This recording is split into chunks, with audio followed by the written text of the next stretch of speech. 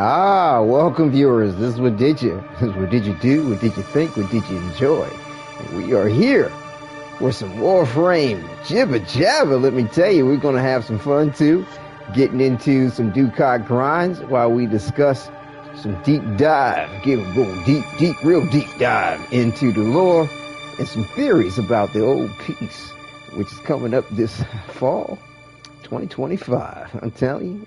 It's gonna be good. Let me go ahead and check to see what we're doing here. Hey Ali, good to see you in chat. All right, so yeah, okay, the broadcast is up and going good. Let me go ahead and pull up chat here and bring the laptop a little forward. Good stuff here, Tenno. Tell you, I've been doing some mad research on things, like just really digesting everything with this this old war and you know, and the reveals that we had, you know, during TennoCon. Checking out the wikis, checking out some blogs, you know, referencing a lot of really great individuals that put up some really nice content about, you know, what they've been speculating on. I'll make some honorary mentions as far as some folks that, you know, I've subscribed to too for a number of years, and you know, definitely see what's you know, like I said, it's really cool what people are thinking and where they're going with everything. And it's fascinating because you're sitting there going, yeah, I can see why you might say that, but I tell you not, there's several little points that a couple of people kind of been overlooking, and I think you know, because it's sort of like, you just hear the titles of things, quests and what have you, you just kind of like, okay, all right, cool, but it's like, nah, pay attention. So yeah, we're going to go into my theories about some things, because I kid you not, it's all about the means justifying the ends. You know what I'm saying? A lot of times, you know, it's always said that the means don't justify the ends, but with the Oracle, and especially in Trotty, the means justify the ends for sure. And so yeah, we'll talk about all this. This is the TennoCon relay that's going to be up for a couple of, you know, more days, and the awesome sentient frame that they're able to pilot. That was in the demo gameplay reveal. So yeah, it's going to be spectacular, and it's rather provocative that you see these. Yes, I got the Noggle that was up here. So yes, like if what Ali's referencing is that if, you know, you come up to this relay, you got to come all the way over this way, and this is what people were considering the center stage or whatever. It looked like a damn wall to me. But sitting right over here, essentially, you'll find the Noggle. So sort of like right here, more like this point. You'll get this little Grenier Prime type Noggle, and I'll show you what that looks like when I dip from here. But yeah, it's rather fascinating that this Tau system that we're in, quote unquote, has two blue suns. Okay, and I mean, DE, let me tell you, DE don't skip a beat on stuff, and DE, though they will take concepts and ideas through myth, lore, and legend, and religion, fable, fantasy, they stay accurate to some points. You know what I'm saying? They bring in some real hard facts on the theories. I mean, even the Warframe eternalism theory, it's like it's no slouch in a manner of itself being something true. So in the way of its theory, rather, and how, you know, Warframe has decided to manifest its concept in the game. So it's rather phenomenal. But they had various different other displays going on during the broadcast, and it's too bad they don't rotate them and they just leave this one here for us to look at. I mean, it's better than nothing, of course, but you know, there's much to be had with the other imagery that they have going on. I'm also trying to pull up my thumbnail on this here. So yeah, I've got some mad crypt notes that I've been taking because, you know, we're trying to deal with life's journey. It is a wild ride, let me tell you. The roller coaster, you know, is wild. People screaming, people howling, people cheering, people crying, people throwing up over the edges, people wilding out. You know, life's journey, let me tell you, don't worry about the destination, because once you get to the destination, it's pretty much over 9 out of 10. And that's the thing with Warframe too. Like, you don't need to be worried about the end. You know, people are like, oh, the end's here, and just set this up. You know, how long is it going to be? Like, no.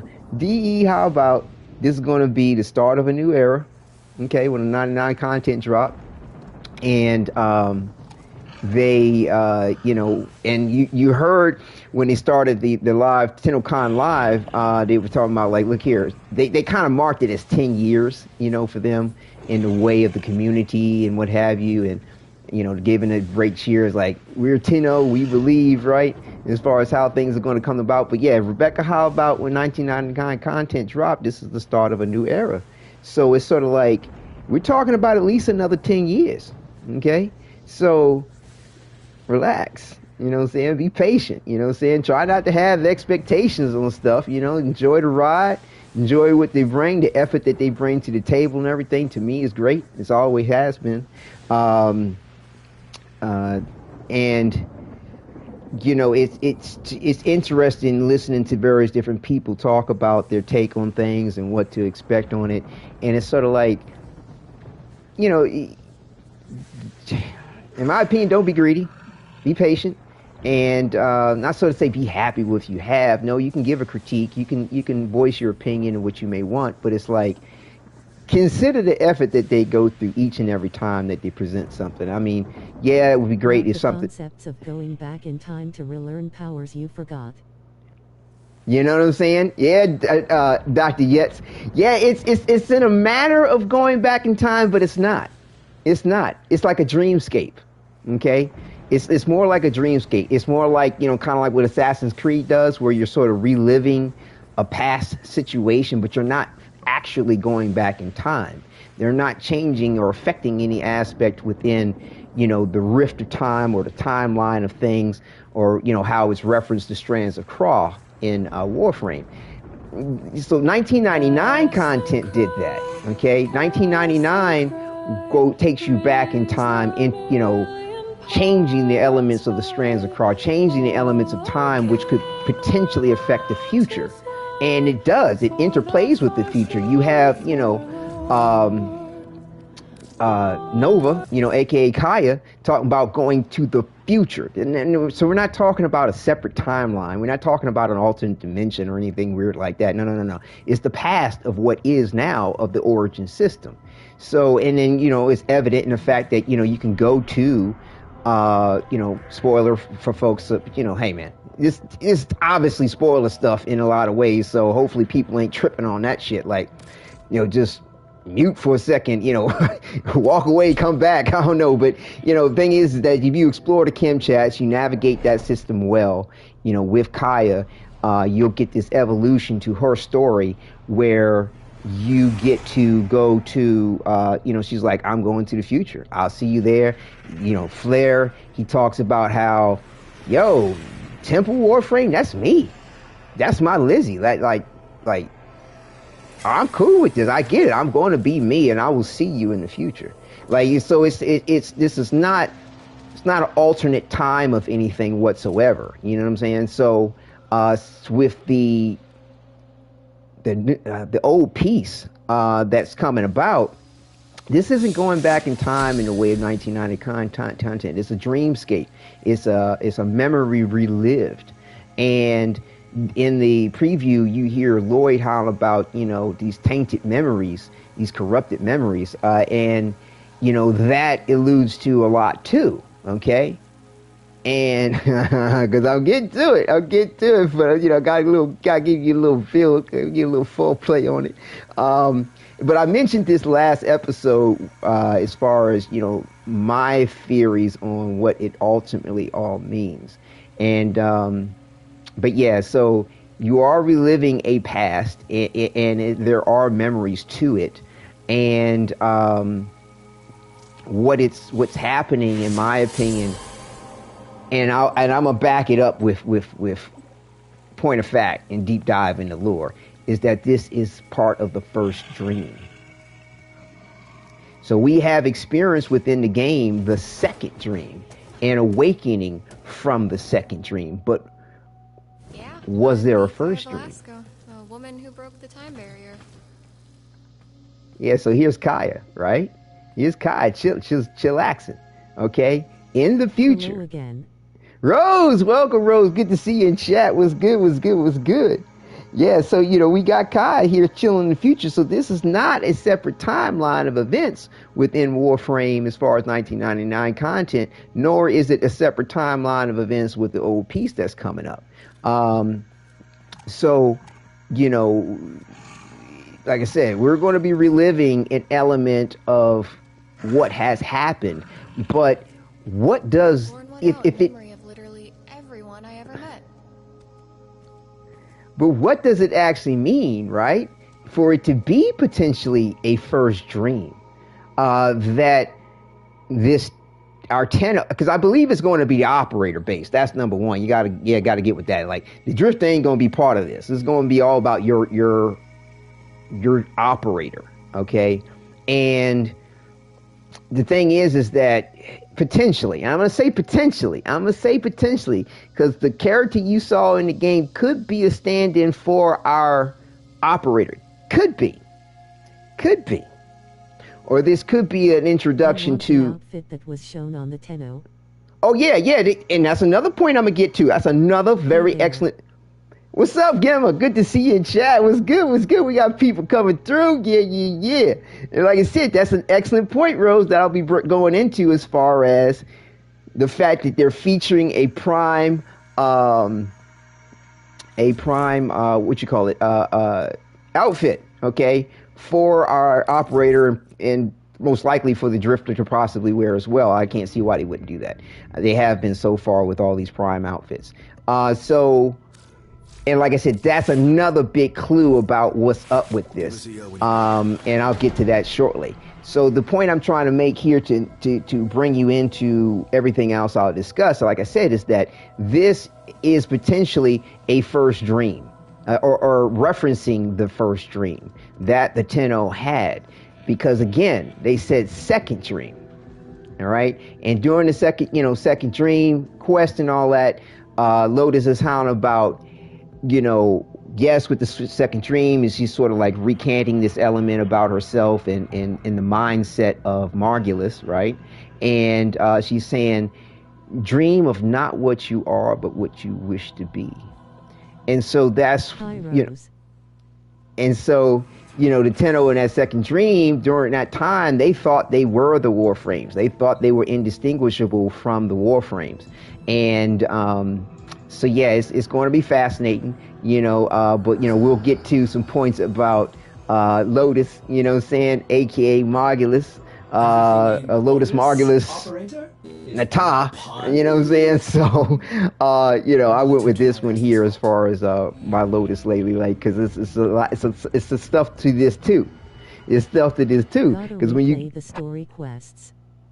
Yeah, I really like the story quest of Bomb Diggity, and it's just awesome how most of all of them are replayable. You know what I'm saying? And they're always adding to the list of it. You know what I'm saying? Of course, the Awakening's replayable. War's Prize isn't yet, unfortunately. Boxalaris. We'll replay the quests when they drop the operator revamp. Yeah, that's what's going to be up, because you don't want to be, styling and profiling. Heck yeah. And, Heart of Deimos isn't replayable, unfortunately. Arcwing is. Nata is, right? Okay. A lot of excellent ones are replayable. The Second Dream, Bomb Diggity. Let's see here, The War Within. This is great. And I had to look back on my footage on this, because I was like, I thought I did not. Tenno fam. What's up, Nestor? Good to see you in chat. I thought for sure my operator, didn't drink the Kool-Aid. I know that's what I wanted. I didn't want him to do, but then again, like, I've always been trying to keep my morality wheel balanced, so that, I walk the gray line, so to speak, the line of best fit between light, dark, the way, shall we say, and or Tau, right? We can call it the Tau. And so let's see. Rising Tides replayable. That's great. So yeah, but I look back. Everything. Right, you know what I'm saying? So within moderation. Handed it back to Teshin. Okay, awesome. Good for you. But the thing is that I think the fact that I had my operator drink the Kool-Aid is a good thing in a way. And it'll be interesting to see, and we'll get to this point too near the end about my theories on this and a few other. Doing? Great to see you back in stream, bruv. Hey, doing what I can, man. I wish I wanted to be back a little sooner, but it's like I had a lot to take care of life's journey here, and plus two, I had to do some mad research and some digestion of everything, so I had my thoughts cohesive when it came to talking about everything. So I think these are replayable. No, these aren't replayable. Let's see what. Let's just double check. My power came back on less than a minute. Oh, hey, what's up, Quentin? You still having issues over there, man? So yeah, hopefully they'll get some more of these up and replayable. Deviri Paradox is replayable. Jade Shadows. So yeah, it's like, so yeah, I'll talk a little bit more about drinking the Kool-Aid and what that all may or may not mean. We didn't do the relic trades. Oh, okay. You're still interested in getting some relics? Okay, well, yeah. Are you in game now, dear Ali? Hex is replayable. So yeah, all those main quests are replayable, which is great. You know, when you get in game, let me know in chat. Yet another reason to play through the new war when the time comes, lol. Yeah, right on. I've been recapping the lore too since our last convo, trying to grasp everything before peace. Yeah, that's what's up. That's what we're here to jibber jabber about. Yeah, okay, Ali, you're in chat. That's cool. Ducats. Yeah, you can trade me relics for relics. That's fine. So yeah, Octavius Quest is replayable. A good percentage of them are. Naris isn't, unfortunately. So like I said, it's like, so drinking the Kool-Aid, not drinking the Kool-Aid, it'll be interesting to see, because that's going to play a point in all this. Trust it. But it'll be interesting or not whether or not they will commit us to various different things. Replayable. Various different things that we have committed to or not committed to. You know what I'm saying? In the timeline of things within our morality scale. Like, will they allow us some kind of redo in a way? You know, to be like, okay, well, yeah, you did choose this, but we're not going to hold you to it if you don't want to be held to it. So you could kind of do this step back in time type thing, similar to how we did in 1999. And like how Kuber is replayable. That was a good quest. And step in some way, shape, or form to affect the past, similar to how we did in 1999, where we go back and re-interact with the proto frames to be like, yo, slow your heart rate, you know, slow down, you know, for us, you know, Amir, or, you know, telling Quentin what you needed to tell him to get through it, you know, help them get through this thing, affect those lines of crawl. Strands of Crawl, rather. Chains of Horror, did I click on that one? Yeah, Chains of Horror is replayable. Yeah, most definitely, which is excellent. You know what I'm saying? Because you get to see what's up with that. You know, relive that a little bit, how that ties into Rel. And, you know, we're going to get the Horror Proto Frame coming through. Ooh, like I said, it's going to be juicy deets. So we'll be talking about all this as well. And, let's see. Gonna pull up this thumbnail for this. So yeah, I'll go ahead and shoot you an invite, name. Ali. You said name. Name what? What are you talking about? What you talking about, Quentin?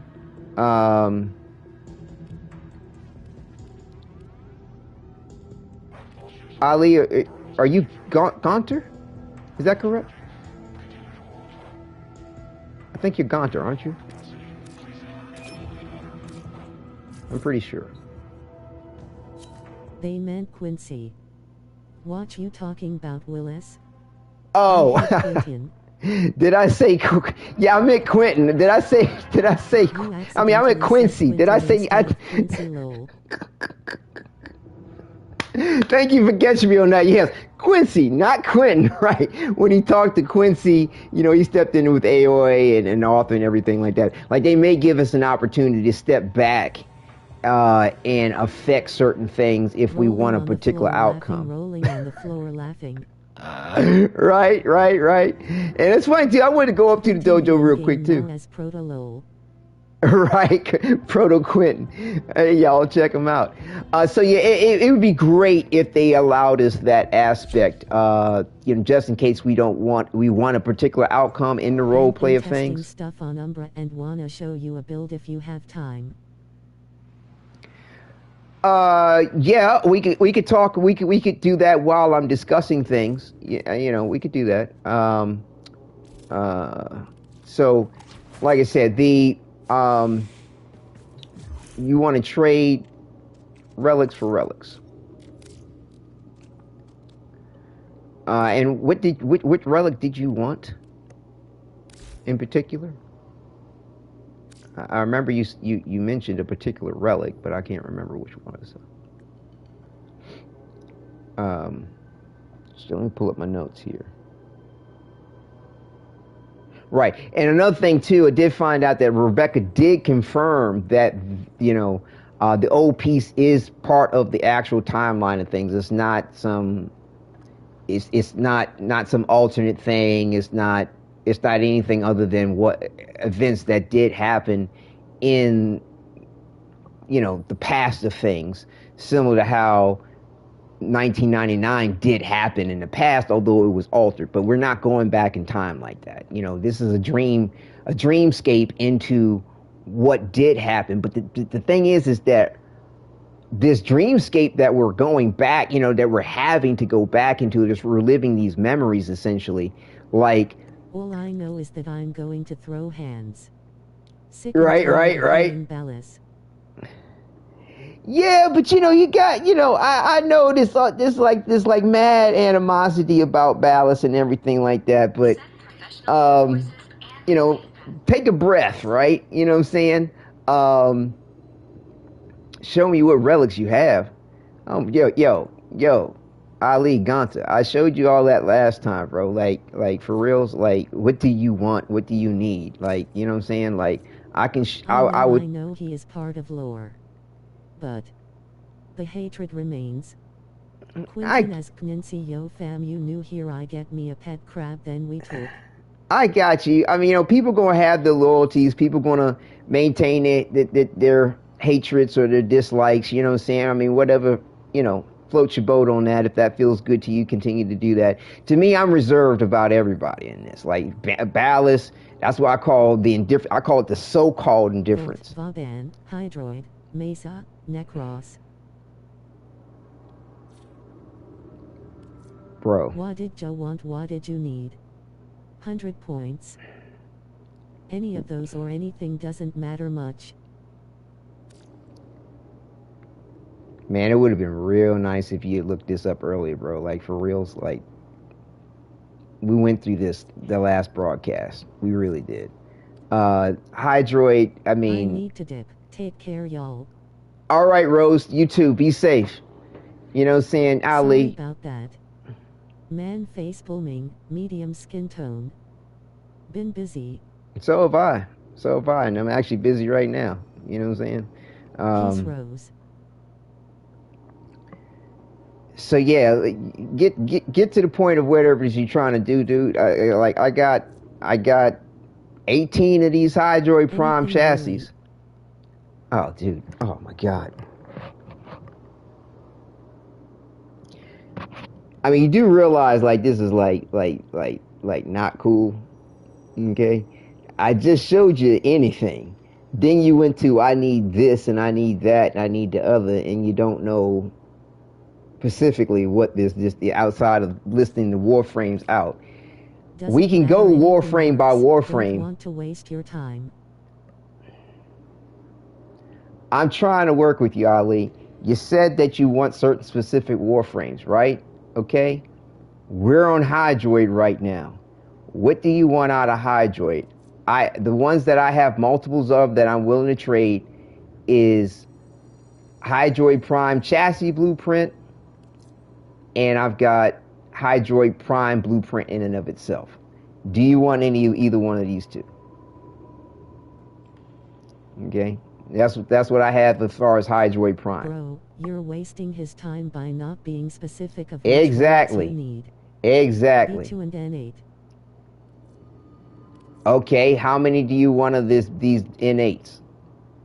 I got 8. I'm not trading you 18. I'm at least going to keep 3. All right. So, I got a shit ton of trades, but I don't know how many. I mean, you have a lot too. You're master rank. I mean, with legendary 4. So if you haven't traded today, we have enough trades to probably do whatever you want. We do 6 at a time. So how many of these innate Hydroid Prime chassis do you want? As you can. And keep some for yourself. Oh, I will. Trust me. I'm not a fool. So yeah, here's 6. All right.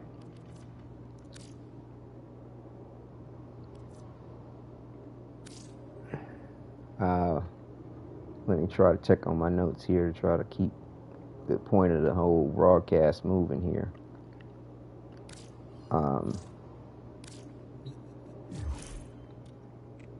So yeah, with the Tennos going back in time, with a Tenno going back in time, and that's just the thing. We don't know whether or not we will be, our operator will be the one in place of the female that we saw during the broadcast. We don't know that. It would be nice. It would be nice, right? My guess is that we will be. That I'm pretty confident that we will be. But at the same time, it kind of makes sense if they actually brought in another Tenno. Why is the operator connected to the Lotus? Inside Right. the new and the old piece part, when Lotus hooks her helmet together into the operator, there's a little glimpse picture of her eyes. Right, exactly. Because I was going to get to that point in a minute when I started to bring up aspects of Lotus and the Ta and all that good stuff. Yeah, they're connected to the Lotus. They're connected to Nata. They're connected to Margulis. All 3 of those personas and constants rolled up in the Lotus. And there's a reason for that. That's the reason why I'm like, that's another reinforcer about my theory about their reliving their first dream, okay, or reliving another Tenno's first dream. Margulis has the memories of her training the Tenno. Right. They have memories of everything. You see what I'm saying? They got memories of everything. So let me get to that point. Like I said, I kind of organized my notes to try to evolve, bring the evolution to these particular points. But yes, you're definitely onto the excellent aspects that I haven't seen anybody talk about. You know what I'm saying? And a lot of these their takes on what's going on, what they think's about to happen, blah blah blah blah blah. Yeah, but they jacked into the Lotus, and they're in the Sanctum Anatomica, but it's not a transference chamber that they're in. It almost looks like a bathhouse in a way that Entrati has, because up on the ceiling looks like this cosmic eternalism clock. Okay, now Ali, aka Gunter, you said that you wanted. Let me just scroll back. So you wanted Vault, right? Should have probably taken it in order. So yeah, what's up on that ceiling to me, I don't think is anything that they're necessarily interacting with as far as going into the dream state of things. So here's what I've got, Ali, Gunter, on Vault. So I have Vault Prime Systems Blueprint that I can trade, Vault Prime Chassis Blueprint, Vault Prime Blueprint. So I've got these 3 that I can trade to you.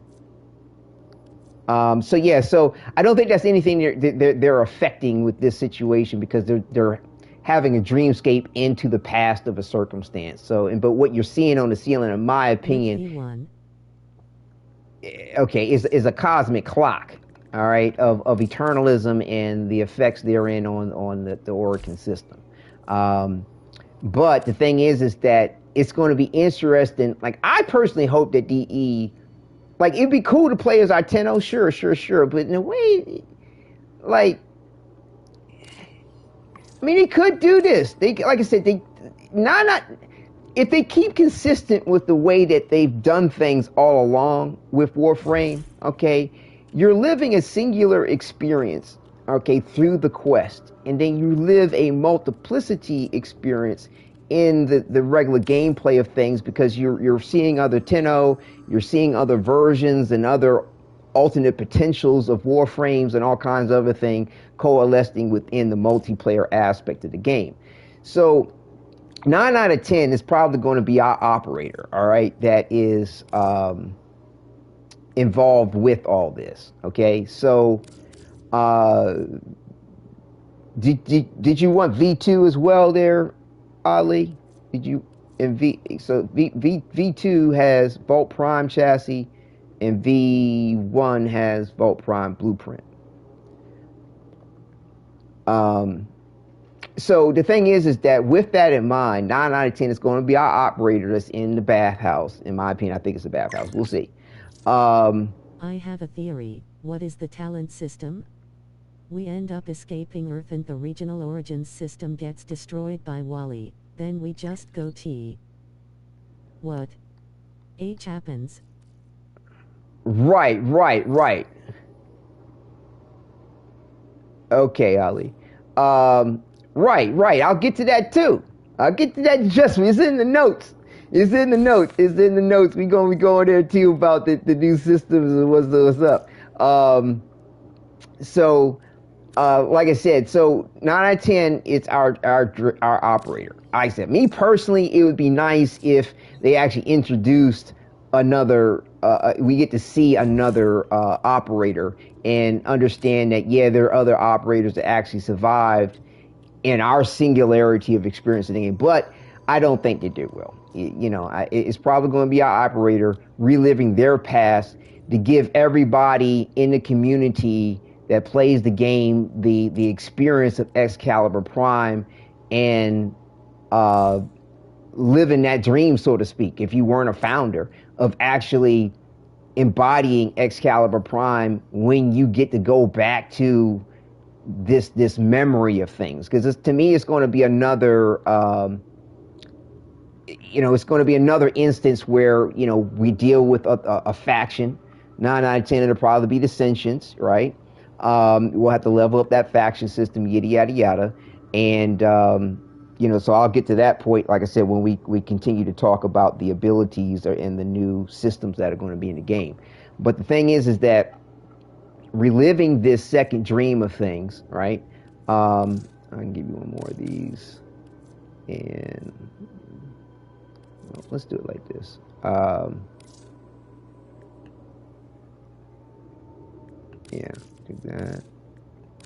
Do that. Okay. Yeah, I'll give you another one of these. Because my bionicle brain thinking masks on.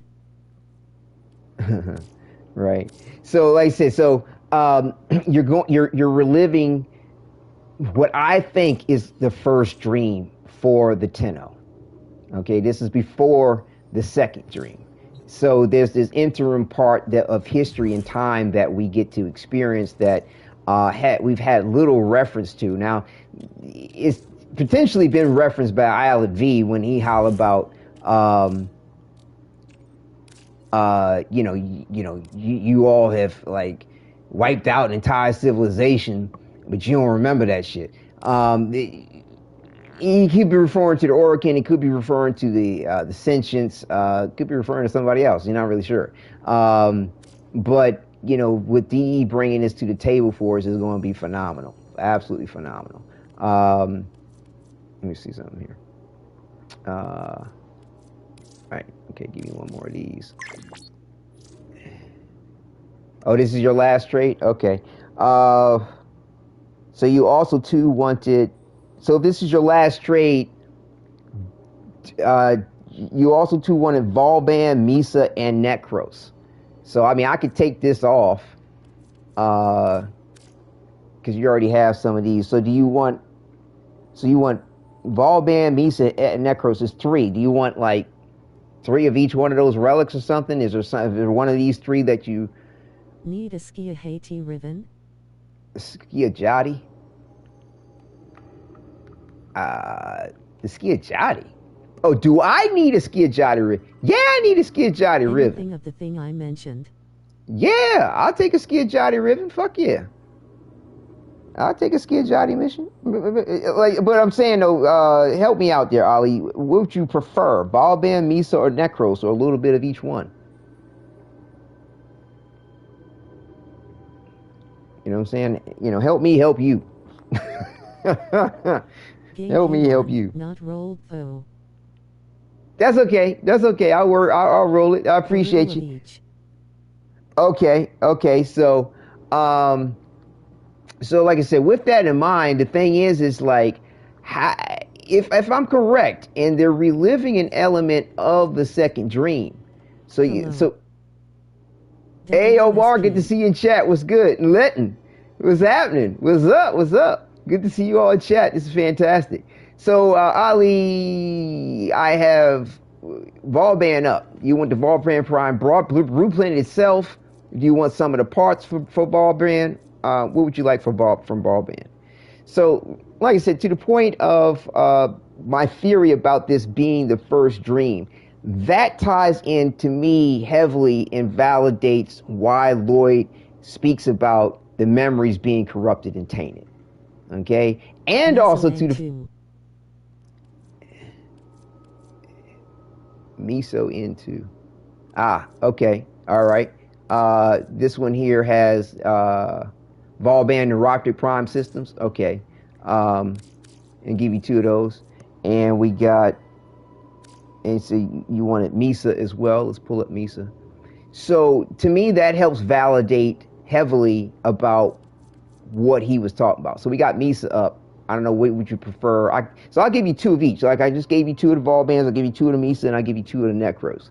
So which two of Misa did you want? One of each of something, or two of a particular one? So yeah, because the thing is, like I said, they're jacked into Nata, and so you're going, why did he need to jack into Nata? Well, or the Lotus / Nata / okay, Margulis, Misa Blueprint. So, okay, Misa Prime Blueprint, here we go. And the reason why is because Margulis is the one who came up with these dream states for the Tenno. She was part of the Orokin Elite. You want lift D1.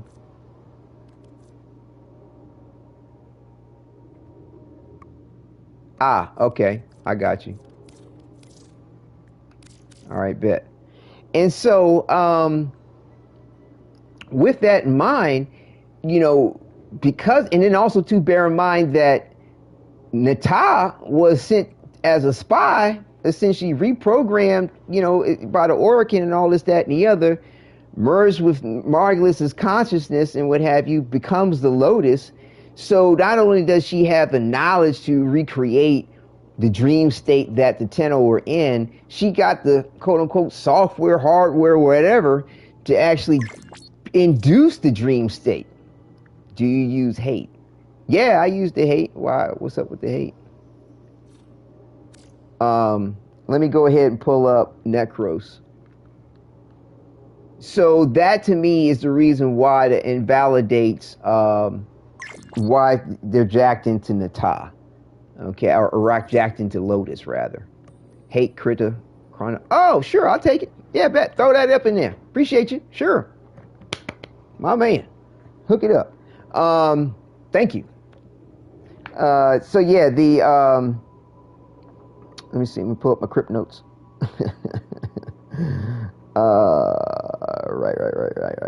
Right. So like I said, it's going to be fascinating, but yeah, this is going to give us the this is what I have as far as Necros here. I don't know what you want from Necros. You want N3? Okay, bet. Bam. There you go, my friend. Hook it up. I mean, next time I'm on, Ali, like, you know, do a little homework ahead of time, and I'll trade you some more relics whenever you want. It's all good. Thank you very much. Ooh, this is pretty. Ooh, Skidjati. All right, bet. Appreciate you. Welcome to Warframe. What? Oh, I need to click this. My bad. So yeah. So So, like I said, that to me again helps validate the whole Yeah, point. gave you the ribbons for wasting your time. Oh, dude, it's no waste of time. No waste of time. It just was a little befuddlement for a second there. Like, yeah, we good. We're seeing the Grenier as normal people. Yeah, Gimma, it was great. It was great because, like I said, damn, he just left. I was giving him a handshake and everything. He was like, I'm out. Bye. Rolling on the floor laughing. All right, my hand was warm. It's all good. Anyway, and plus, too, I thought you said you wanted to show me something about some particular thing you got going on because I could have taken you to the simulacrum. But it's all good. I'm on the laptop. So Ema join. Okay, I'm gonna be grinding for Ducats. That's what the main thing. That's what I'll be doing too while I'm jibber jabbering on everything. Invite me. You want to show me what you were talking about as far as your build? Is that's what's up? Because like I said, I'm gonna be grinding for Ducats as well. As soon as we get past this particular aspect of stuff. I'm in for Ducats. Okay, bet. We'll stick together on that. Yeah, and there's 2 more positions open. If anybody wanted to join for the Ducats, Ducats. The Ducats. I always call them Ducats. We had the Ducats. Wait, and I forgot I have to LVL up my Nova Chrome. Right on. That's what I'm doing. I'm gonna be. But exhausted from this terrible week. Oh wow, yeah. You know, I do hope all is well there, Gemma. I appreciate you sharing the point. Like I said, keeping it real chill. You know what I mean? But you know, my heart's with you. Mission. I'm already on one right now. Thumbs up. Medium skin tone. Right on. It's going. Bet. Just let me know when y'all ready to join, and because Ali wants to show me. He knows nothing. This build situation here. Who's Clem? Clem is a Clem is a Grenier that everybody is quite endeared to. It's also to a weekly mission that you can run to help Clem out because he's kind of defected and he's with he ain't part of the Grenier Queen shit. But you can help him out each week and actually get a blueprint to clone Clem to use as a Spectre. Yeah, Clem is just endearing because, you know, Clem is real little, right? And he should be saying, Clem, that's all he say. Clem. Like he's the Jigga Chad. Right. Clem is a trip. Get Clem. You're right. Get Clem. So yeah, it's interesting too because like growing up around my neighborhood. No, it's not Call. Clem's somebody different from Call. Call has language. Clem just says the one word Clem. It's kind of like the dude that was in Game of Thrones who could only say moon. Like I grew in Darvo. You're right. You go to Darvo to get his weekly quest type stuff. Relay. Yeah, any relay. You go up to Darvo. And he'll give you the mission for Clem. And you could just he's the homie. You could pull it up from your star chart as well. What type of enemies do you want me to pull up for you there, Ali? He defected like Call. Right. And I mean, but yeah, I grew up in a neighborhood. There was this guy who would only say the word hot dog. He'd be like, hot dog. And he had different inflections. Heavy gunners. You know, and to the word hot dog, similar to how Clem will say Clem. You say it in different ways and different inflections to me. Group from the Guardians of the Galaxy. Different things. Do you want corrupted heavy gunners? Or just regular heavy gunners? You want corrupted heavy gunner Eximus? Because you got...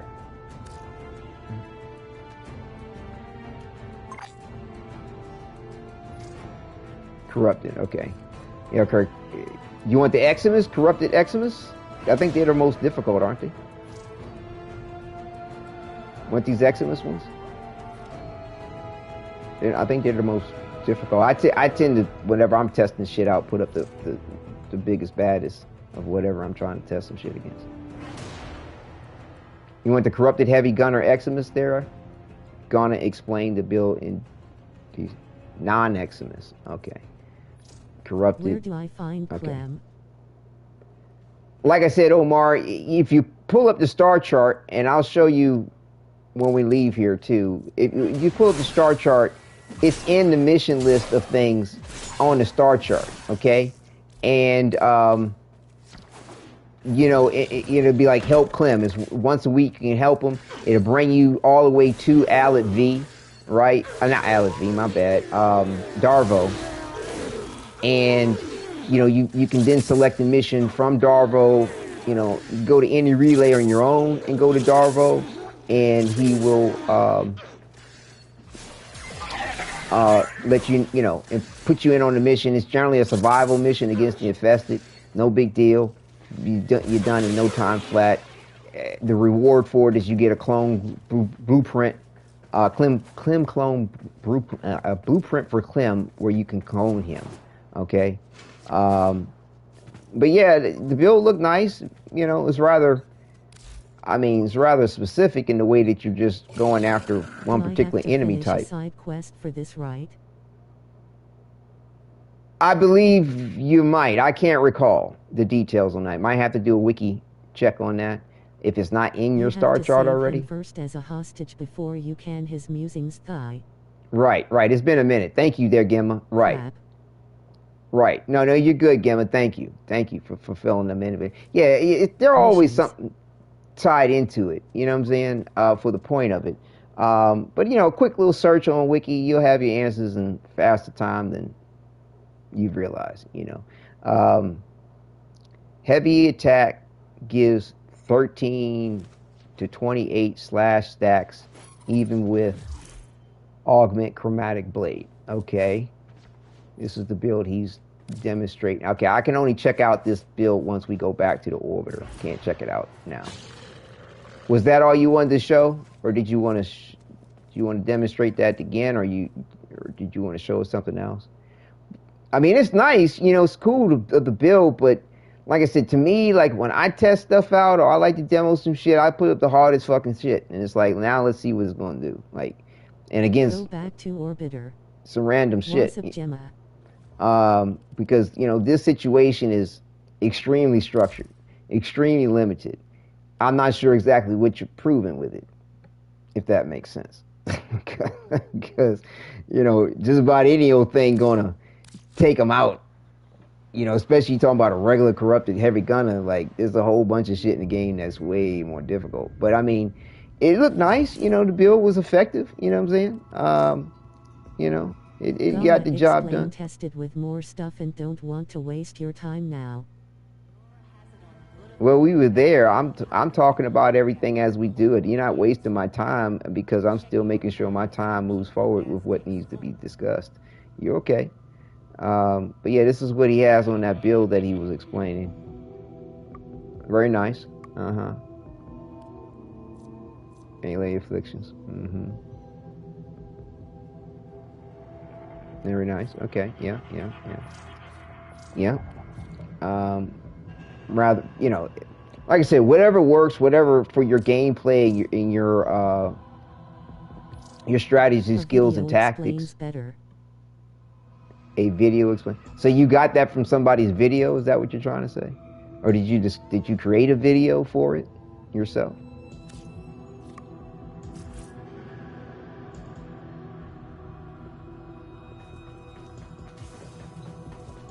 Everything in orders, operator? Is that a pun? Kilo. Nog on a record and send. Santa! Whoa. Check chat for a second. Is that somebody? Santa, hello! Welcome to chat. Yeah, good to see you in chat. What's up? Now I'm going to record and send. Okay, Ali, bet. I didn't realize. Let me go to your channel. I didn't realize you had a channel where you put up some content. I don't see anything. Playing a new base Excal build too. I've been switching back and forth between Pillage and Zada. I love Zada. It's super good. Yeah, that's why you see me with it. That's why you see me with it. Like, Wu Fei! My man, what's good? What's good? Glad you came through, bro. Oh, that's what's up. Haha, waifu. Oh, I was glad to see you in chat. Most definitely, most definitely. So yeah, Zata's Whisper, Zata meaning truth from Void Tongue. Oh, welcome. Cool. That's what's up. I'm gonna send the video in your DC server. Waifu rolling on the floor laughing. Waifu. All right. Thank you for hitting me how to pronounce that. Because I was like a waifu, waifu, whatever, that chick everybody likes. Yeah. But yeah, welcome, welcome on the other side of things. No doubt, no doubt. That's goodbye in Russian. I kind of forgot how to say hello in Russian. My bad. But either way, welcome to chat. So yeah, Zata's Whisper, Zata being void tongue, meaning truth, and that's going to bring to another point as far as, you know, what we're going to get with this old piece because of in my neighborhood, Adis. Here a lot is Nafubiku. Nafubiku, right? Chillfu, right. Found him, he was in a quest. Right, as far as you talking about Clem again. So yeah, I'll be talking about Zata in a minute here because, you know, we're going to be talking about Adis, you know, as well as far as the old war and the fact that with Adis, you know, Adis sings the what is it called again here? Yes, the Truth Bloom, or you could call it Zata Bloom, which is rather interesting. And oh shit, I hit the wrong button. Whatever. I don't know. Do I have a Clem blueprint still? I may not have an extra one. No, I don't have. I think I used them all. Whatever. So now the thing is that I find all those points rather interesting. That, you know, this sentient was singing a song. On my Zata build, I'm using heat with Vitality Archon mod, magnetic rush with exposure, plus Zata vlog damage. Right. Yeah, like I said, Zata's Whisper is excellent because you can use it on regular weapons. You can use it on the Exalted Blade. It's giving you a different element type, which is completely separate from all the other element types when you go to use your chromatic blade, you know, giving you extra damage on your condition overload for the different status types applied. Zata's Whisper is different than everything else because it's giving you an extra tool in the toolkit, not just making your abilities give more damage like with Roar or extra crit with Wrathful Advance, for example. What you're adding is void damage, which nothing in the game likes. Okay, so I've tested this out several times. Like, I kid you not, my build will kill everything just as fast as the using Roar. Frames now, not just XCal. It's correct. Really fun. Correct. It's good all the way around for everything, and genius. You know, I don't know about all that, but the thing is that DE balances things pretty well. If they haven't gotten to the balance, they're going to be getting to the balance. Trust it. So, where's my fast travel? Disable. What the fuck is disable for?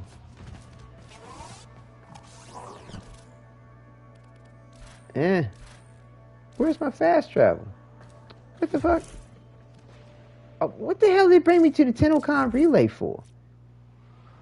And just looked it up. Deimos Cambion Drift Rotations Vom and Fas, the cycle of creation and destruction. Okay, cool. As far as getting Clem is concerned, or getting to the missions for Clem? Is that what you're talking about? But yeah, so again, it's interesting that we have these hints within the gameplay demo talking about truth, Zata. You know, the aspects of the corruption of truth or the distortion of truth from Lloyd, talking about these tainted, corrupted memories. Okay, so again, I believe it's going to be our operator reliving what I think to be the first dream. And so what does that mean if it's the first dream? is this a dream state of sorts that the Tenno were in? And in a way that, yes, they were interacting with real life. So yeah, this is where you come up to Darvo and you go, does Clem need my help? And that's where you get the mission for Clem. And that's how that all works. So does this, is this first dream? It could be two different aspects to this first dream, okay? And, you know, all this that I'm talking about ties into, like my title, means justifying the ends, because, again, with the Orokin, they're all about serving their particular end. Like, if you serve their end, however you serve their end, even if it's in your death, you've done a good deed, okay? You know, Entradi and all that he's been doing, you know, as long as you provide a benefit to the end that he seeks, you've done good. It's a good thing. Now, after he came out of the void and relived every aspect of his life and every nuance of it, he had a second thought on some shit about his whole situation. True. Nevertheless, it doesn't necessarily mean it changes his objective. It just has him lament and have more empathy towards the shit that he does do. Like, cause like, that's all. Because, like, what he did with the cavia, as far as, like, you know, little animals and that became sentient in the Santa Anatomica, he experimented, because cavia meaning a hamster, guinea pig, for an experiment. And he said he was piling up bodies from the experiments, you know, in pyramids. Like, you know what I'm saying? Like, he still did everything that he knew he wanted to do to attempt to try to thwart the man in the wall, to give it some kind of fucked up consciousness, you know, other than himself. But he still lamented about what he did and why he did what he did. He had a conscious, he had a consciousness about it. He had a lament about it. You know what I mean? So, and he has a morality to what he's ultimately doing, in my opinion. But again, we'll see what happens. There's still path, murmur, survival, omni fissure. Okay, that's nice. I'll be right there for that. See, this is what's up with Baro. I got the one thing that to be honest with you, is silly. The one thing I really wanted from Baro was this carpet. Because I wanted a nice, something nice on top of the bed I made in 1999 for my drifter in Eleanor. But yeah, the rest of the stuff in here, like, I'll be happy with however much I get. You know what I'm saying? It's all good.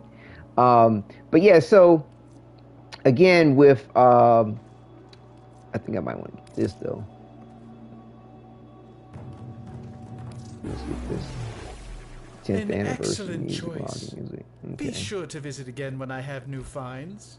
So, and then you just scroll down here for folks to see what's up with what's in his kitty. Ooh, let me get this too. See what random luck I get from this. So yeah, so with if the you like that, come back next time. Get the void surplus. I'll have something extra special for you. Yep, that's what I'm doing. I can't wait for it. Yep, excellent adapter, nothing major. So yeah, of course. I mean, the Wisp Proto, we'll be getting to that. That's in the conversation too today. Yeah, she gonna be fine. You know what I'm saying? Like, everybody got that nun fetish. You know what I'm saying? The sisterhood fetish. Yeah, they gonna love that shit. But yeah, and so, again, another particular point too about the trailer, because they talked about the proto frames. Talking about Wisp. Right, there she is. Yeah, because in relationship to Wisp and these proto frames, because like I said, that's coming up later too in the discussion. Another thing about the whole notion of truth was mentioned when Albert talked about, he goes, Uriel, you know, talking about, defiler of Zata, defiler of truth. I forgot the exact quote on it, but bottom line is, Entradi references Zata yet again, truth. And so, and it's really important to note that the proto frames are coming before the update. This is before we had the Dreamscape, before we go to this, in my opinion, first dream point in Orokin history, in Nintendo's history, where we also do get to be a part of this I believe, Uriel, sentient Heretic faction. of Zada. Right, thank you. Heretic of Zata. Thank you, Rose. That was what he said. Heretic of Zata, correct. Heretic of truth. And again, I think this is echoing to the point of also to this first dream and the elements of where, like a dream The state, new proto frame with sounds French. probably is. I mean, she's dressed like, you know, a European, you know, I guess, so cleric, I guess you might want to call her, or sisterhood, or nun. And but yeah, we'll get to that. We'll get to that.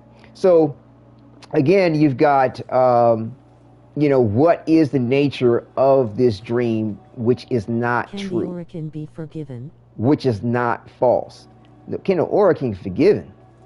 Fuck no. I mean, in my opinion, like, it depends on your morality. Like, to me, there's nothing about what they got going on that could be redeemable per se. Now, Ballast is a different story. This is some shit we don't really know about Ballast to come up. But, you know, people still going to have their loyalties or their hatreds regardless of what comes up to be the case. They might still, you know, look at Ballast like Mr. Ball Ass. Fuck you, Ball Ass. You know, take your bitch ass on. And then also, too, as far as the indifference. Like, you know, because the Ballast has done some fucked up shit. Inside the trailer. The indifference has done some fucked up shit. You know what I'm saying? So, you know, regardless of what comes to be, some, you know, I can't blame people for saying fuck them both. You know, fuck all three of them. Ball ass, the Oracle, as well as the indifference. I get it. But I'm on reserve about the point of all of it to see what's up. Now, I'll be honest with you, I don't think there's any Oracle redemption. Got me hooked. Right, no doubt, no doubt. Fecal man. Oh my God. That marries well with Ballast. That's Fecal man. That's funny. But yeah, the Oracle gold. Right. You gonna squander Oracle gold on this shit? Yeah, exactly right. But yeah, like I said, so what elements of this? Did you just say ball ass? Of course I did, Holly. So it's like, what aspects of this is a delusion or something false in the manner of itself to be considered a false dream, to be considered corrupted or tainted memories, as far as what Lloyd was talking about. That's his real name. Ballast is right. Yeah, he's just been pronouncing it wrong as ball ass. Oh my God. More So like balls. you're right. Yeah, he blew, exactly, blue ball ass. So what exactly is the point of this tainted or corrupted memory? And in my theory, like I said, what is the aspect of it that is before we go, I'm sorry, we gotta do one thing before we go, because sorry, my bad, bro. We gotta get the heirloom skin. I forgot that was the other thing. Purpose of the mission. So yeah, while we jibber jabbering, if you want to run one there, Ali, I can respect that while I'm jibber jabbering and I'm customizing and purchasing the heirloom skin. I'm not gonna be long with it because I know what I'm going to do. Right. Appreciate you. So yeah, this is how I had my Valkyr set up. And let me show you real quick. Like, the last time I messed with Valkyr was like back in the day. Like, that was the last build I had for her. This was before she had an ultimate. Okay, I ain't fucked with it since. You know what I'm saying? So yeah, you know, unlock all this shit. But yeah, so this is great to get back into Valkyr. Right. You know, who doesn't, right? So again, what is the corrupted element, the tainted element? What is the element of this which violates Zata, which is not true, okay? Which is of a dream, all right? So I think it's two possibilities of this, okay? Number one, like I said, it's full blown a dream state, a moving, waking dream state, very much like what you see Ballast or Ballast rather give everybody when I feel you. Yeah, everybody want it now. You know what I'm saying? That's just the thing when it comes to wanting something. You want it now rather than later more often than not. You know, is it a walking dream state without the aid of something, or perhaps they had something on them. This where an element of what Ballast got the technology for, duping everybody with the mask thing. I forgot to look up the name of that shit.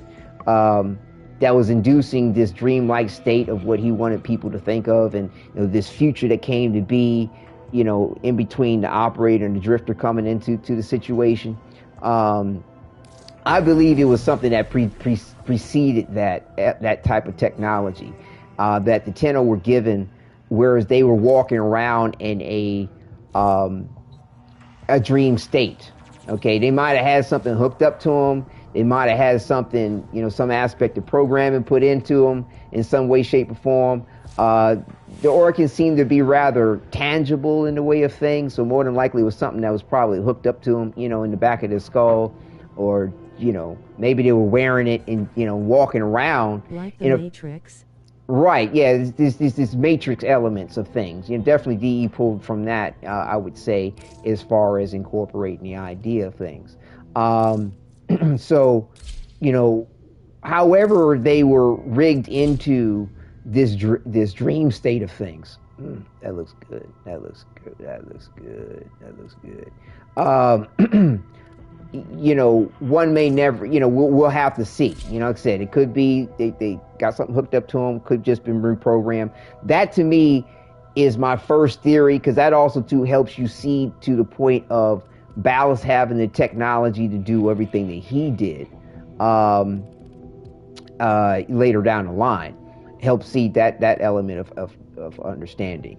Now the other I had was what I referenced on the last broadcast, as far as it actually doesn't look too bad with all that. It's like the Krona. Is that the name of it? That visor thing that the people were wearing? That you have to take, when you run around the call missions, you can rip off of his brothers and save them and shit. Was it called the Krona? I apologize. I forgot to look up that that particular thing. You still can put the Valkyr bonds on. That's cool. Yeah, we gotta go with these other ones. But yeah, so so that's my first theory about the first dream and their dream state of walking. Has similarities to the chronome from Bionicle. Okay, that's my first theory as far as the dream state, or the first dream that they're actually walking around in. Okay, so there's a sign, Dana. Why are all these things lit up like that? Let's see, you get a sigil too. Okay. I typically don't be rocking the sigils. What's up, Bandito? Good to see you in chat. What's good? What's good? What's good? Yeah, you're rocking out on the customizations and jibber jabbering, theory crafting, so to speak, about what's happening with this, the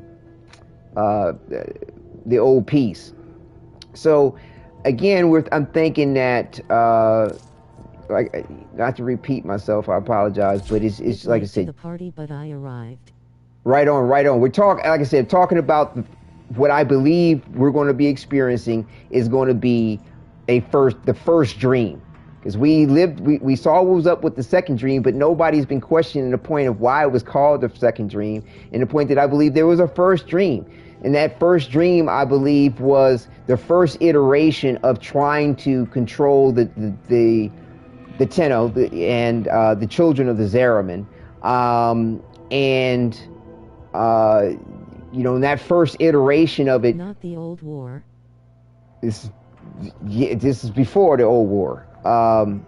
This is just a slight, everything that I believe is happening with this first dream is before the full-blown old war against the sentients, if I'm not, in my opinion, I think. It could be afterwards, but in my opinion, I think it's before the old war. I think everything we're seeing is going to help us understand the reason why the old war came to be. Right, this is like a prequel to the old war, if I'm not mistaken. Now, they could make it whereas it happened afterwards, but it makes way more sense for this to be a prequel, to give you another iteration of the history of things, the evolution of the Orokin and what they were all doing. Because again, going back to 1999, the Skuldra is the precept for the Grineer. The powers that be that were orchestrating shit, that power elite, they were the ones who become the Orokin. So again, with this second dream, or my thought for the first dream of what dream, it's like a dreamscape that we're living, hooked up to Lotus, aka Margulis, aka Nata, because she's got the hardware, the software, and the knowledge to reinduce that the memories of that dream state for them to relive it. Told her sentient friend, "Can you believe we were at war?" Right. Oh, right. My bad. Thank you, Gimma. Thank you. Yes, you're right. You're right. I forgot about that point, and I did bring it up last time. Yes. So, yes. Thank you. And I forgot to put that in my notes. Yes. So, yes, it is taking place after the old war. Thank you so much for correcting me on that. So, yes, it is taking place after the old war. That's right. The ATIS does say, "Can you believe we were at war?" Right. So, this is an interim part. Again, Ballas is, I think, when he was talking to Umbra about, I was setting my plans to dip, you know what I'm saying, and blah, blah, blah, blah, blah. I think this is part of that interim where he was setting his plans to get the fuck on with some shit, and he was working with the Sentients as part of that plan that the dude that became Umbra was uncovering in the process of things. Let me get rid of this. Let's hide this or something. So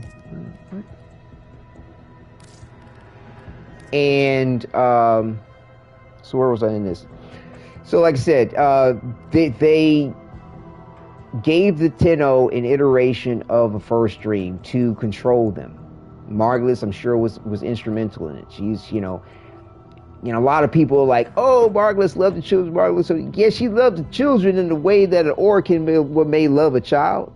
It ain't the same way you might think, because she did do whatever she felt was necessary to maintain control of them, but gifted it to them in a way that I guess was the most gentle, was the most peaceful, was the best way that they could do it, right? Because they were wild out. The kids were like, they killed their parents. They saw all kinds of fucking horrors and shit. The power was corrupting them. When you've got the Wally, aka the man in the wall, basically done touched every single last one of them and seemed to be popularly puppeteering them, orchestrating things in various different ways with them in some manner, shape, or form, where, it's no telling how much of the children were really the children involved with really doing what they were doing, or was it really Wally pulling the strings of them, right? Because you see an example of that in one of the quests too, where everybody all black-eyed and shit, and Nata fucking got some everybody looked like they orchestrated and controlled by the Void, which they all are tainted by, right? So either way, prior to all that, with this, I think, a first dream after the old war, okay, we've got a dream state of the Tenno. Now, in my opinion, I don't think this is the start of that first dream. Don't know. They may come to let us know whether that is the case or not. I don't know. I'm thinking that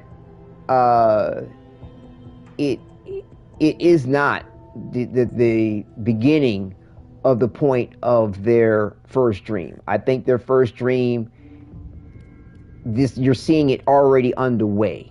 And perhaps we may get a further flashback, and because of the way that Lotus and Nata, aka Margulis, is able to induce this dream state, and we're actually experiencing this to know about the first war, this can set us up for her saying, okay, I'm gonna let you know the full truth of everything, the way it went down, and what I did with you and how I did this with you. I want to be fully transparent, which would be beautiful. You know what I'm saying? Because to me, to have true zata, to have true truth is what's up. And but nevertheless, though, we are going to be witnessing, obviously, what I believe to be this notion of the first dream. And so, but the question is, like, because the other theory I have is that they weren't induced into the dream state, but I personally think that they were, because they were batshit crazy. You know what I'm saying? Coming out of the off the Zariman, they were all fucked up, and you know they blinded Margulis. Like, and the thing is, we don't know fully, like, at what point in time this is for Margulis, and I believe this is after she's been blind, personally. Because they did this little, like, clip of her being blinded and shit when they were showing a preview shit. I think this is after she was blinded. Which gives you the, like I said, another hint to the point that they are in a first dream state. Alright? Because they was wilding out. Margulis loved him, sure. She was trying to work with him, sure. But it's like, y'all dangerous. Because, like, in psychology, if you're dangerous to yourself or others, like, whatever your shit is, it don't matter as long as you're not a danger to yourself or others. They definitely proved that they were a danger to themselves and others, and even to someone who loves them and cared for them as a mother. So yeah, they had to be in check, getting checked. So to me, they're in a dream state. Because my other theory about it was that, like, it's not an induced dream state. They're living a dream of how, of the delusion about the Orokin being cool, a delusion about the sentience being cool and that you can work with them, a delusion about Ballast, Mr. Ball-Ass, being what he is. But I don't think it's that benign. I'm quite sure this is the first dream. Margulis has been blinded. This is after the old war, okay? An element of peace has been brokered, because Ball-Ass was plotting and planning to dip on the Orokin and shit. You know, Margulis has been blinded. This is part of probably the reason why he want to get the fuck on. The reason why, like, because see, that's his thing about Ball-Ass, or Ballast. He, you know, that depending on how you feel about him or his motivations for things, you could think that he could be forgiven, okay? Or you know, there is an element of redemption. And see, that's another thing, too, when you think about the name of Tau, because that's a very important point about the name Tau and the fact that they want to go to the Tau system.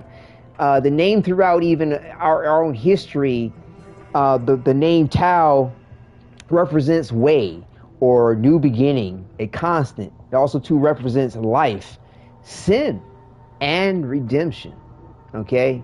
It's a lot of, like, symbolism depending on the culture that you're referencing, whether you're talking about Hinduism, talking about Chinese, whether you're talking about his number one fan, Go Ballas. European history, the Greeks, for example, what have you.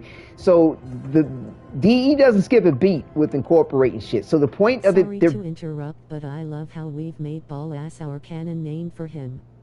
Right on. Yeah, I don't think I've heard anybody call him that shit either. But yeah, it was like, to me, it was pretty obvious the way it was spelled. But like I said, Ball-Ass, aka Ballast, Ballast, aka Ball-Ass, however which way you want to go with it. Something in the Discord, you should check it out. Okay, I will. So let me go ahead and finish short of doing some customization. I'll check on that there. I'll pull it up while I'm jibber jabbering. Hey, Bandito, you mind putting up the Discord in chat if you're there? I appreciate that too. So let's see. Don't want to change that. Wait, what am I looking at? So like I said, Margulis has been blinded. My opinion, children are in a first dream state. Okay. That's what helped them win the old war. Okay, against the sentients. Whatever point in time where the Warframes didn't have Tenno, we haven't seen that yet. I don't think we're going to see that anytime soon. Now, they could give it to us, which would be great. It'd be great, right? Join Wadidja's Discord. https://discord.gg/WSQZMS2S. right? It would be great if they gave that to us, as far as, you know, what it was like for them, when they just had the Warframe to use and they didn't have the Tenno. That would be cool, because the Warframes were around before the Tenno, and there were some that could be controlled. There were others that weren't. We've already understood they got various different means in which they could control them, and there were other ways in which they could contain them and just release them out into some shit and then recontain them when they needed. So, but with this here, this is after, like I said, they got a grip on the Tenno. Margulis helped them understand the nature of transference. They are, I like this blood red. They are,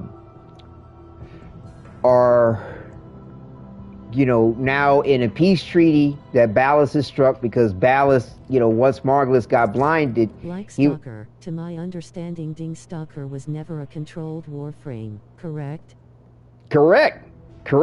Stalker was all about it. He was all about it. He was like, I'm sorry, because that's just the thing. Like, Ballas explained, like, there were some that were willing, there were some that weren't willing, as far as becoming a Operator, the system Warframe. is not ready for I believe, Come back.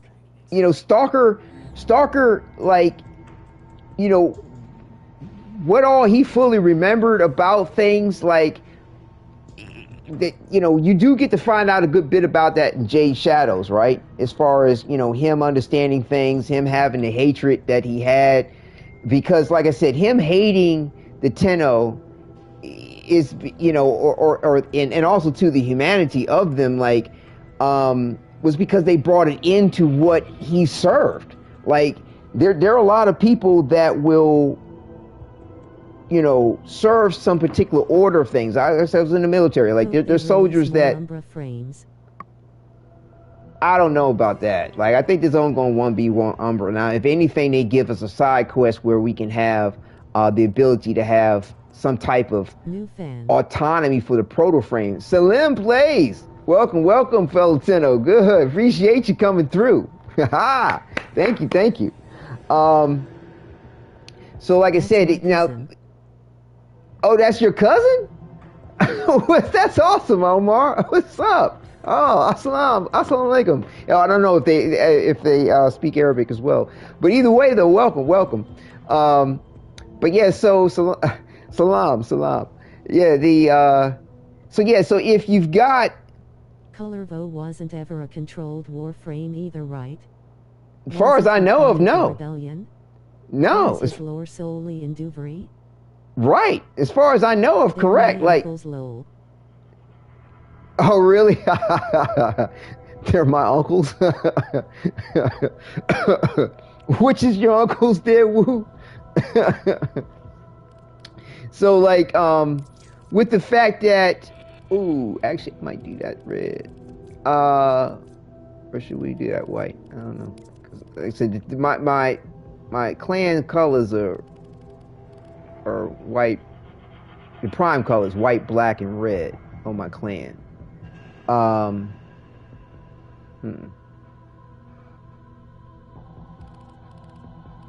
So the thing is know about Warframe, he's new.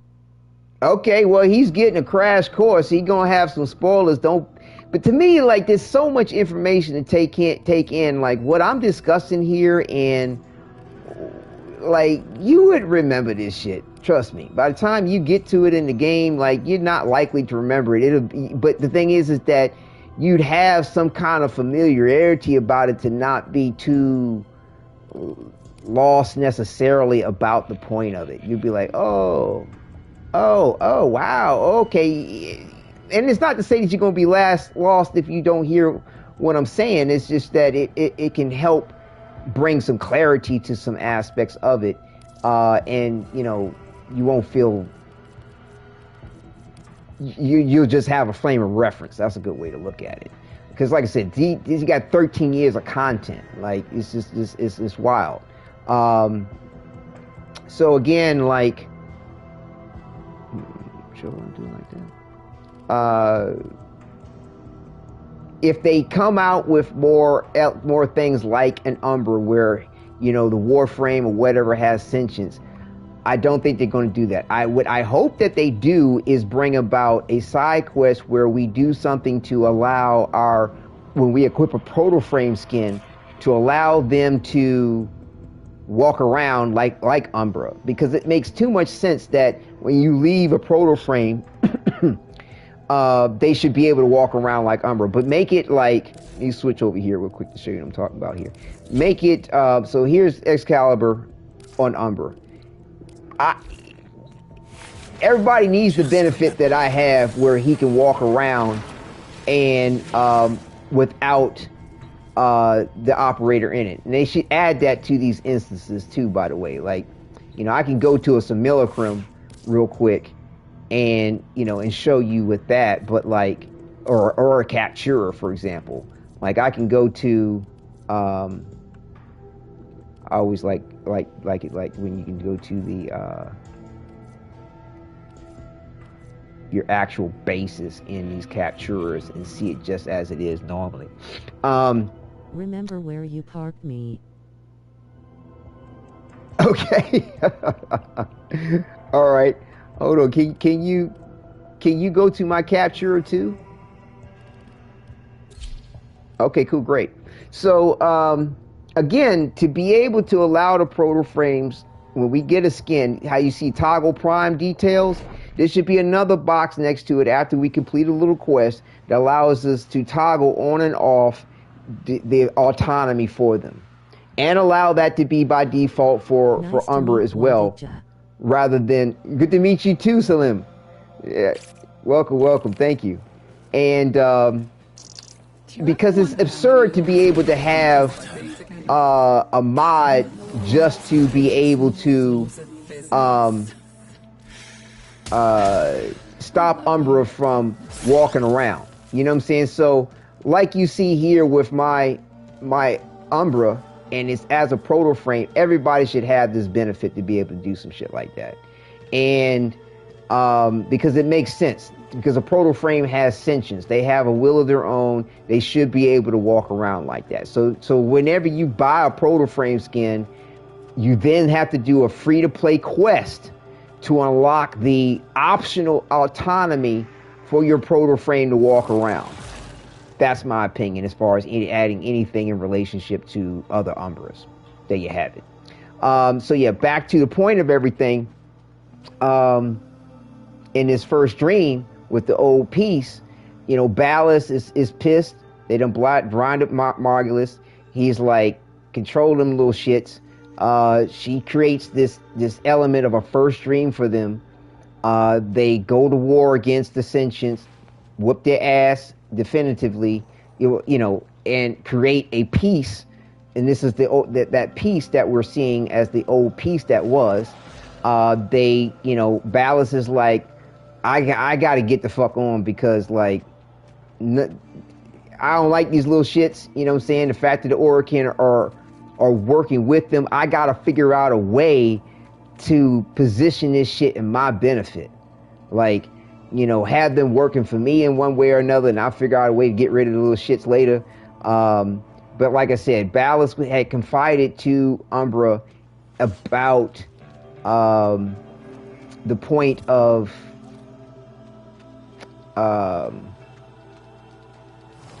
you know, wanting to defect, wanting to get away, wanting to find a way away from everything. And I believe this was part of that. This is part of where the introduction to when, you know, he makes his behind the scenes deal with the sentience, and what is it?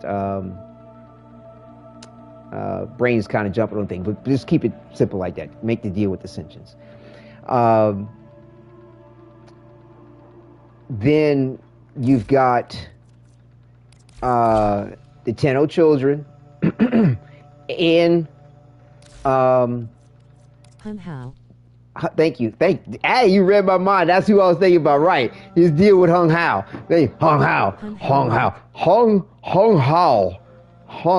How hung is he? How Hung Hao. Anyway, but yes, Hung Hao. And so yeah, they this isn't the best view for this customization, I don't think. Let me see. Oh, that's not too bad. I think I might slip back up to my orbit there. Hopefully that brings me with you. If not, I'll invite you back there, Gunter, Ali. So, so like I said, got his deal going with them, working behind the scenes as he was telling homeboy that became Umbra, the Dak soldier that was about to out his ass. He's like, bro, you done fucked with the wrong motherfucker, bro. Like, for reals. Like, you know, I know you ain't gonna like this shit, but for real, you fucked with the wrong person. Ballots don't fuck around like that. You know, here Oregon, right? They got a different morality system. I mean, they talk about it in cross-cultural studies and ancient history, anthropology. It's not good to judge another culture on your morality scale of shit. It's not helpful in understanding their circumstance, as well as being a bit impartial to the whys and wheres and the what fors that the way things went down. So the children, you know, and this is the other important part to recognize, you know, where Rose was talking about the operator suit that they had, that prime operator suit. Think about it. All we knew of before this was the second dream. The second dream, they were in transference pods at that point because the first dream didn't work out. So what the fuck would they need a operator suit for? A prime operator suit that we get in these prime access packs from time to time. What would they need that for? They wouldn't. That's the reason why when you find them, they got some old plain Jane operator suit on. But now we're witnessing the purpose and the operator. Let me see. The prime operator suits that we've been enjoying, right? Play with the volume on. And they have them for the Drifter too, but I'm gonna pull up my operator here because he's got a combination of 3 different operator suits, or prime suits on here. So it's like, when would they? So yeah, they're explaining to us that these were functional suits. These were alive and well and in play.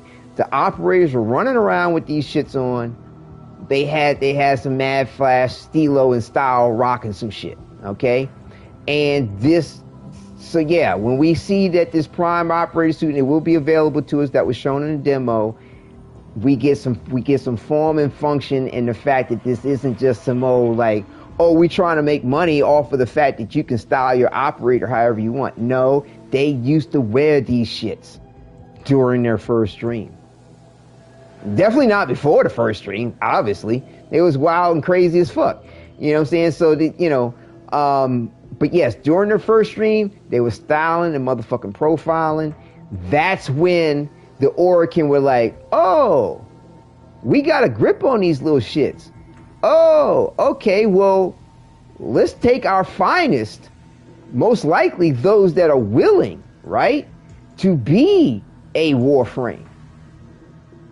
Rolling on the floor laughing, rolling on the floor laughing. Make them our primes.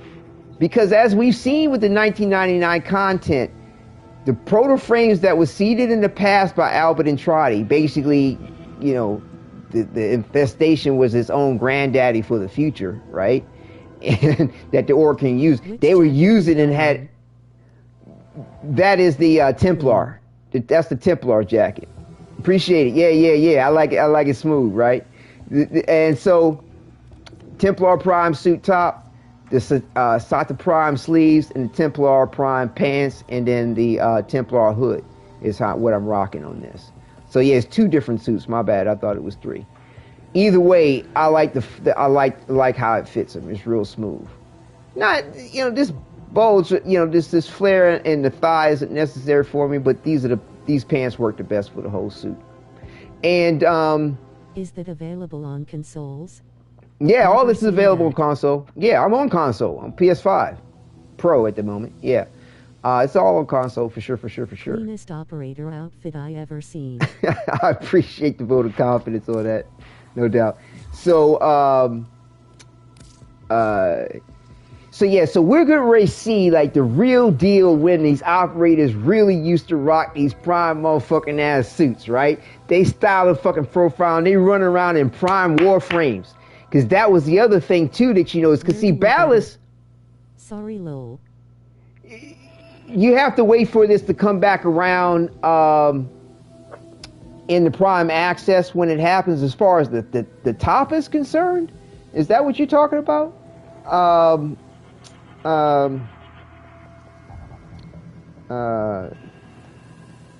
Yeah, people have asked me about this sort of stuff multiple times in the comments to various different videos. So I've saved the point of it.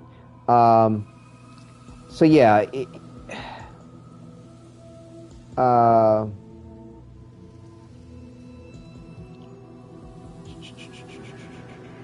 Haro Prime. Hero, I believe. Yep, Haro Prime. Haro Prime is where you have. Asterisk. Right, they are correct. Correct. So you have to wait for Haro to come back around. So again, so this is what I typically put up in. Oh shit, is it too long? Whatever. Hold on, I'll break it up. Sick as hell. Thanks. Yeah. So you just wait for. It's acting funky. Apparently, it's too much text. I'll have to break it up in parts. Haro Prime access for the Templar. Please continue with what you were saying. Sorry for interrupting. No worries, Nestor. So, like I said, we want to see them all rocking their Prime shits again because it's ballast, you know, and Tau. He gonna have the best of the best for him. He's still bullshitting the Orokin about his loyalty to him. He also trying to build up Prime chest, Loner Rider arms, and Loner Rider pants are what my drifter is wearing. He's also trying to build up his arsenal to oppose the Orokin, okay, or at least hold his own against them. As far as the operator outfit shown in the trailer for the next update, didn't they say it was gonna be one of the accessories that come with? You may have to wait until Varzia, at the Maruz Bazaar Relay, has the Templar Prime suit available when Haro Prime returns.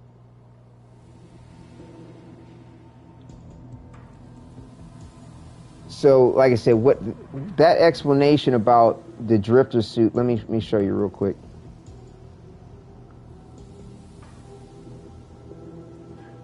Is for actually this outfit here, because a lot of people like the Drifter Loner Rider suit is available at any time.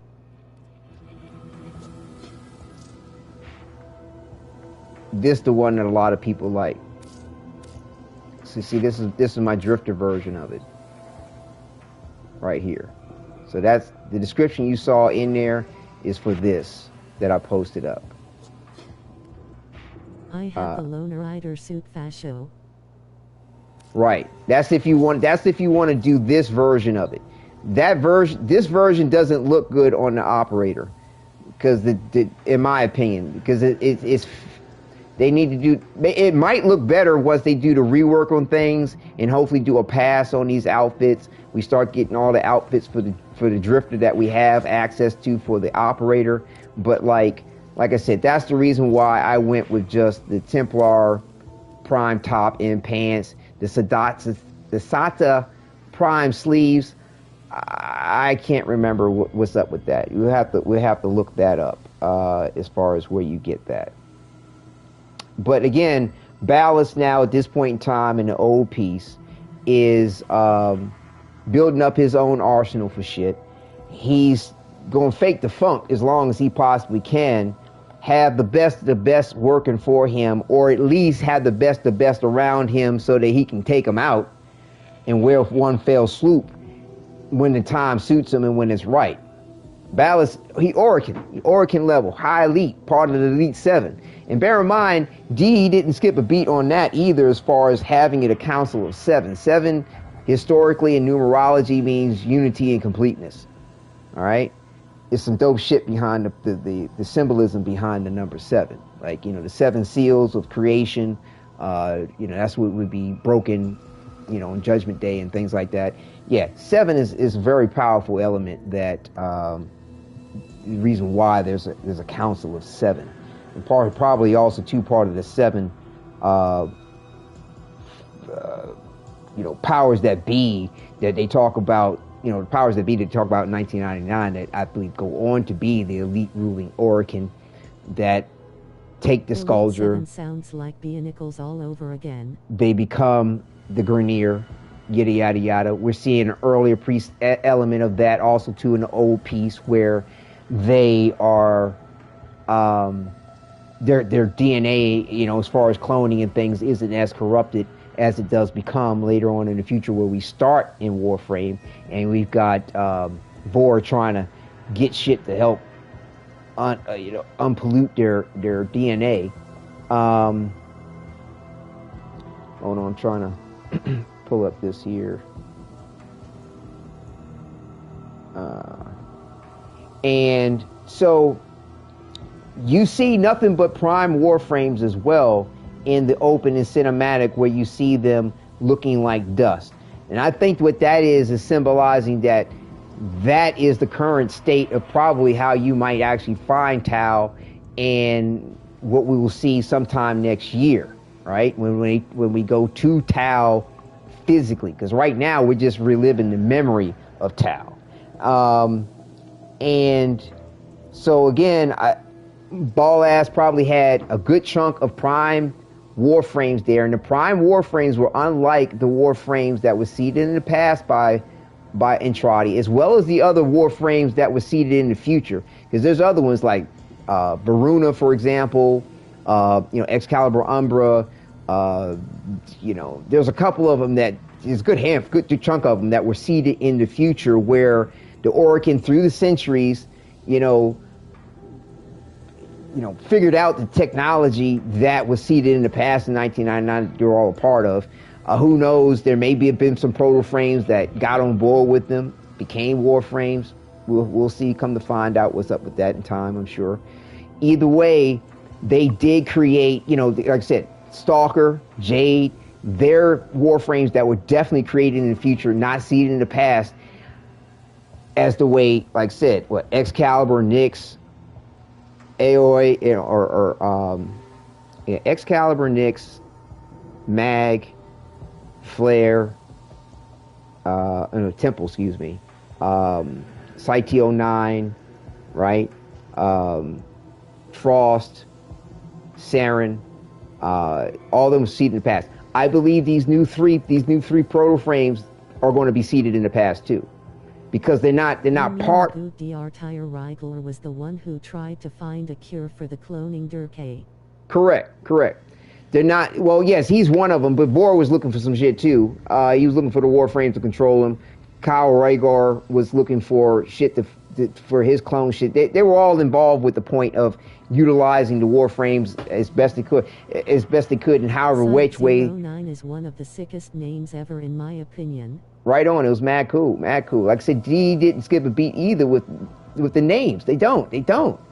Like what's coming up. Like I said, I mean, if y'all were part of my broadcast, I predicted the point that they were going to come up with Uriel. They were going to go with Uriel. It was like, I was like, ain't no way that they can't go with Uriel. Like, it's just fucking perfect. An angel? Come on. D doesn't skip a beat. So, what I was going to put up here is I looked up, this is the link for the Prime, Satya, however you pronounce it, sleeves of this shit. So again, you've got Warframes that were seeded in the past, Warframes that were created in the future, and then you had the Orokin tricking it out. Like, okay, we figured out how to make some Warframes. Now we can go ahead and like do some specialty type shit. You know what I'm saying? There's like elements of like what warframe.f.fandom.com/f/p/3121300095710731886. So yeah, so interesting enough, these Prime sleeves that I have for this outfit come from Valkyr Prime.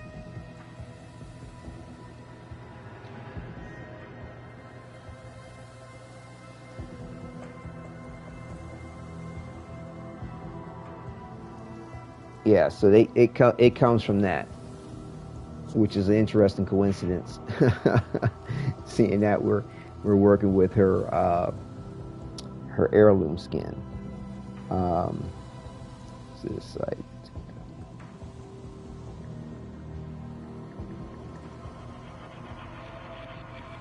So, like I said, so Ballast has Prime access SATA Prime suit. Ballast has the best around him, either to use for his escape plan or to just wipe out the best so that they're not a threat to him, you know, if he has to, like, you know, to go there. But, you know, like the Orokin, they're going to utilize the Warframes to their fullest extent if they can, without either trying to destroy them or stop them. As far as we understand, the Warframes can be stopped. Completely killing them in a way that they can't ever come to be again. Obviously, we can recreate them for or clone them again in the way of themselves, or rebuild them the way we do within our foundry. So, so like I said, Ballast has prime versions around him. That's why in the opening trail it looks like, you know, Frost Prime. They look like a Loki Prime, right? They're different from the regular versions of them, in my opinion. But they have an element of the personality of the original that they were primed from. And the reason why I say that is because when you go to an animation, right, for a Warframe, you're going to get, like, for example, I have Valkyr Prime on right now. Well, if you want to use a Valkyr animation, you have two choices: Valkyr Noble, Valkyr Agile, okay? And that taps into the personality of the original person of the seed or the strain, the fundamental of what it was to create a Valkyr. All right? So that element of the personality is tied to it can be considered to be tied to their DNA. You'll see elements like that in that theory of mind and body, in the way that could potentially graft itself in a DNA structure, in movies like Alien, for example, where, you know, they clone Ripley like umpteen gajillion times and shit to get it right, and Ripley came back and had elements of her memory as well, okay, genetic memory. So that's not a foreign concept in sci-fi. The point is that to take, for example, and this is the best example in my opinion, is go to Excalibur for this. With Excalibur, okay, you have Arthur, okay, as he was in 1999. Well, when Arthur goes through a full mutation into Excalibur, okay, as we know him to be, where am I looking for? Because he said, "Oh, I'm going to become that." I'm like, yeah, bro, you going to become this. If you wanted to see Arthur in his personality as Excalibur, you choose Excalibur Noble or Excalibur Agile. That's Arthur. And bear in mind, Excalibur Prime, like Valkyr Prime, though Orokin changed up to a degree that batch, as Entradi calls it, batch type Excalibur, batch type Nyx, batch type Mag, okay, batch type Frost. When they tweaked that batch type, it still maintained the essential personality of them. And I believe when they infected new people with it, it didn't overwrite that personality that was a part of them in the way that we have access to them now. And I think that if it didn't, you'll probably see shit like the Stalker, because the Stalker has a similar anatomy of Nyx and Excalibur.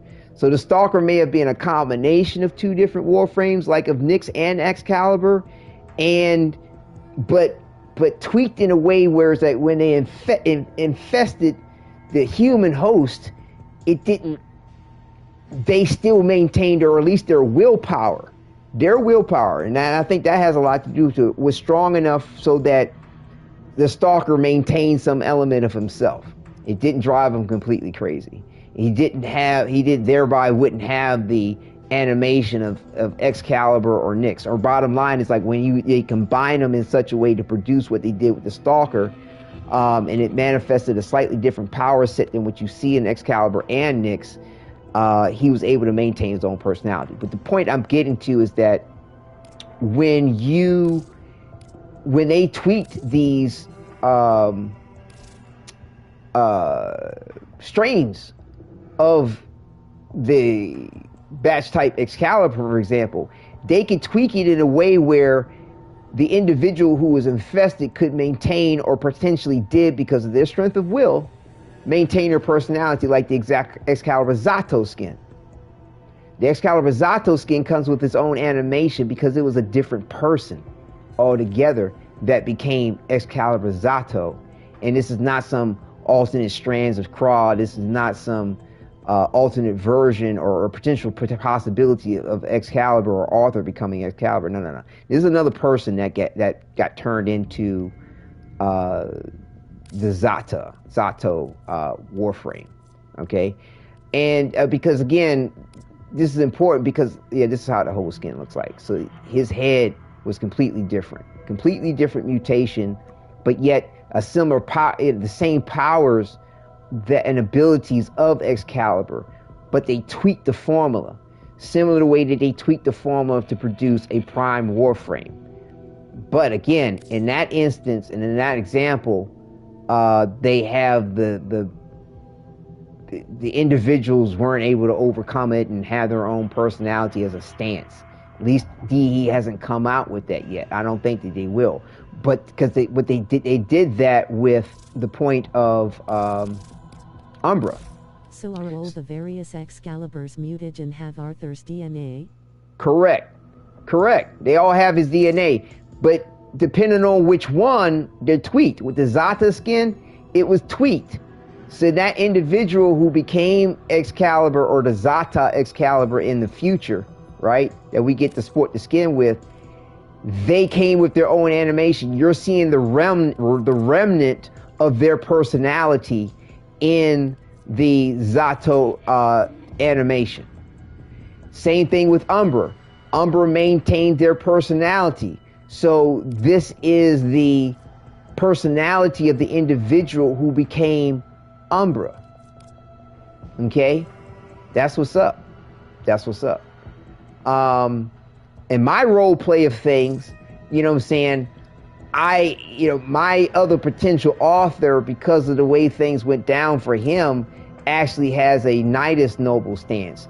And because of how his strain became mutated for him to have a Zata's Whisper. So in lore, all the various skins we can have for each Warframe means the skins were another variant of the frame? Correct. Another variant, and if you want to role play with the headcanon things, it was another variant, another tweak of the strain of that particular Warframe. Okay? And so Ballas in the old piece has got nothing but primes running around with him. But the thing is that, like, again, these individuals are seeded from the batch type of the original Warframe, but tweaked. The formula is tweaked to have all the pretty adornment all over them and this, that, and the other. But that's a different human being that became that Warframe, or that version of the Warframe. So so if you want to, you can truly role play with the headcanon, in my opinion, when you sport all these different skins. That was a different individual, although, like I said, they didn't have the willpower to overcome the presets of the personality that was embedded or part of the DNA history. And there's a lot of theories that are real life about how one's own life and their whatever they go through can affect your DNA and produce a different recombination or different sequence of your DNA chain. So there's a lot of credence in the. To me, DE, when they take an idea and they synthesize it and make it their own, they take ideas, pull it together, and go, oh, here's something new for you. They're not just drawing off of bullshit. They're not. The Warframes in and of themselves, this is ancient, like, this. There's all kinds of different scripts and text and myth and lore talking about a time in old memorial where, as it was said in the movie Excalibur by Merlin, Excalibur, the sword, and I think this is a heavy inspiration for the game, was forged in a time when bird and beast were one with man. Or he said, well, beast and bird. I think it was bird and beast were one with man. Okay? And you hear Andrade talking about that very same notion again when he's dealing with the Kavia, trying to fuck with the indifferent, sending them back. He sent the combination of bird, beast, and beast. That's what he said. Because it already had man. It already had an element of him, and he's trying to dumb it down. So he sent bird and beast.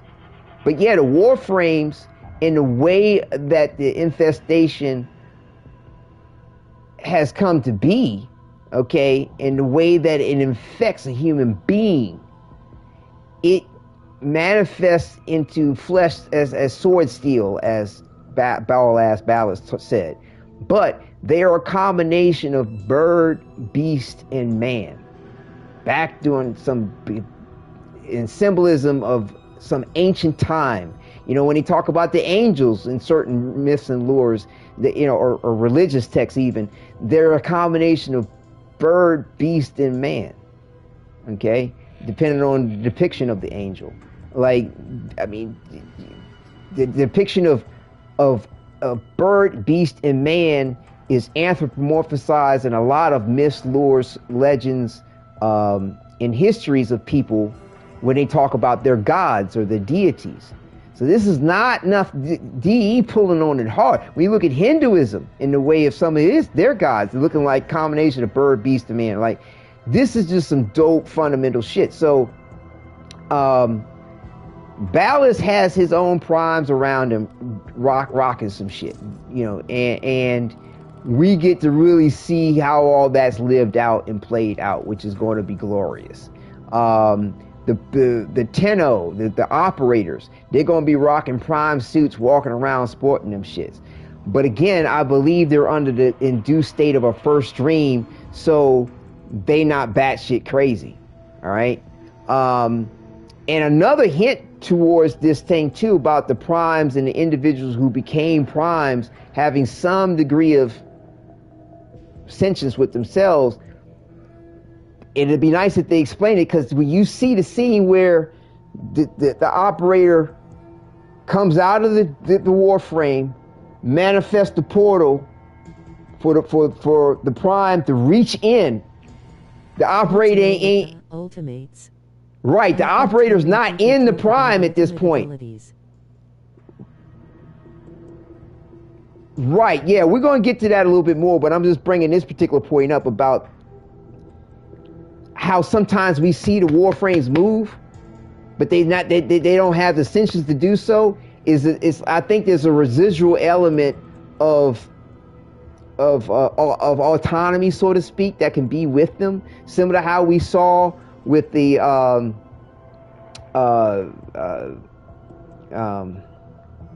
second was not the second dream. No, the sacrifice was the second dream.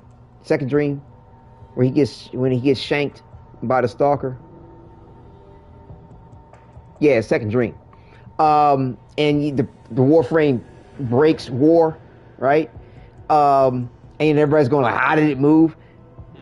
I think there's a degree of residual will that's there that the Warframe can tap into. And in this situation, you see in the cinematic with the Tenno opening up the rift, the operator is not transferred to the Warframe. The Warframe reaches in, pulls out the Bankai, the big ass like Naramon Focus School Ultimate, and is like, haha, bitch, I'm about to make the room go dark with all this shit. And cuts that shit in two. And again, DE pulls on some dope shit that's in biblical stuff. Because like when you look at the Judeo-Christian stuff and they talk about how the waters overturned, and that also too ties into why the Tenno are always in water with their dream states in some sense or another. Why they're in the bath, and to me a bath chamber in the Sanctum Atomica. The Lotus has the shit connected to them. Water is generally symbolizing the state of mind, okay? In state of being. We're like mostly water, 90-some-odd% water. Synchronization with the frame and operator, where two beings become one willfully, like Correct. how Drifter did with the hex at TH. Correct. So there's this, they are still connected, but the Warframe is still a part of it. Okay, the Warframe itself is still a part of what's going on. But yeah, they reach in on their own. So yeah, we get to see another example of the Warframes moving around without an operator actually transferred directly to it.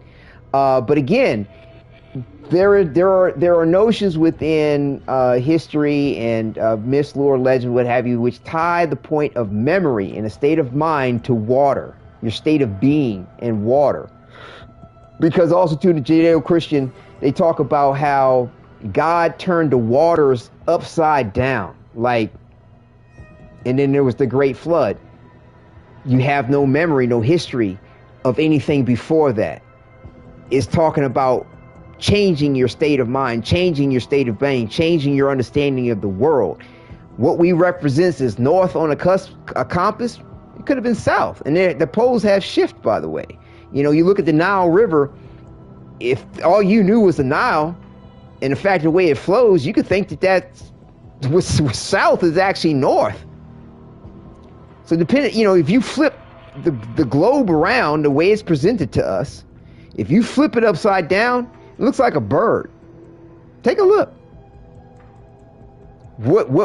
How we decide to want to understand or perceive a particular thing has everything to do with these waters of the mind. And D hasn't skipped a beat when it comes to pulling on that notion of things. Which color is the metalwork? Is it this one? Oh, no. Is it attachments? So, like I said, when the Warframe takes that Naramon Focus Ultimate and cuts that damn thing in half, what do you see in the sky? A rainbow effect. D does not skip a motherfucking beat. Okay? Because after the flood, after the waters were turned upside down, right? It says in the Bible, in all the holy books, from the Judeo-Christian and Islamic, behold my glory, the rainbow. Rolling on the floor laughing, rolling on the floor laughing. You know, they go, behold my glory, the rainbow. It's no bullshit to that. Because, you know, the Hebrew people began to study light and its effects on, you know, and the way we see light, the way you begin to understand that light is an illusion. In the point of it refracts around off of our atmosphere for us to see what we do. It also too refracts around anything that we look at to be able to see it the way we see it. You say certain things, man. Right on. Yeah, man, I'm in it to win it. That's what's up. So, you know, like I said, light in and of itself and the illusion of it. Like I said, the Hebrew people, they figured out that there was a shellfish that they could kill, dry it out in the sun, and create the special color blue of the dye that represented their people. That's technology of its time. Now, you know, if you're in college and you go want to write a paper, they ain't gonna like the fact that you want to reference some shit or some technology or science of the time. They're gonna act all assed. Access to ultimates right now. They're gonna be all assed out about it. Been missing out.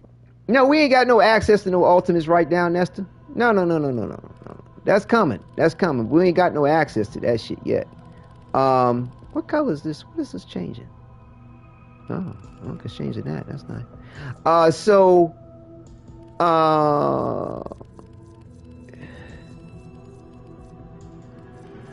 the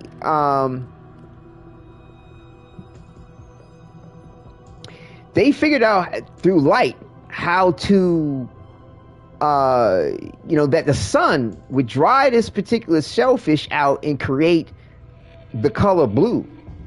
And if you understand about the color blue, and this goes to it, trust me, I'm coming around to some shit. Believe me, it all ties to Warframe and what they showing us with the two suns being blue.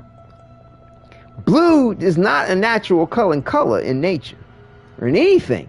Even when you fucking see it genetically expressed, it's gray that appears in the way the way light's refracting against that shade of gray to make it look blue. Matter of fact, in ancient texts and books and stuff, when they talked about the sky, they never called it fucking blue.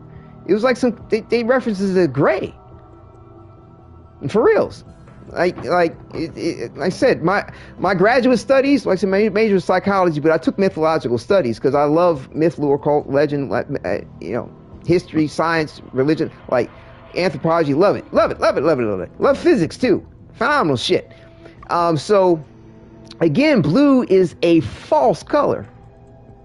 So back in the heyday of shit, the Hebrew people were rocking that color blue. People seeing it like, how the fuck did you do that shit? Like, yo, you got some gangster tech. Like, what's up? Because they deciphered the rainbow. They started deciphering how light refracts and what light can do to various different things. Okay? And that's how we came up with all types of other aspects of physics and understanding light and lasers and the spectrum is by deciphering the rainbow. So in the cinematic, when you see this big ass Naramon Ultimate cut through shit, you're also too seeing an element of pollution, an element of dirty water. All right, because that's what produces a rainbow. You need to have some type of like you're not gonna get a rainbow effect in anything that's pure or clear. Like you get some clear, pure water, you're not going to get a rainbow effect in that. You look at an oil spill or some gas on the ground, now you look in it, you'll see a rainbow effect in it. Okay? So even when, like in biblical times, they talk about God, how about, behold my glory, the rainbow. Oh, watch out. That was some gangster shit. Like, you like, what the fuck did you, not to be blaspheming the point, but what did you do to cause that shit to happen? Because that ain't no pure water. We're talking about radiation. We're talking about energy release. We're talking about some shit going down that you don't want to be next to. Similar to how when they showed in that cinematic with that blade cutting through that big ass cannon. Oh yeah. There ain't nothing you want to be close to or around. Behold their glory, the rainbow. But again, this notion of manipulation of light ties to the point of this first dream. Again. What happened? I was getting water. You'll have to back it up, Quentin, because I'm not going to rehash all that, bro. Like, for real. We got a lot of shit to cover. We're trying to move on. But yeah, I mean, I'll fill in some questions if you have a specific question. But for me to rehash it, just back it up and then catch back up. You know what I'm saying? Or do the channel a favor. You know what I'm saying? Watch the rerun. You know, watch it later. You know what I'm saying? Enjoy a commercial or two. Add to the revenue a bit. But yeah, I'll answer any question that you have specifically. But to rehash everything, that's a little much.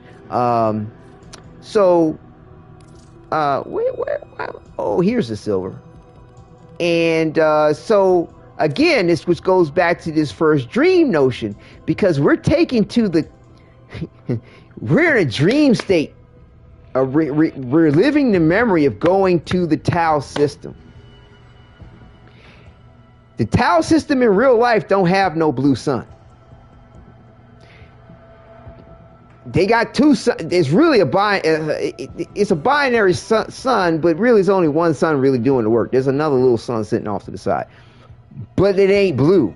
To our eyes, and you need an atmosphere of some sort to be able to see a sun look like any kind of fucking color. All right? You need something to produce to refract the light for your eyes to see the light refracted around what you're looking at, the image of what you're looking at. So the suns look similar to our suns because of the radiation that it produces in the way that its nuclear fission is happening. That's what actually produces the color of a sun. So we're seeing two blue suns. And again, going back to what I was explaining about the nature of the color blue, it doesn't exist naturally. Even if you see the color blue, it's an illusion of what the real color actually is, or what's being represented as that color. You look up at the sky ain't blue. The color of the sky is black. During the day, like if there wasn't an ocean to refract light against it, to see the sky look blue, it's an illusion. That's the reason why, like Plato's allegory of the cave, to see the truth behind the shadows that are on the wall. Like, what is the truth beyond truth? What is the zata? What is the true truth of truth? What is the true zata as far as Warframe is concerned? So I do not believe the children are seeing, the operators are seeing the truth of whatever the fuck Tau really looks like. You know what I'm saying? They don't. Or you know, and the fact that you're seeing a blue sun is a representation that this is a matrix element of that they're walking around in, living. Okay? So yeah, that's what's up. Another reinforcer to that, you were going to be enjoying what is considered to be the first dream. So yeah. So that, I don't know if y'all got with everything on that. I didn't think it was Tau. I thought it was Lwa, where they were hidden. Right, yeah. I've seen some people kind of think about that too. Like, oh, they're fighting on the moon, blah blah blah blah blah. This isn't Tau, blah blah blah blah blah. That could be the case, because we still don't know how the moon got split the fuck open and cracked the fuck up and blown up the goddamn bits. But I think that happened a while back. I think that happened way longer before any of what's going on here.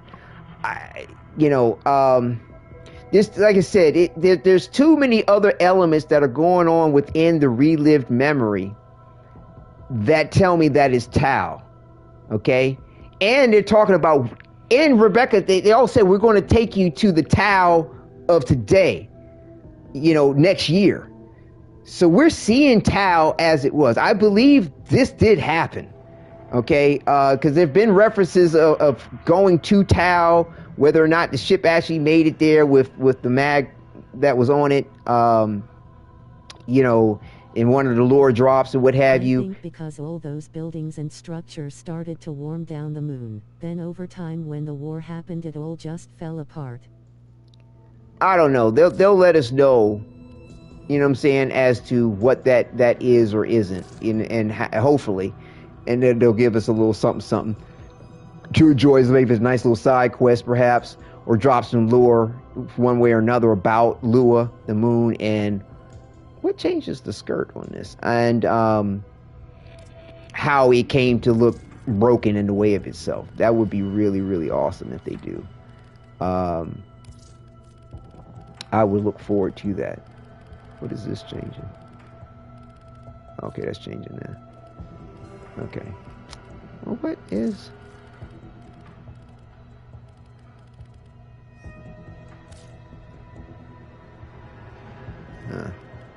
So again, I think that happened a while back.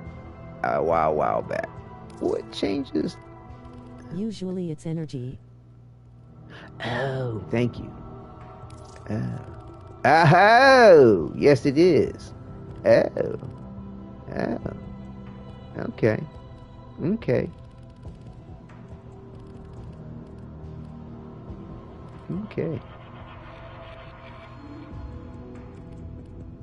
Thank you. It's gonna change my colors up a bit, but that's all good. We can work with that. That's pretty. That is pretty.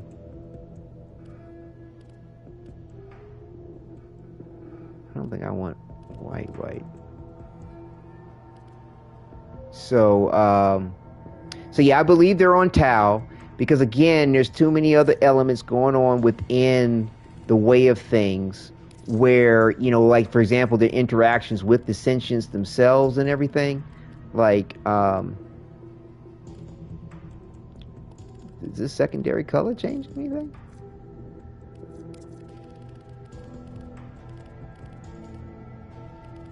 I'm not seeing it affect anything. It's acting like this second color ain't doing shit. Or is it?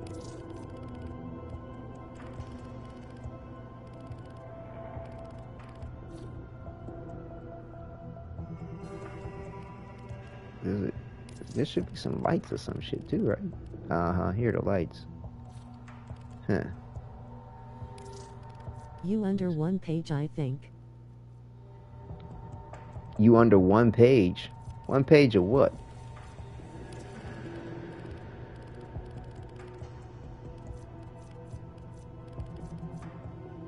What are you talking about, Quinn? I want my red, though.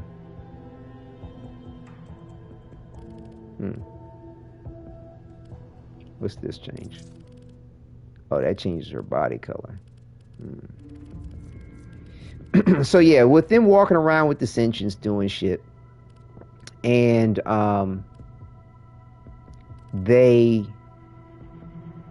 they're a part of the first dream of the Tenno as well. Now, how much they're in on the point of them being in the dream state of the first dream, one may never know.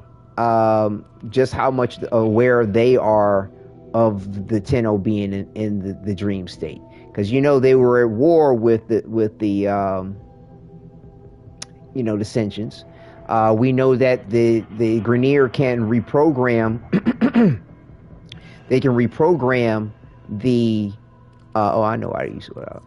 They can reprogram the sentients in various different ways. Okay, we know the sentients are kind of in line with the point of it to one degree or another, right? So yeah, it'd be interesting to see like just how much the sentients are in line with or on the, you know, or playing ball with the whole point of the Tenno being in a first dream. Okay, which, to be honest with you, they probably are, and it probably is what shook the point of them going in their second dream.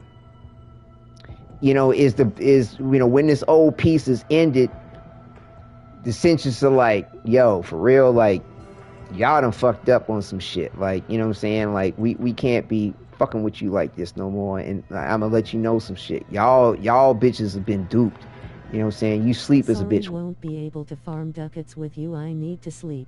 All right, get some rest. Y'all need to wake up, okay? And you know what I'm saying? Y'all need to be woke. Those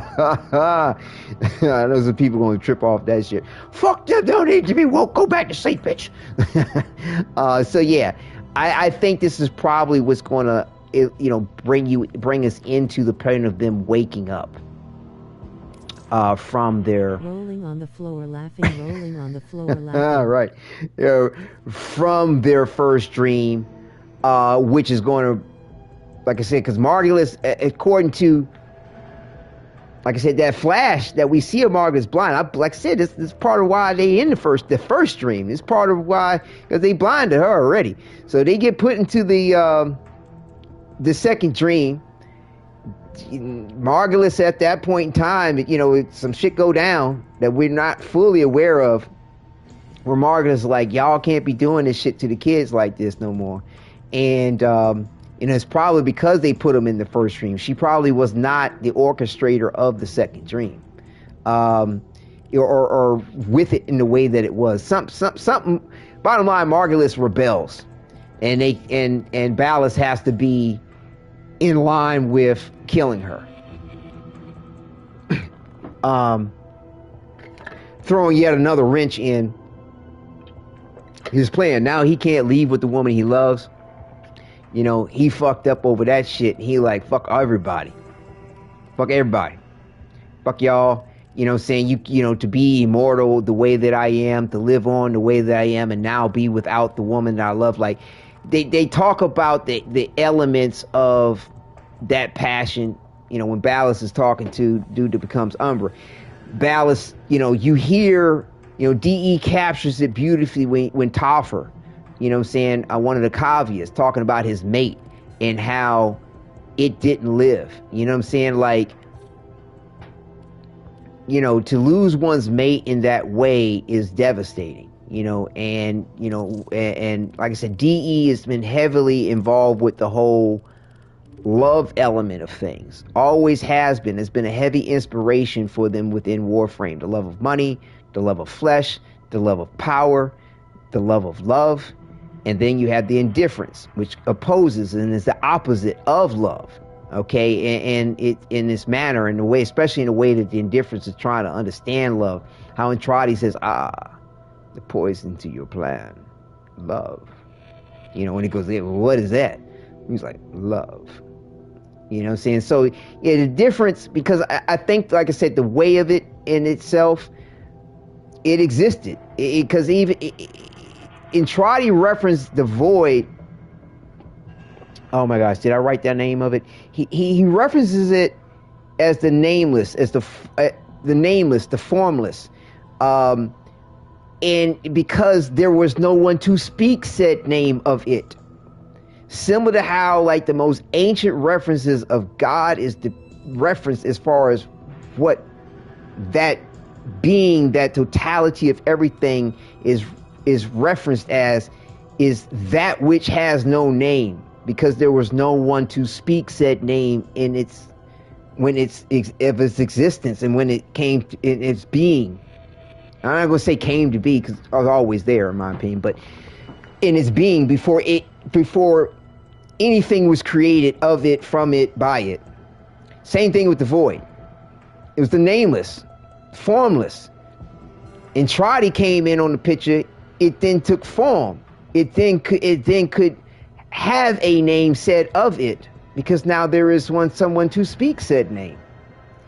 Thus referencing, you know, this man in the wall, which is really a mere reflection of Albert's ego. In the element that the void is taken on of it. And but yes, this so-called indifference, but because it existed in a manner devoid of time, devoid of motion, okay, it knew nothing of love, because as in line says in 1999, time is love. Or no, he goes, no, they say love is time. Yeah, that's how they hit it. Love is time. And time is matter in motion. Matter, the root, the Sanskrit root to the word matter is mother. The mother of all things. The matter in its motion, even to its minute infinitesimal particle of anything. Even the wave particle of light. Mother, matter, time, right? You have to have motion in order to have time. Well, the void, the so-called indifference, knew nothing of time, nothing of motion in that way. Yes, things should move around, but not in the way of time that we know it within our plane of existence. You know, the void is this underbelly, this understuff of everything that exists. There's no beginning or end to it. It exists throughout everything. Was an incel who loved the chick he couldn't have, like she never loved him back the same. Am I wrong? I always th. You know, I'm not fully sure about that. As far as I know of, I'm really not clear about that. I'm not 100% clear about that.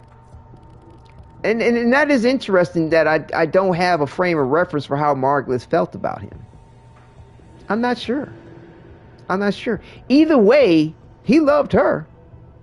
And he wanted to, you know, that's in a way, and it doesn't seem like he was doing anything against her. Do you know what I mean? No, I know what you mean. Like I don't think he was doing anything against her. Like, even if she wasn't returning said love to him, and he loved her for. That's why it would make him go mad. Well, either way, it was unrequited love. That's always the tragic tale of the hero. Most love stories, love does not conquer all, or if it does, it's never fulfilled. So yeah, I mean, far as I know of, Ballast never messed with her the wrong way, even if she didn't return the love, or if he didn't have a chance to fulfill that love with her. But yes, that would add all the reason to why he would feel so, need I say the word, jaded behind the loss of that love. You know what I'm saying? I mean, it's like, yo, y'all snatched it before it could have fruit, before it could take life, before it could be fulfilled. On top of that, but if they were even in a relationship, to me, you know what I'm saying, it would still make sense. It makes sense to me either way, whether it was unrequited love or requited, it was still unfulfilled. And for a being or an individual who could have an element of immortality, that's the worst thing there is. Like I said, most sci-fi horror movies, like especially when you talk about Dracula and the vampire shits, they're love stories. They're freaking love stories. Like, similar to how every physicist, in my opinion, is chasing God. They're trying to figure out the God stuff, the God element. Why Oppenheimer, when he created the nuclear bomb, you know what I'm saying, he boo-hooing off that shit. And, and reciting Hindu scripture. Like, you know what I'm saying, like, Einstein was devout religious. Like just because that they're using science to figure out some shit don't mean that they're against religion. There's Vatican scientists that will tell you that within our solar system, we see the third generation of a star. Back in the day, there was a star that... Make a reference real quick. A corny one. Go ahead. But yeah, there was a star back in the day in our solar system. Blew up, supernova, coalesced to, and then the stellar matter coalesced again, created another sun, supernova, collapsed. This is the third birth of a sun within our region of space, within the Milky Way, within our solar system. Vatican scientists recognize that as the Trinity. There ain't no sacrilegious in it. You know what I'm saying? Like I said, I mean, I've spoken to some physicist majors, and I've said this shit to them, and they were like, "You're right, yeah. I never really thought about it. Yeah, most physicists are chasing God." From the Titanic that was with Rose in the beginning, but Rose left him for Jack. That's bull-ash to me, rolling on the floor laughing. Right. Maybe, but like I said, we don't know if Margulis had a different love interest or anything like that. We don't really know. We don't really know, you know what I'm saying, as to what's up with that. We don't know. We just don't know. We don't know. Could be. So yeah, so again, as far as just keep it all succinct, DE doesn't miss a beat, okay, and they're letting us know what the real deal is on shit. What? Wait a minute, what did I just...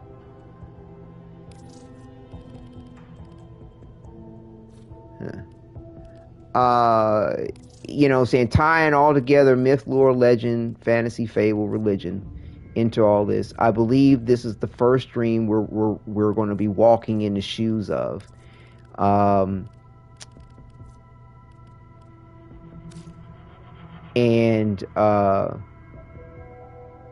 is some dope ass shit, boy. Look at what they created with this. This is phenomenal.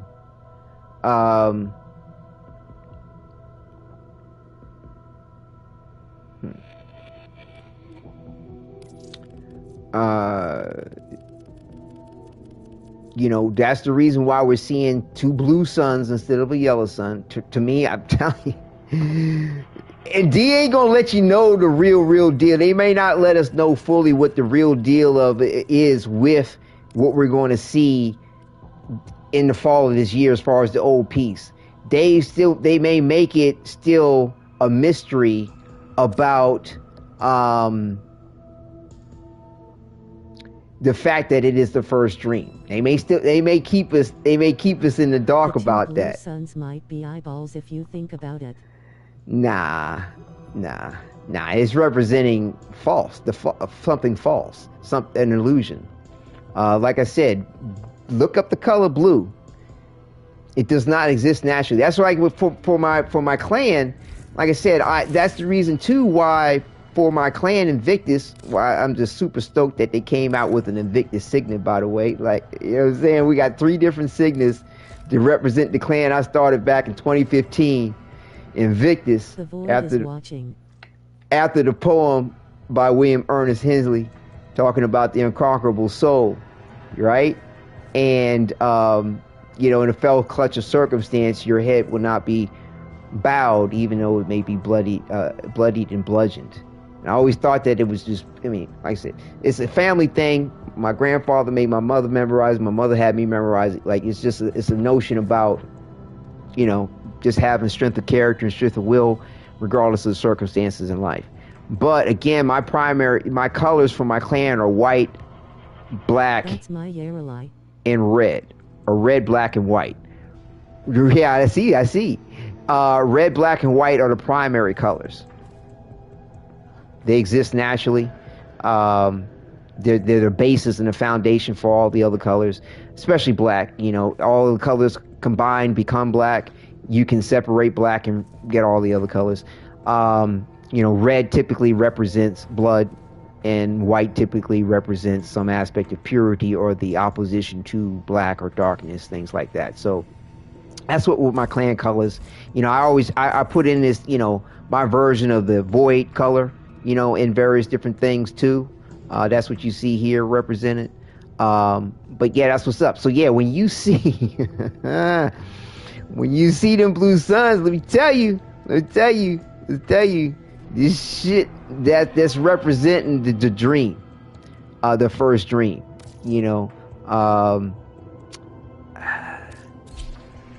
So it would be fascinating to see if my theories pan out with all this. I'm going to be super intrigued. Have we ever heard of the Orokin leaders, if there were any? Yeah, there was 7, the Council of 7, the Orokin leaders. Yeah, there was 7 of them. The Elite Council. Like I said, I believe it's from, you know, the future version of these powers that be that were controlling shit from the corporations that was controlling shit back in 1999. And like a business, like a corporation, they're going to have a board. You're going to have, you know, a balance of powers. You're going to have, you know, a vote to things, right? And you need someone to tip the scales between the vote. You know, to get rid of the deadlock. So that's, you know, that also too is the part of the reason why there's 7. But 7 again represents unity and completeness. And no bullshit, my mother gave me the nickname 7 when I was younger, like about 16, 17 or whatever. Like, I was like, you know, I was just laughing about it with me and my best friend at the time. I was like, you know, I've never had a nickname. And we were just shooting the breeze, and like, they would talk about nicknames for me. My mom was like, well, you should go by nickname 7. Why don't you call yourself 7? I was like, 7? Why 7? She's like, it stands for unity and completeness. And whenever you do anything, you don't half-ass anything. You don't bullshit anything. I was like, cool. My best friend was like, that's kind of catchy, 7. I got your back on that. Wherever we go anywhere, I'm going to say this is 7. I'm like, okay, cool. When I used to ride motorcycles, I'd ride by folks and be like, I give the peace sign and the 5, which was 7. I'd be like, and that was me saying my name too, or my nickname. But anyway, 7 represents unity and completeness. And the council had a 7th person essentially to break the tie of it. So that was the ruling Orokin. But yeah, this, I believe, you're seeing through the eyes of the Tenno, okay? And whatever this first dream state is still allowing them to walk around freely, do various different things, they're seeing stuff the way everybody else sees it, but it's It's through rose-colored glasses. It's through a prism of sorts. It's through this dream state, this waking dream state. And the fact that these two suns is a way of representing that the program is alive, right? It's working as it is intended to. The children are not remembering themselves as they once were. They're not batshit crazy from all the shit that they went through with the Zariman. And the Orokin are running the show. They're running the show. You know, you got the separatist group in the piece, you know, this old piece, like, you know, hardliners essentially. And I think the predecessors for the Grineer Queens as well, as far as that element of things that continued on. I believe this is the predecessor for what we see currently in the Orokin system now with the Grineer Queens. And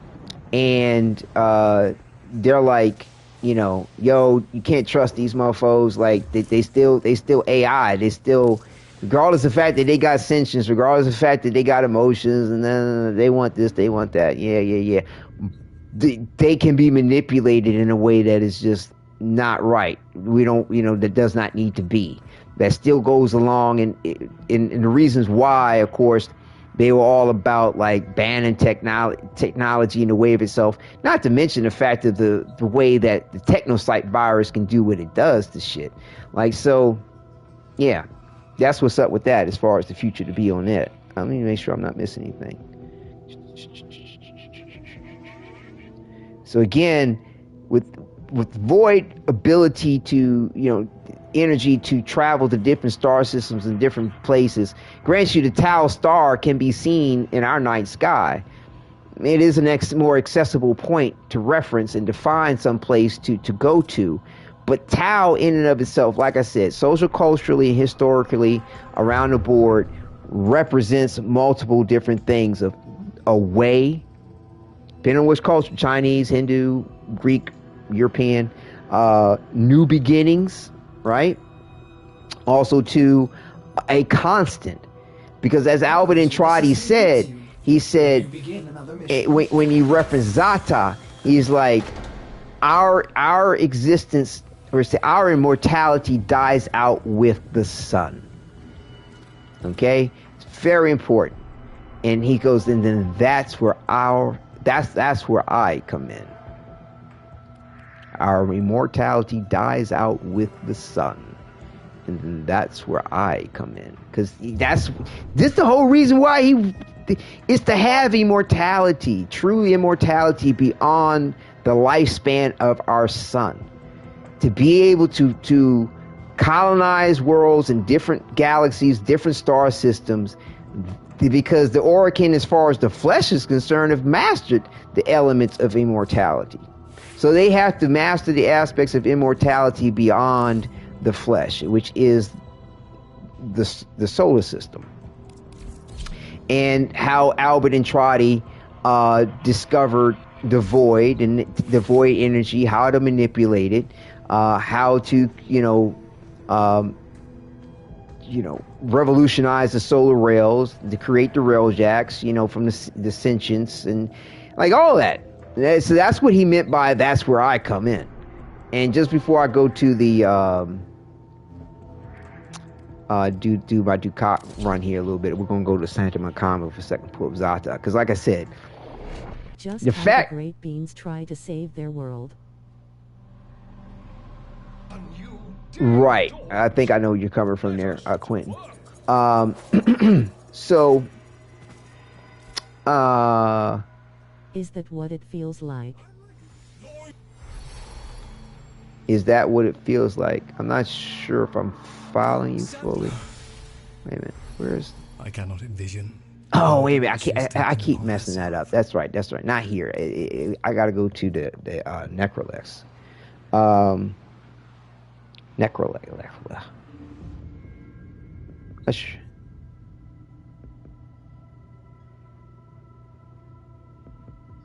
I'm not sure what you mean by great beans.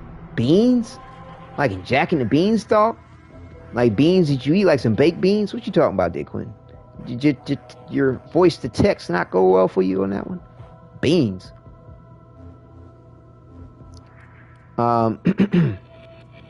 Where Yeah, next to list. Yeah. Here we go. So they said Tau representing this constant, like I said, that Albert is trying to find this constant of life. You know, Tau is even in some this mathematical shit too, like as far as a constant. And like I said, super dope principles that DE is pulling on. Also, Tau can represent sin, the sin of the Orkin, and how they're going to defile this potential new Eden, the sin of the of all that they went against, and the sin of their means justifying their ends. It's all about, like I said, the means always to do Tau damage.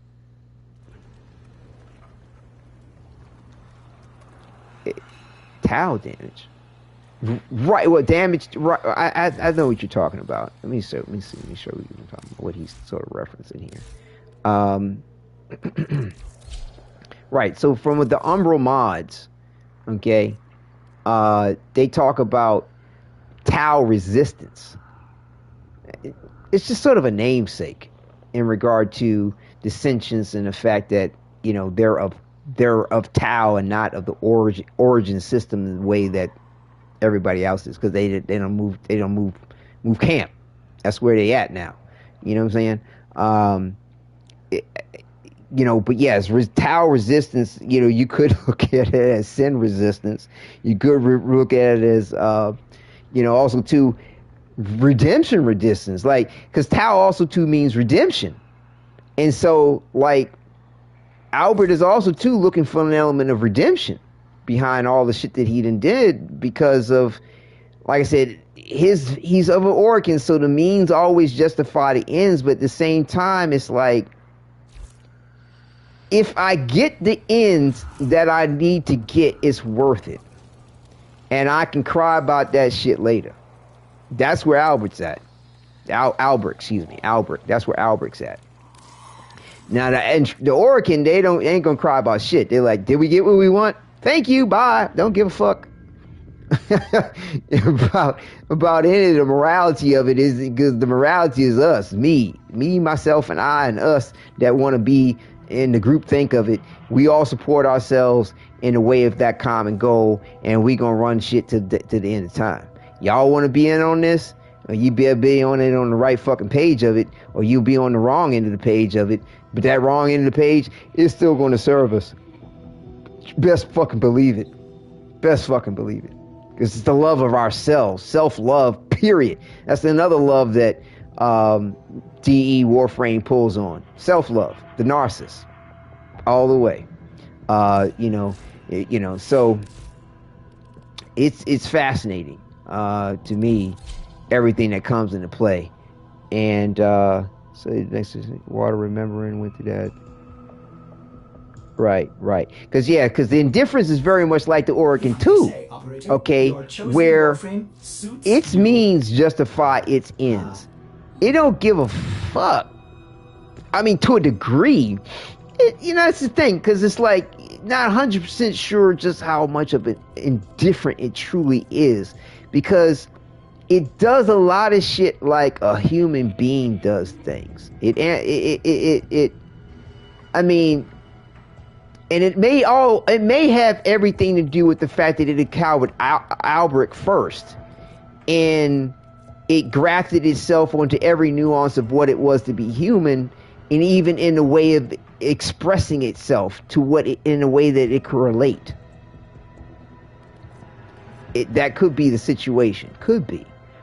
Or, because to me, the indifference does things too much like a person, like a human being, even in the way of it being twisted.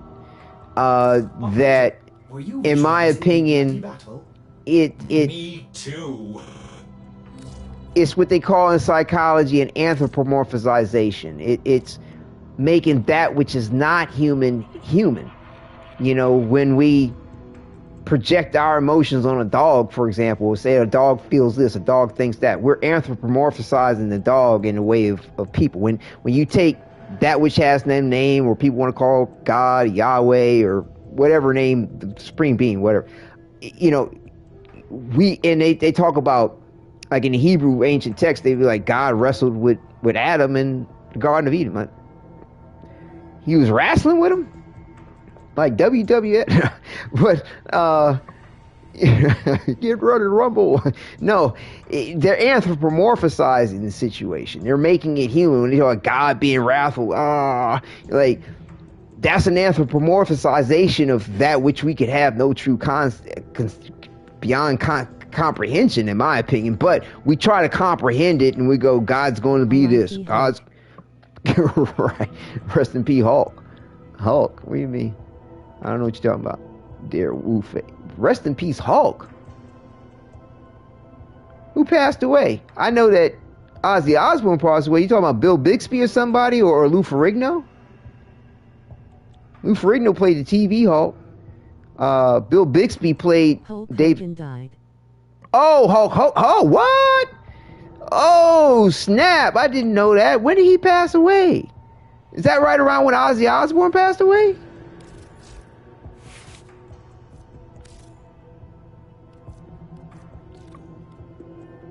That's messed up. Yeah, Hulk Hogan was a legend. Wow, no kidding. Yeah, man. Wow. He was an icon on so many different levels. Wow. We lost 3 this week. It was today. Who was the third? All right. It was Ozzy, Hulk Hogan. Who was the third? 3 ninjas. Lol. Who was the third that passed away? Yeah, I heard that on the Warhammer 40K Discord. 3 well, hours ago. Who was the third person to pass away? That was a iconic. Sorry, didn't mean to derail you. No, you're good. It's part of the jibber jabber. Who was part of the the legends, so to speak, of our time? Who was that third individual?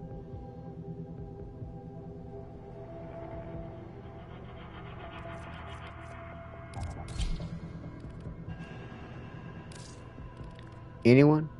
Bueller?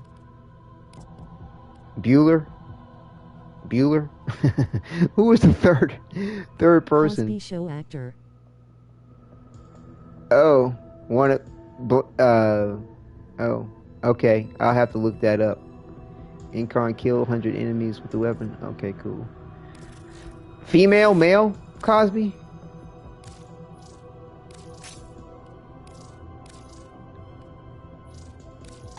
Do you remember whether it was a male or female? Theo. What? Theo Huxtable? Yo, for real, my man with the... Yo, what? He passed away? No way! Heavy attacks with 6 times more combo multiplier to transform weapon into incarnate form. Heavy attack was... Oh, okay.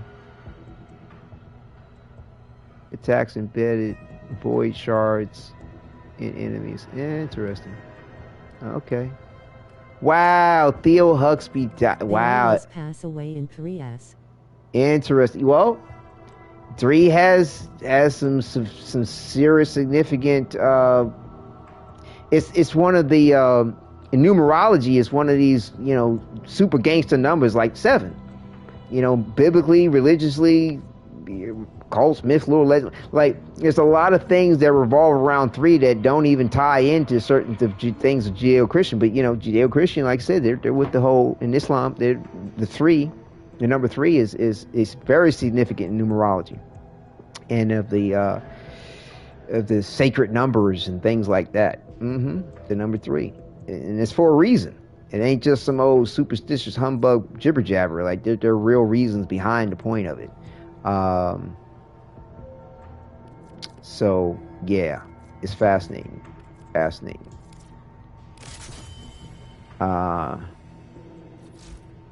Wow, Theo, man, he's like, I don't know how old he was, but I think he was younger than Will Smith. But either way, he was definitely way younger than you would think. Young enough, you'd think, not to like be like, wow, he got taken before his time, so to speak. That's messed up. I'm not worried about tricking him all the way out on stuff right now. Yeah, Wu Fei, You know how the first Senate got their little the dogs, their companion. Yeah, this one would eat them up, and chew them up, and shit out the bones. Eat it, and then you can have another version of them. Like I said, these are the what they call the Lotus. Let's see. Yeah, I'll go do it like this. Go to form account. Where's my big boy? There he is. Come here, big baby. Big baby. So yeah, there's another form of them like this, and this is the Lotus print, which is a rare print that you have to look up on or buy from on the trade. But yeah, they chew up them little companions in the First Descendant and shit out the bones. And you can have them in different sizes too. Lotus Kubro? Yes, it is, Ali.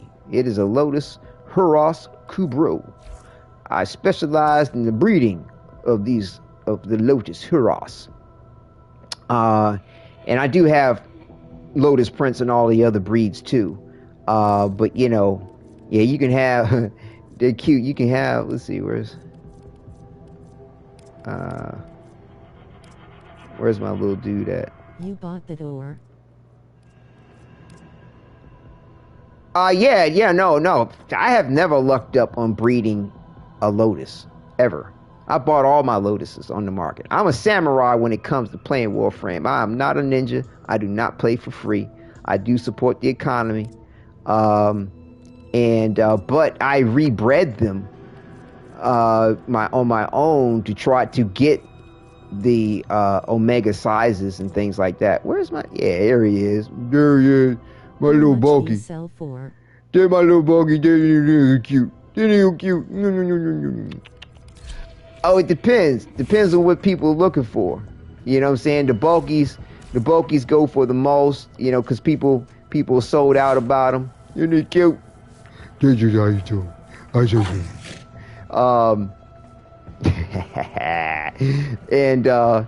but yeah, you can even regress them in age and stuff. You know, this is the Warframe Pro. They said the First Descendant next on, they got a long way to go. But yeah, they're adorable. I was getting scans. There's a reason why I got this equipped. With the investigator add to the codex while we're grinding shit out. Getting Ducats. Ducats.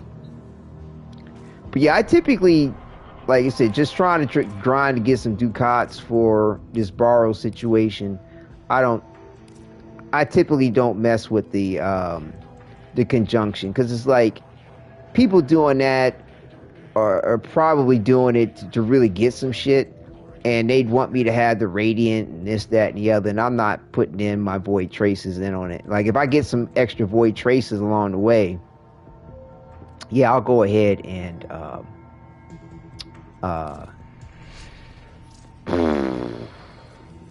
add them to some relics and run it. But yeah, because let me see, where am I at with the void traces?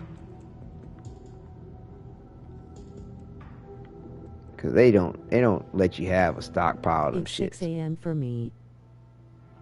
All right, Ali, get some rest. Enjoy. I'm glad we could do that trade. Apologize, you know, like I said, the grind for the relics, you know, it's part of the whole thing, but at the same time, want to, you know, get through what we were getting through, but at least we got our trade going. So yeah, I can collect some more void traces before I go through all that. Shit. So like I said, we got a couple of more topics to run over. So,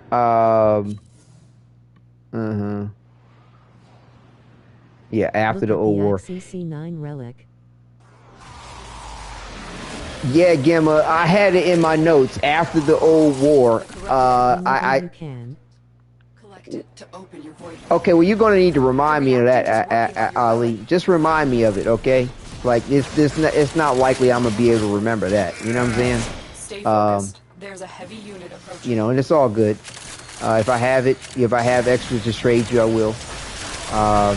But yeah, Jim, I don't know if you're still watching or not, but I looked down on my notes, and yes, I did put it in, saying that there is a 100 ducats uncommon and a 45 ducats common. The old piece was part of the old war.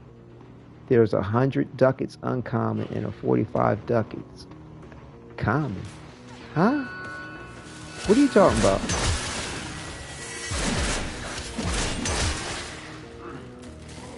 Hold on, let me catch up with everybody. Yeah, I did have it in my notes about the old war, that everything took place after the old war. So I did. I just didn't recall the point. Just, like I said, it's a lot of life circumstances going on my end too. And the mad crunching on trying to sneak in whatever time I can to research stuff and collect information. And matter of fact, at the end, I'm going to give some honorable mentions to a couple of broadcasters who I was checking out because, you know, like the Siege, I was watching some of his stuff and like just like double checking on some information because not everything's out there in the, or quickly accessible rather, in the Reddit chats or even on, Well done. Now get to extraction. the wiki. You know what I'm saying? Like Tactical Potato. A couple of nice honorary shout outs I'm going to give at the end here. I went ahead and copied their YouTube links and everything to give them proper dues. I can't really say offhand exactly what. Like, there's nothing really that I got from them that I didn't know necessarily. It was more or less like, oh, that's right. You reminded me of that. And, oh, that was a good point. And then also to be, you know, kind of finding out like where everybody's head is, you know what I'm saying, about how they're viewing this situation. So that was very helpful too. And like I said, I was shocked that nobody thought that this might be considered the first stream. That's the big thing that kind of tripped me out. But yeah, I don't know if what you have learned here will serve you well. If you can see it. Where is it? Yeah, it's like, shit. Where is it at? Yeah, there it is. It's right here. I'll flag it like this. Hold on. Yeah, see where the check mark is? Right there. Old war. I had it there. I just kind of, my mind slipped on the point. So let's see. So let me just check my notes as I'm sliding down here. Make sure we're covering all the juicy deets, as they say. Right. And as I say, the other point too is like people were talking about Adis and like wondering if Adis was not Adis, was it this? As you say, invite after gonna crack regulars with you, then get some rest. Oh, okay. So you're gonna stay awake for a little while longer. Okay. And they were talking about the name of it, of the sentient aid us. Is it a play on words?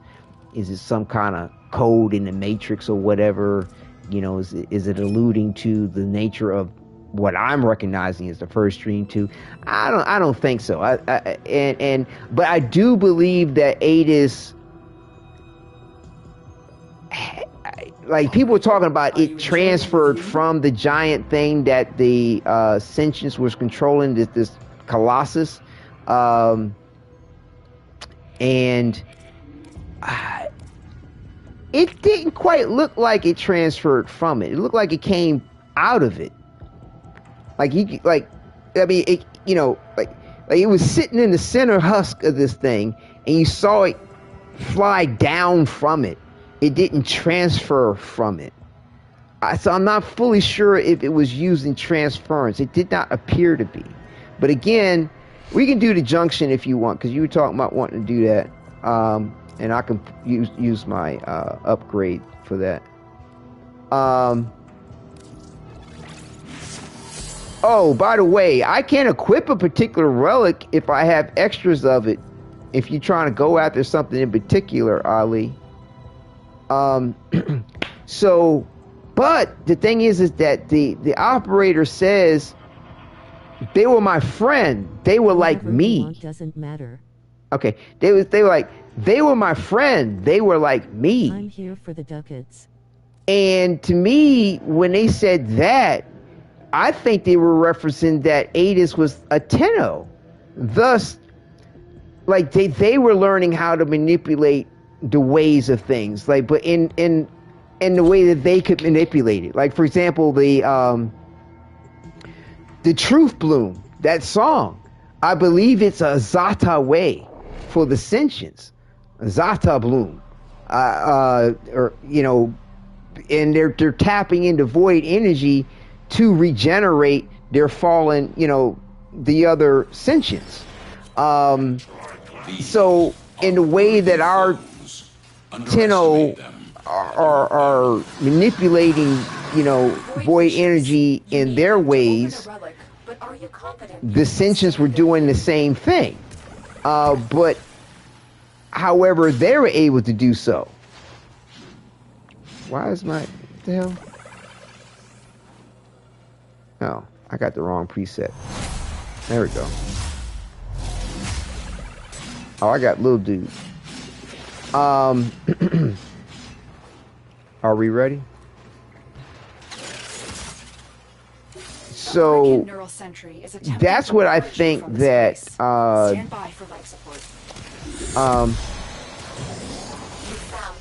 it, you know, the in the preview, the gameplay, when the operator was like, Adis, you know, they were like me, they were my friend, let me go back. I think that's the context that they were referencing.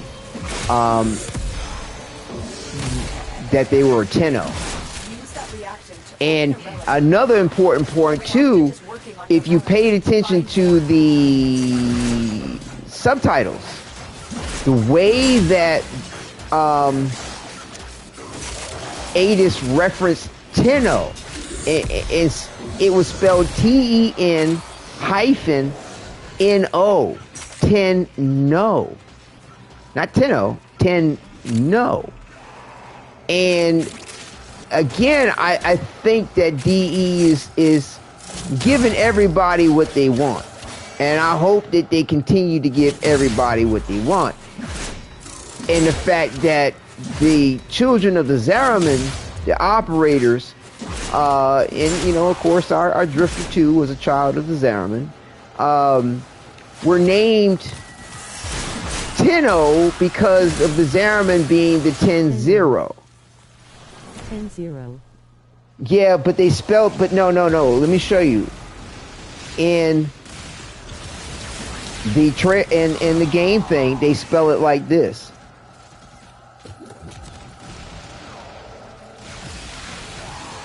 No.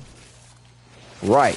That's how the subtitles spell it, and that's how Adis pronounces it. And the thing is that if you look through the lore of things and the text of things, it was only known as the Zariman. It was not until, you know, the Zariman appeared within this you know, the way of things, that we start hearing about the Zariman 10-0. And I believe the 10-0 was something that was tacked onto it because the children of the Zariman started calling themselves Tenno. And I hope the reason why is because DE's going to bring into the point of hating Tenno. And the fact that the ways, but just the very point of manipulating void energy with a mentality of understanding oneself, kind of like, you know, the art of war, or mastering the art of war, you know, you know, Hayden Tenno was a proto frame, I believe, created by, you know, Albert. But the thing is that he was able to figure out some shit in a way that everybody else didn't. The armor that's canon in the game, the proto armor, my theory is that he inscribed in that armor some shit that nobody really recognized or really paid much attention to, but yet the Tenno did. What the fuck? Oh shit.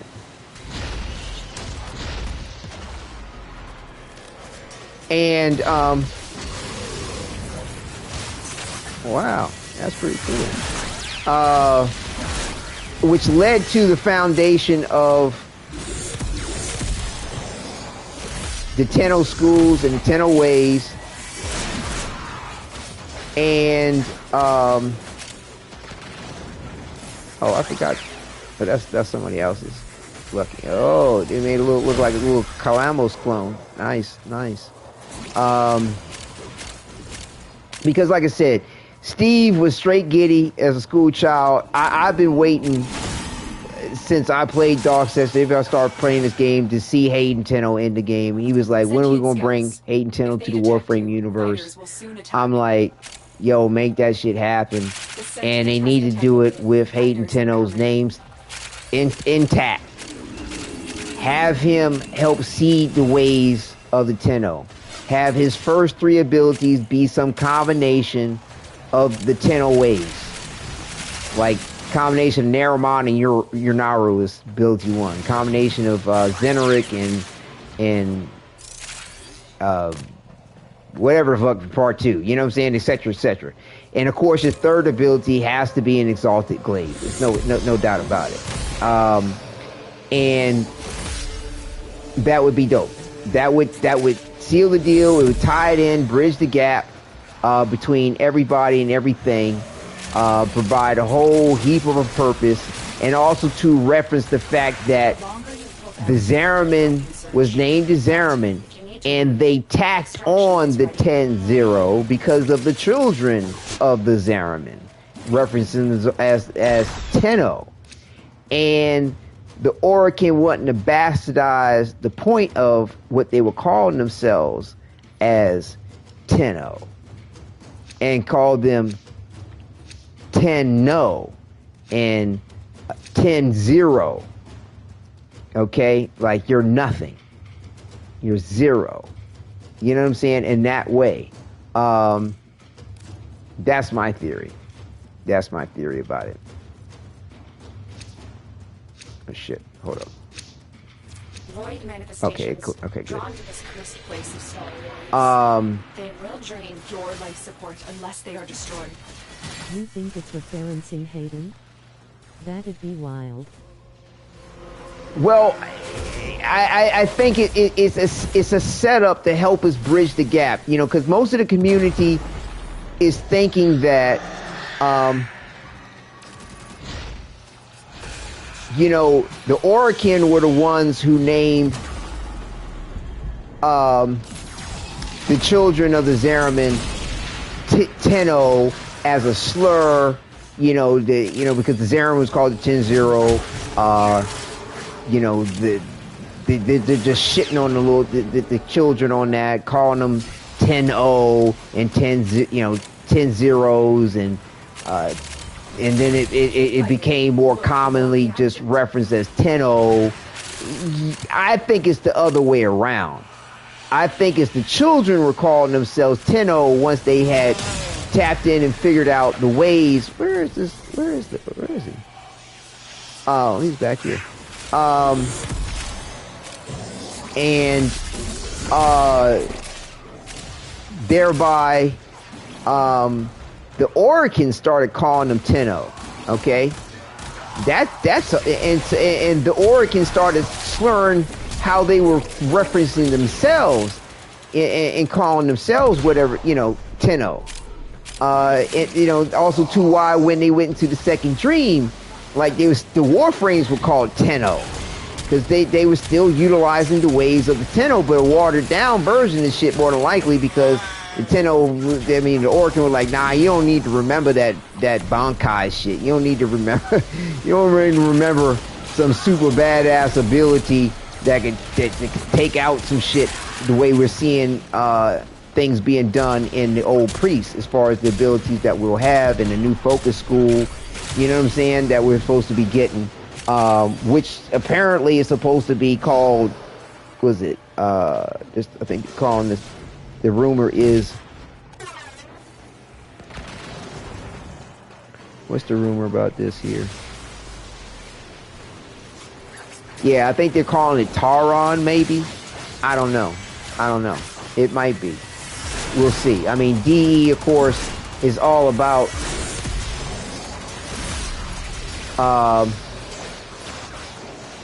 having shit to be. Oh, it's not ready yet. Really? Mad incorporated in namesake with things like this, like Naramon and Xenoric and all these things. They're not just made up names, out of nowhere. They all have significance and meaning even in real life. Where is everybody at? Somebody over here.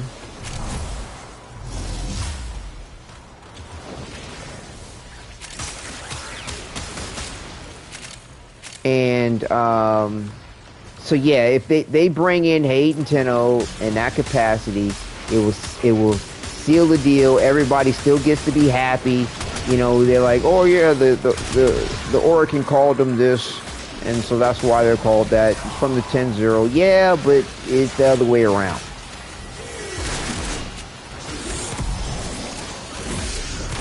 So we'll see.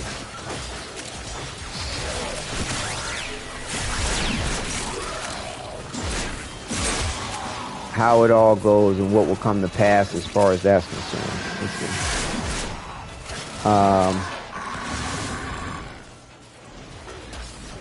A couple of people theorizing that the sentient that the Warframe that the drifter killed, the operator killed in the demo was related to Adis.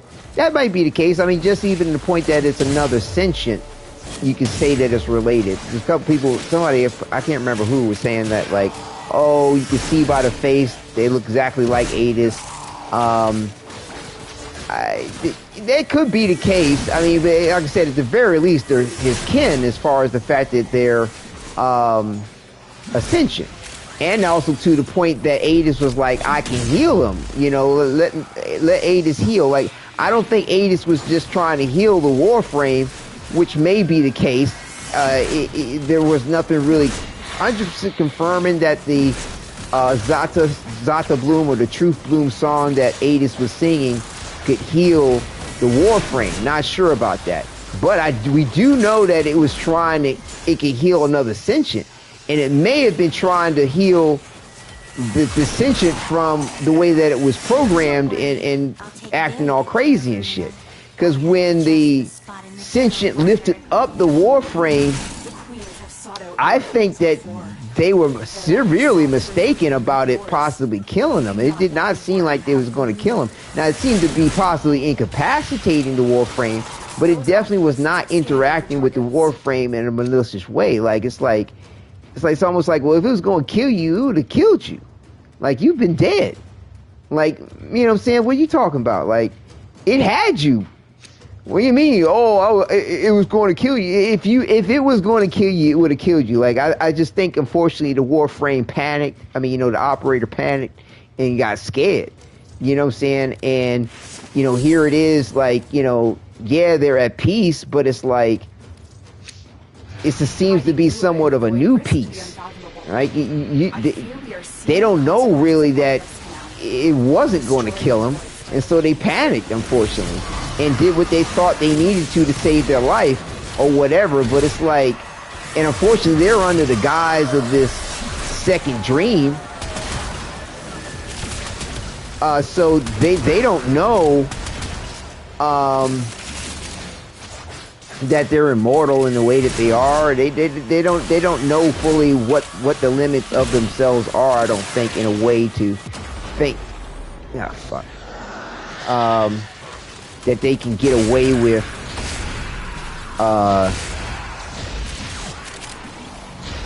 surviving something that could happen to them in one way or another. Appreciate you.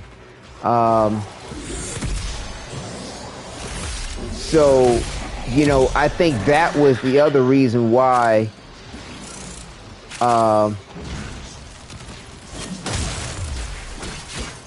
they were like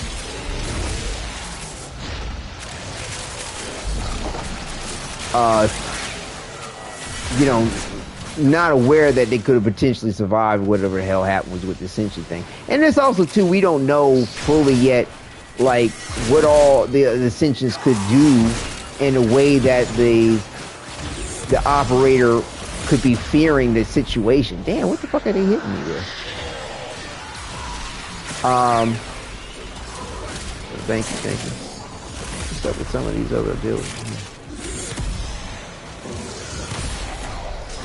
So, but bottom line is that Adis was heartbroken, 100%. Like, you know, you didn't give it a chance. You didn't give me a chance. You know, here it is. We have peace, and you're not trying to find a way to save us. You're still validating killing us. You know what I'm saying? So, you know, I'm quite sure this is going to usher in the elements of why the old peace was broken. I mean, it was already broken by the separatists attacking the planet, attacking everybody, because it's like the Ascensions are doing what they're doing, but they have a unification to the point that you don't find Ascensions, as far as we know of at the moment, branching off and attacking the Orokin. They're like, okay, we got peace. We all got peace. We with you. You know what I'm saying? We're going to work together on the point. And we'll have peace. But now you got the Orokin fracturing off in, you know, the way of itself. Like they talk about the Grenier Queens, you know, having Orokin blood. Sound like they're a bunch of some bastard ass children of the Orokin elite 9 out of 10. Like, you know what I'm saying? They out there fucking around. They got some little bastard ass kids, and now they want to act like they on the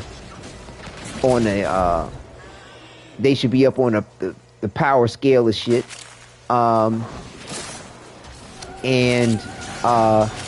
You know, they making a power grab. Like, yeah, I might be daddy's illegitimate child, but I should be able to rule too. And, you know, of course, they have their own mentality about stuff, the separatists, as, you know, to validate the point, grant you. You know, this technology in the way of itself don't need to be whether or not it's going to be infected by the void or not infected by the void is bad juju. You know what I'm saying? I mean, look at what we can do with this. Look at how we can manipulate this thing to try to kill its own or to kill whatever we want to make it kill. Really? What is it? Hitting me with some nasty shit.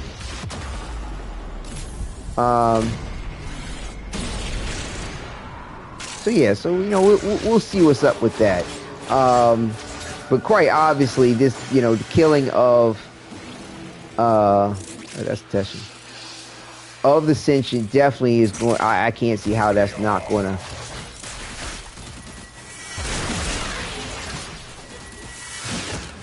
usher in an element of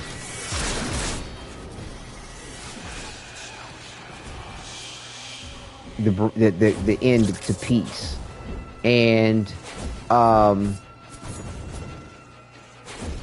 you know, but the thing is that just by the separatists alone tacking, and I have a feeling that 9 out of 10 with the Tenno the operators being close to the sentients in the way that they are, it seems like something's going to go down. It's going to have the Tenno try to take sides, or they won't take sides. Something's going to come up where it's going to bring about the point of them being put into the second dream. Now, like I said, I personally feel like the way things are, the way they are, the whole point of them being in the first dream that we're going to be playing through has everything to do with the fact that they already blinded Margulis. Okay? Or Margulis. And so again, I think it's they're siding with the sentients in some way, shape, or form because of their relationship with them, because of the old peace. They're going to then be induced into their second dream. These manifestations, in which case, that's when Aura can take out the sentients in the way of themselves, drive them back completely, and just be like, okay, we gonna dip. They probably decimate fucking Tau, because if you notice when the gameplay demo of things comes up, Tau is in ashes. Imagine if 80s is somehow just a silly idea. Nah. I don't think they're gonna mess with us like that. Nah. But yeah, so like I said, what you're seeing, I believe, at the beginning of stuff is what the fuck? Is that, you know, Tau has been decimated. That's the reason why they ain't trying to go back there. They ain't, you know, and the reason why the Sentients are like, fuck y'all, bro. Like, for real, like, if you can't have it, your answer is to fucking destroy it. Y'all ain't worth shit. And so we're witnessing the planet before it's been turned to ash. And who knows, you know, Sentients may not be the entire planet, but I'm sure that they did enough, you know, the Organ did enough damage to the situation to fuck them up. You know, they're already fucked them by sending them through the void and making them sterile in the way of themselves. You know, and, you know, just being what they are. In other words, the means, regardless of what they are going to justify the ends. And now we'll be interested to find out if they is still alive. You know, they could go with something that ADIS isn't really ADIS, and it is some kind of code for aid us, help us. But I think it's just a subtle nuance to the point of it being the first stream. I think. I don't, you know, who knows? DA may decide to go there with all the other extra weirdness or plot twists. You know what I'm saying? But I think enough of the plot twist would be there to reference for it to be the first stream. And the fact that, you know, we'll be a little like in this, it'll be confusing, you know, for a bit to know fully what is going on with all this. When will they fully reveal the truth of what we're witnessing, which I don't think is going to be till next year. And so, like I said, ever since the second dream, when I first played it, I've been asking myself, second dream? What was the first dream? And that is one thing that I have yet to hear anybody comment on, like, oh, there's a first dream? Is this the first dream? Could this be the first dream? So I don't know. Like, if anybody has heard of anybody going there with the point, let me know. Like I said, it occurred to me, you know, when I was watching things, when they unfolded from TennoCon Live, like my last broadcast, I brought it up. So I don't know if I'm the first. I don't think I'm alone in the point. I don't think I have some kind of original idea. I would like, because it seems almost not as too easy, but like I said, a lot of folks just don't. I don't know. They seem to miss that point that there's that most likely that there was a first dream somewhere along the way. Let me see. There was another thing too that was mad dope that I don't know if anybody peeped. And of course, you know, we have the new game mechanics of they're going to bring the wall run in on it, which is like long overdue, right? It's going to be super sweet to have the wall run. But did y'all notice what Excalibur Prime did? Was it over the head or between the legs of the giant sentient thing? Sentient Colossus? It did some ripcord shit.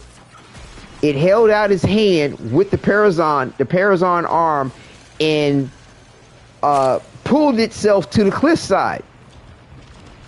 I don't know if anybody noticed that. I think they're going to add in a mechanic for the Parazon to allow us to pull ourselves around, similar to how Valkyr has her ripcord. They might even take away Valkyr's ripcord because it's really kind of lame in a way, right? it's okay, but like, is it really? Come on, man. It's kind of like Excalibur Super Jump. You know what I'm saying? Back in the day. And I mean, you kind of So basically, gotta... it's now just Halo Infinite. Halo Infinite. I don't know about that. Here, I'll get the Periscript. Because the grapple hook. Oh, I see what you're saying. Yeah, and I can see but no, also too is DE fucking with First Descendant. 'Cause the way that they fuck with them, like it's like, oh, okay, First Descendant, you wanna take a play out of our book for your shit, not just a play. You wanna take the whole motherfucking glossary and encyclopedia to do your shit. Okay, all right, cool. We'll stay competitive. We noticed the people liking the ripcord shit and the grappling hook shit. No problem. We got one fucking better for you. And because we already been doing that shit with Valkyr. And why not really give Valkyr another something even extra more useful in her kit? I do Similar not like the grapple hook is freaking garbage. I get you, but the thing is that to add a Parazon, an extra element of mobility through the Parazon, like a grapple type situation, okay, basically it's a ripcord. Look at it that way. Like what Valkyr has, is perfect. I mean, basically that's why they took out Super Jump, because they revolutionized and increased the aspect of the mobility system, okay? So what's the point of having Super Jump? If they add another element to our mobility system with the Parazon, why have Ripcord on Valkyr? Why not now put something in for her that's a lot more useful, besides slinging herself around? I mean, like, it's okay. I've never been impressed by it, to be honest with you. And I mean, and now that they came out with the spider frame, like, the spider frame, you know, makes the ripcord look like a joke, you know what I'm saying, in the way of itself. It's like, kind of like,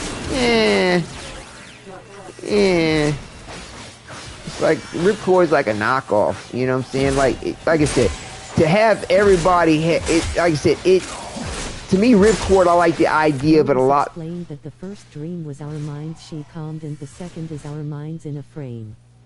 Correct. I'll see if I can find it. Been watching. Oh really? You think she's actually? Yeah. Oh really? You think she said that? That would be fantastic, because that would prove the point about this being part of the first dream. That really would be. If you could find that reference, that would be fantastic, Gemma. Awesome. Because like I said, I can't understand how this does make sense. Like, this might not be the case. It is my theory, grant you, on the point. Who knows? But yeah, I mean, like I said, another thing that I haven't seen people talk about, like I said, when Excalibur Prime is fighting Ascension, he propels himself to the cliffside. He holds out the Parazon arm, and you see something pull him to that cliffside, like the ripcord that a Valkyr has. So, you know, doesn't mean that they're gonna ship it. I would like to hope they do. Things could change between now and then. They may be holding it in reserve for a nice surprise. She explained it. Who explained what? Who explained what? Lotus or did they explain the I'll be back. Oh, okay. All right. Well, when we come back, you let me know who explained what. Was it the update to the Parazon and the mobility system, besides just the wall run with the ripcord from the Parazon, or the Lotus explained the point of the first dream? Not sure which you're referencing.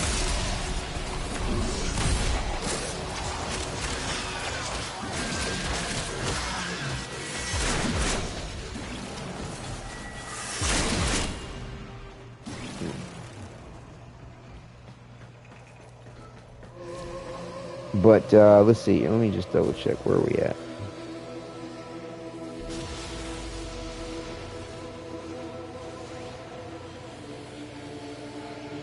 You know, of course, it's awesome that they're making this tutorial for the game as far as how to use the mod system.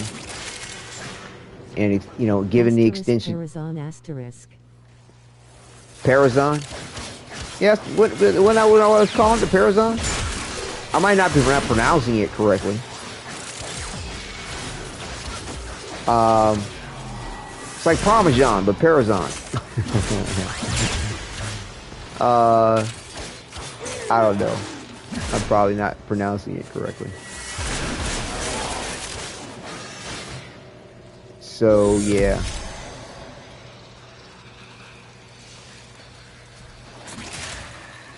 Let's see, where was that? No, right. I was correcting my sentence. I made it because text-to-speech can't make it readable sometimes. Oh, I got you, Quinn. Okay.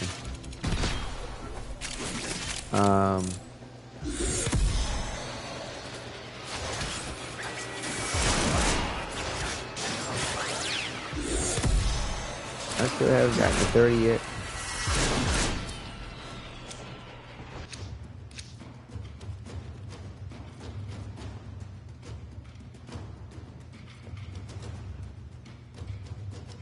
Let's go ahead and bounce there, Ali.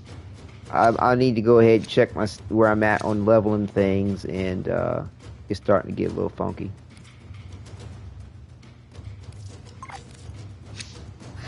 These manifestations must not be allowed a foothold on the villa. Life support is at risk. Destroy them. Look.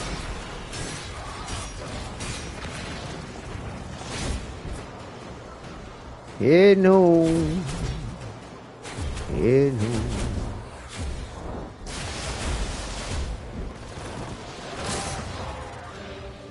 I'm coming.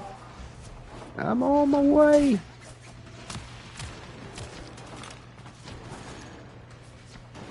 But yeah, they're gonna flush Teshin back out as far as how he was back in the day. We get to see him in the flesh again and be able to interact with him while he's in the flesh. And like I said, this going back to the first dream element of things, I honestly feel like, you know, like I said, we'll have a new faction to interact with, a new faction to level up.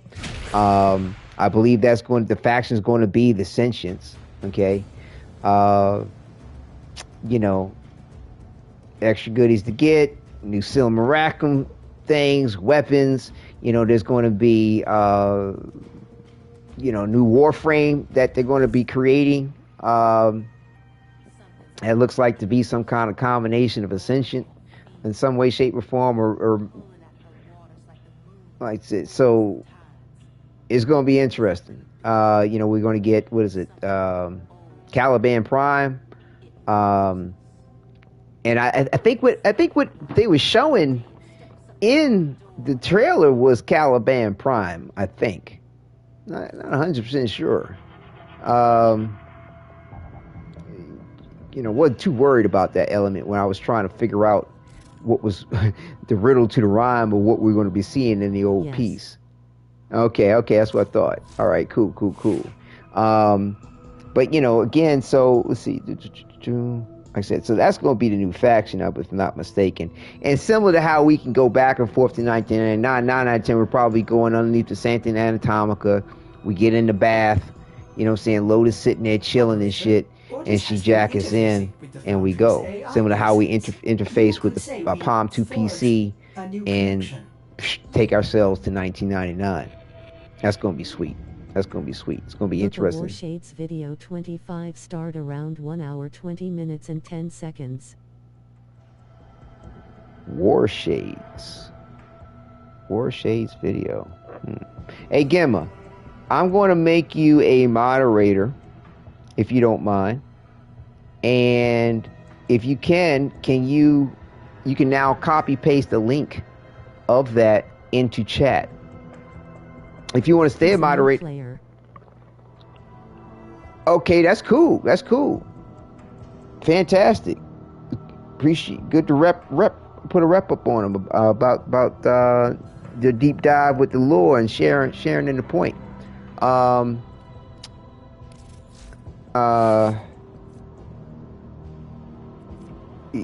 So yeah, you should be a moderator there now, Gemma. If you can find their video, please link it and their channel. That would be great. And I'll look forward to checking that out. I can pull up the. 1 sec. Appreciate you. Fantastic, fantastic.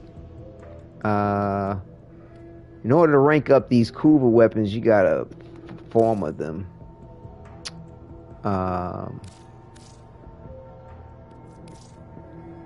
Like I have no idea what the. https://youtube.be/EYSZSMNC92Y?si=sign-AL07G5GMKSJXIM1Y. All right, excellent. And so, let's see.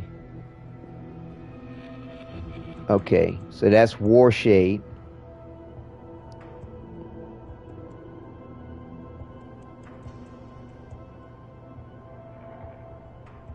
Thank you, but I don't need to stay a mod. Thank you. Okay. Though. Okay. So is it that you don't want to stay a mod? Is it that you don't want to stay a mod, or you want to, or you don't? I can take you off of being a mod, but I don't mind leaving you on. It's not a worry. It's no worries for me, just in case you have something else you might want to contribute in the future, or you notice something funky going on. But if you don't want to be a moderator, I can take you off. But I'd love to have you as a moderator if you want to stay as one. I mean, I'm not not going to push it on you, and I respect your decision if that's not the case. If you don't want to remain a moderator.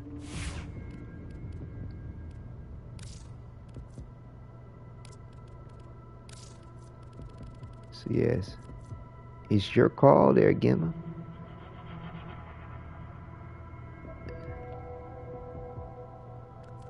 Let's see.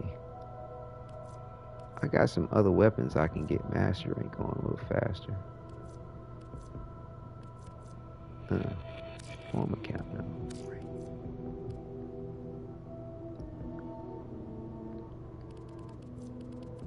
We can come back to the Kuva weapon.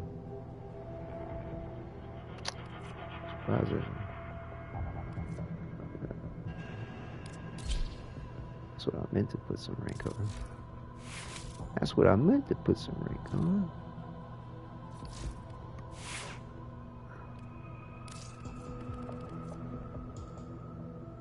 So maybe I didn't understand your reply.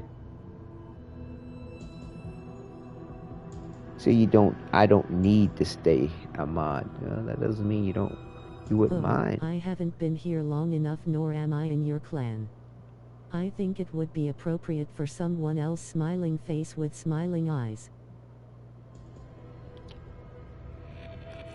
I get you. I'm not, but I'm still almost feel like is it a way of you being humble about the point? Like, you don't have to be in my clan to be a moderator, and you've been around a good bit. You've supported the channel quite extensively, and have an excellent mindset about things. You've offered me some advice as well.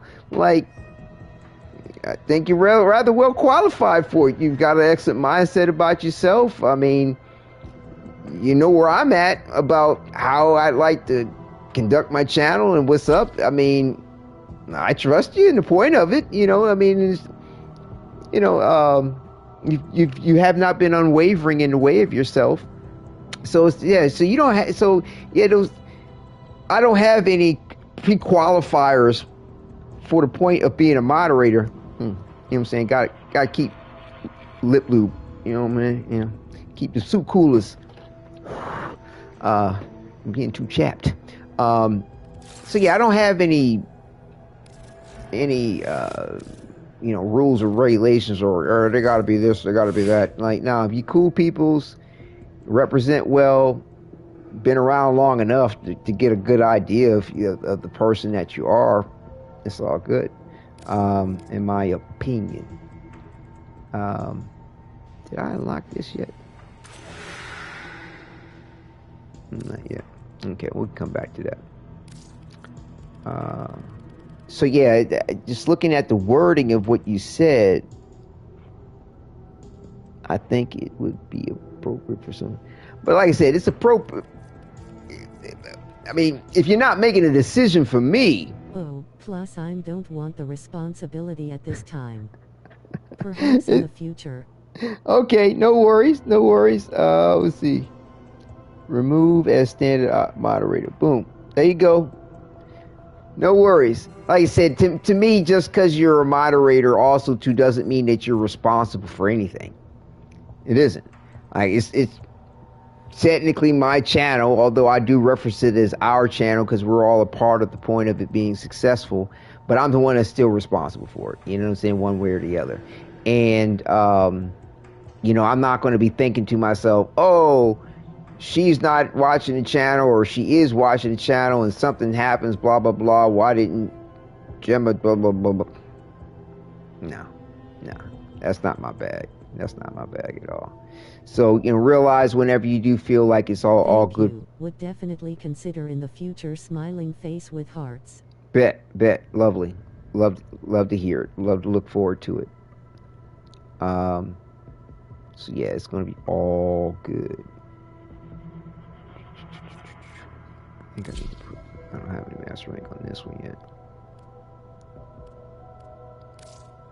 And let's see.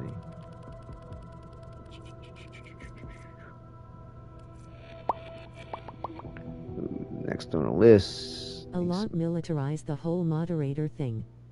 It's all chill in here though. Did you go to 1 hour 20 minutes and 10 seconds? I missed it. No, I said I'm playing this. I need to let's see. 1 hour 20 minutes 10 seconds. And so he says something in 1 hour 20 minutes and 10 seconds.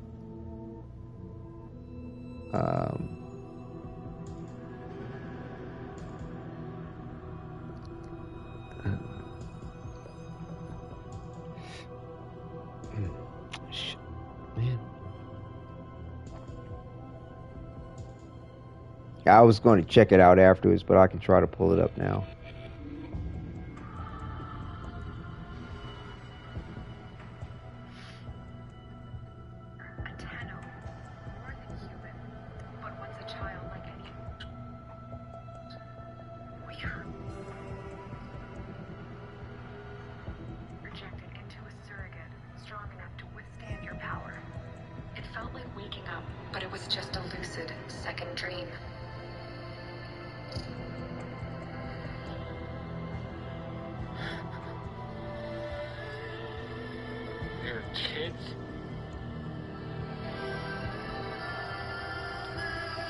Trying to see what I'm listening for. It was a shadow underneath what we did. A sensation of being a victim, of being helpless. I took up the sword to protect those in need. Why are you crying? He crying. So you became Tenno, serving the Orokin, but bound by honor. He feeling it. As the Tenno grew, they founded great schools, the Tenno ways. Do you see yours? Well, I remember all this as far as the second dream. I'm not sure what you're referencing there, Gemma. But my man boo-hooing. You feeling it. Started there, you can back it up a little. Ascent that hits you like a wave 1 hour and 20 minutes. And so they say something.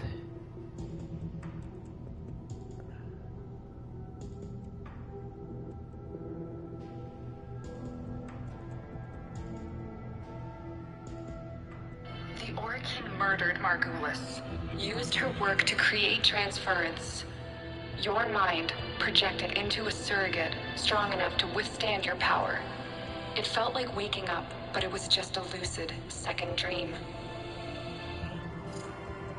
Yeah, I mean, so far from what I'm hearing, I remember all that, and that backs up everything I was saying. I'm not hearing anything about a first dream though. Am I missing something? Probably, maybe. Oh.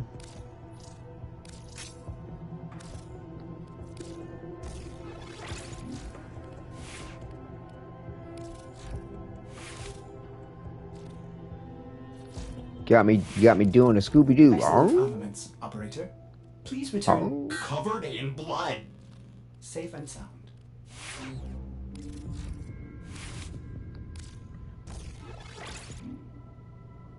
Pull up the notes again.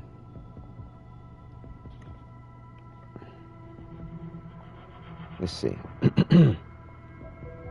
So yeah, the other thing I wanted to discuss was the proto frames. Like I said, we got the new proto frames. I'll look again. It's in there. I'll find it, and you can look again offline if you want. Okay, yeah. So you're thinking that they commented on this first stream, or they made reference to the first stream. Is that what you're alluding to? Am I understanding you correctly?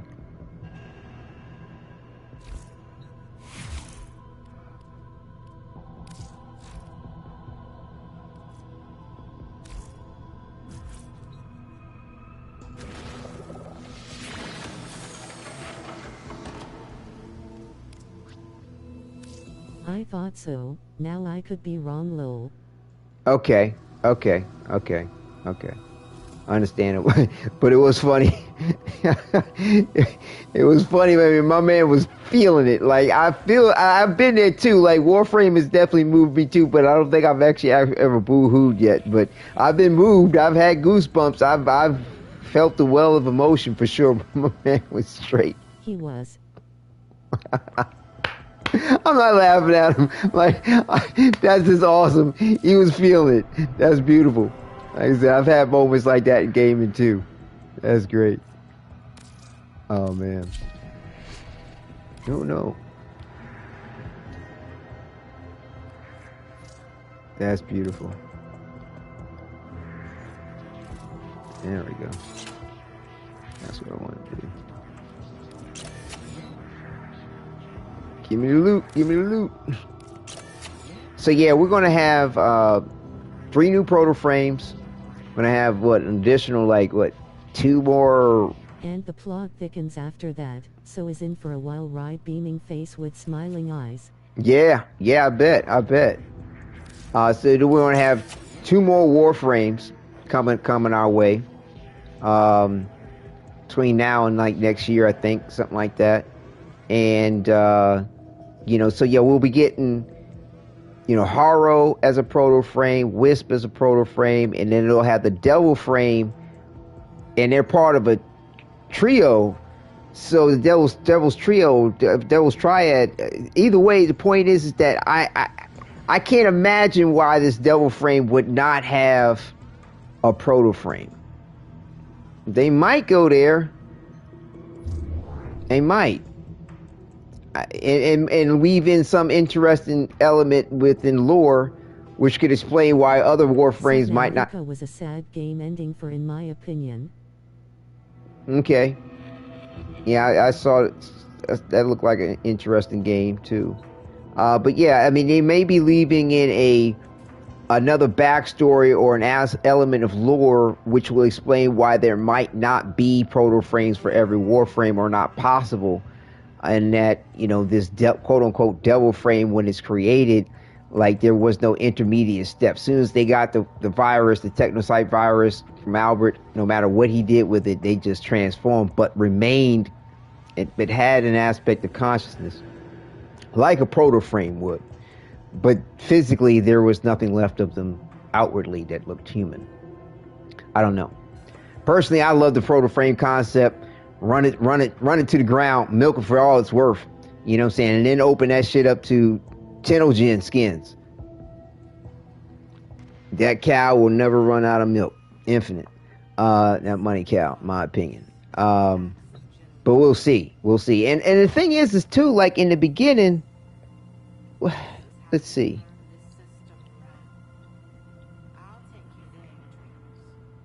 Like I said, in the beginning, Albert goes, Uriel, heretic of Zata.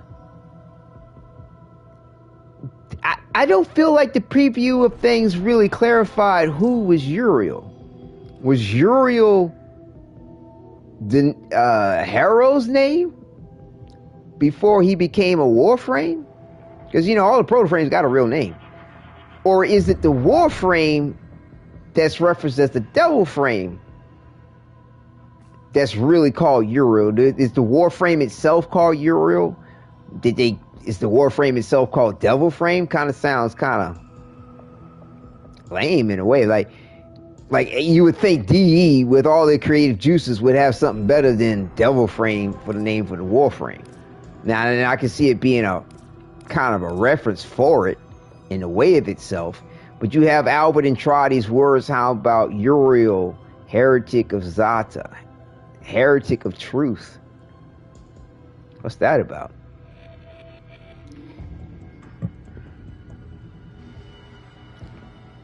And his words, to be honest with you, wouldn't mean shit to the proto frames, from 1999, unless, because see, to me, like Haro, why am I getting tongue tied on his name? Haro, right?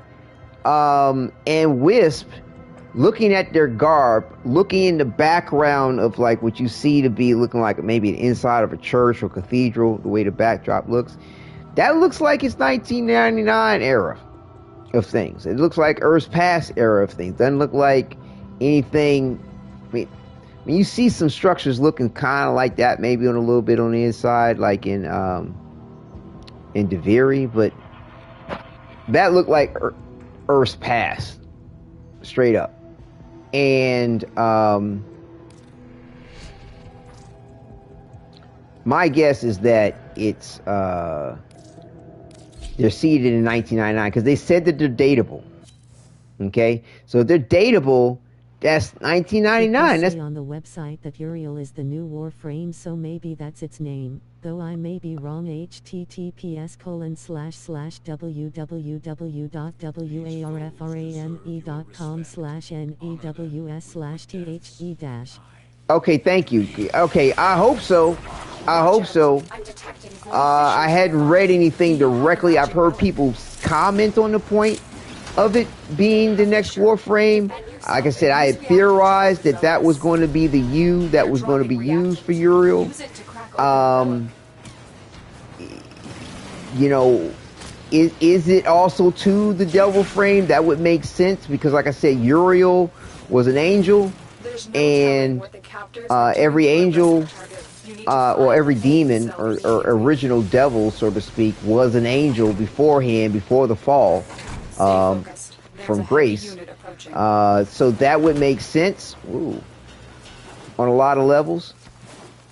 Hey man, is everybody back there killing shit, getting traces? Let me back up so I don't miss some traces. So like I said, it makes sense. And I love the poetic element of it.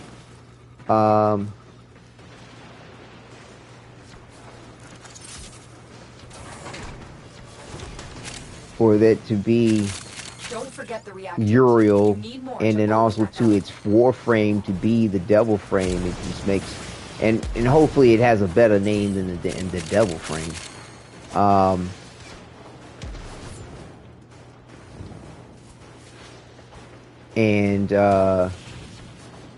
Because like I said, they said 3 new proto frames. They showed the trio together. The Devil Frame was in the center, but they did not reveal what the proto frame of it would look like. Giving us a little something to anticipate.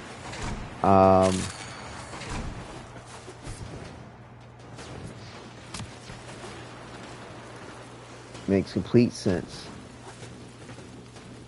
Somebody put some emojis in the chat that look like shit. Okay. You are approaching the holding area. Careful. Okay. If the wardens detect you, they will surely initiate the execution sequence. So yeah, did anybody have any questions about those proto frames or the Warframe things? There really isn't too much to really talk about out of the fact that I'm just stoked for it.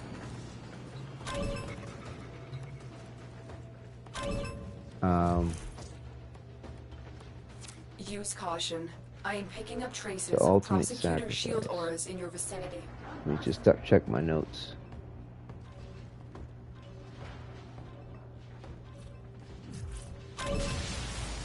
I think the in-game chat is responding to what I'm saying, speaking to you all in the broadcast about. The Mexican man 918 says his name better not be Demon Frame. Right? Somebody else's, you dig in your butt and we know your address. What? So we have some fellow Tenno going on some weird shit. And if they got an issue with me, they can just go up to my name and hit mute. Subject found. Anyway, so yeah, if anybody's still listed in as far as the in-game chat, I'm broadcasting live, and yeah, I can't actually mute myself in game. There's no way to do that, but we have the lovely ability to mute each other in any mission that we want with just click at a button. You go up to, you hit the options button, go up and scroll down somebody's name and hit mute, and surprise, surprise, you don't ever have to hear them again. Oh man.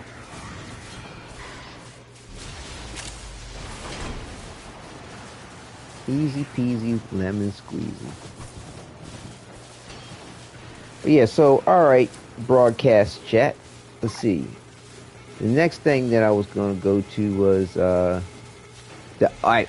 So like I said, we're talking about the aspects of the means justifying the ends with the indifference and the Orcan Empire. Okay? And one thing that's kind of coming around full circle was trying to pushing us towards an element of the end and a setup towards that, and also to referencing the sins of the past. Okay, it's real important that we recognize that Nessie, all right, during the aspects of the Operation 8 Claw, okay, in Deviri, which reminds me, I wanted to check on something about this. Right. See, Isleweaver's right here. Let me see something. Just want to pop over here for a second. She explains that to the Drifter, like, don't you find it odd? Two twins, two identical souls, having two separate paths. We all know the Grineer and the Orcan don't like twins for whatever weirdness that they're on with that, one way or the other. But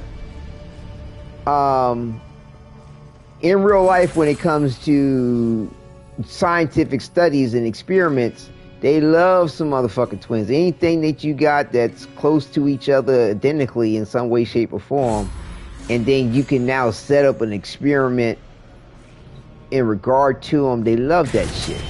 Albert and Trotty, I'm not mistaken, you know, after the children, this wasn't no prior shit. It's like after the children came back from the void and the 10-0, the Zariman. I like to call it the Zariman, not 10-0. He's like, oh, okay, well, I'm not going to complete this mission. I'm just running in here real quick just to see what it's like since the event for just a second.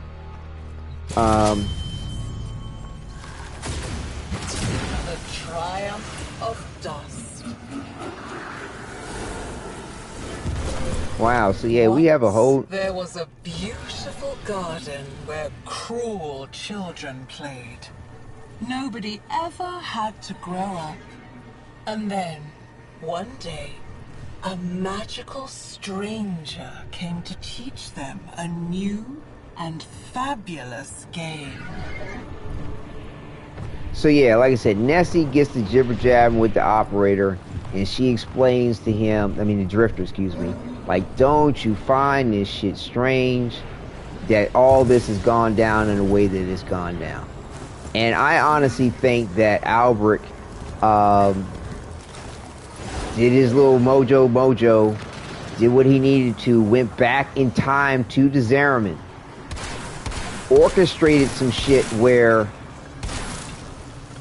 one of them that was special, because he did recognize that, you know, it's not always the case with the indifference, but it tends to like some special shit. That's what he kind of was doing, is conducting with the cavia, the guinea pigs, for trying to dumb down the experiment with Toffer and Bird and what have you.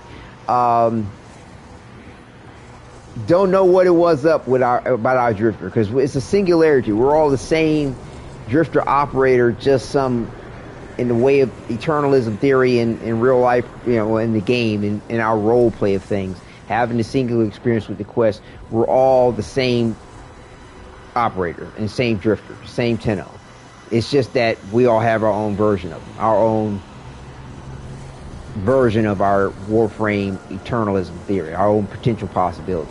But bottom line is, Albert and Trotter was like, there's one of y'all, for whatever reason, don't know what it was about the Children of the Zeramin. I'm guessing that, you know, out of the ones that survived, our operator drifter was something extra special. As we can see, it seems like they're going to allow us to play as Excalibur Prime as our operator. So our operator, I'm guessing, was on Tau at this point in time of this first dream, and was piloting or operating Excalibur Prime.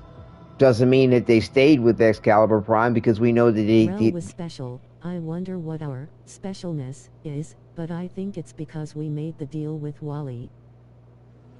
Right, but so did the other kids. I would think, unless it only took one kid to make the deal with Wally and all the kids got the abilities. I'm not sure.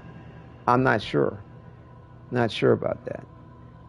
Did all the kids make the deal? Did it only require one child to make the deal? US only.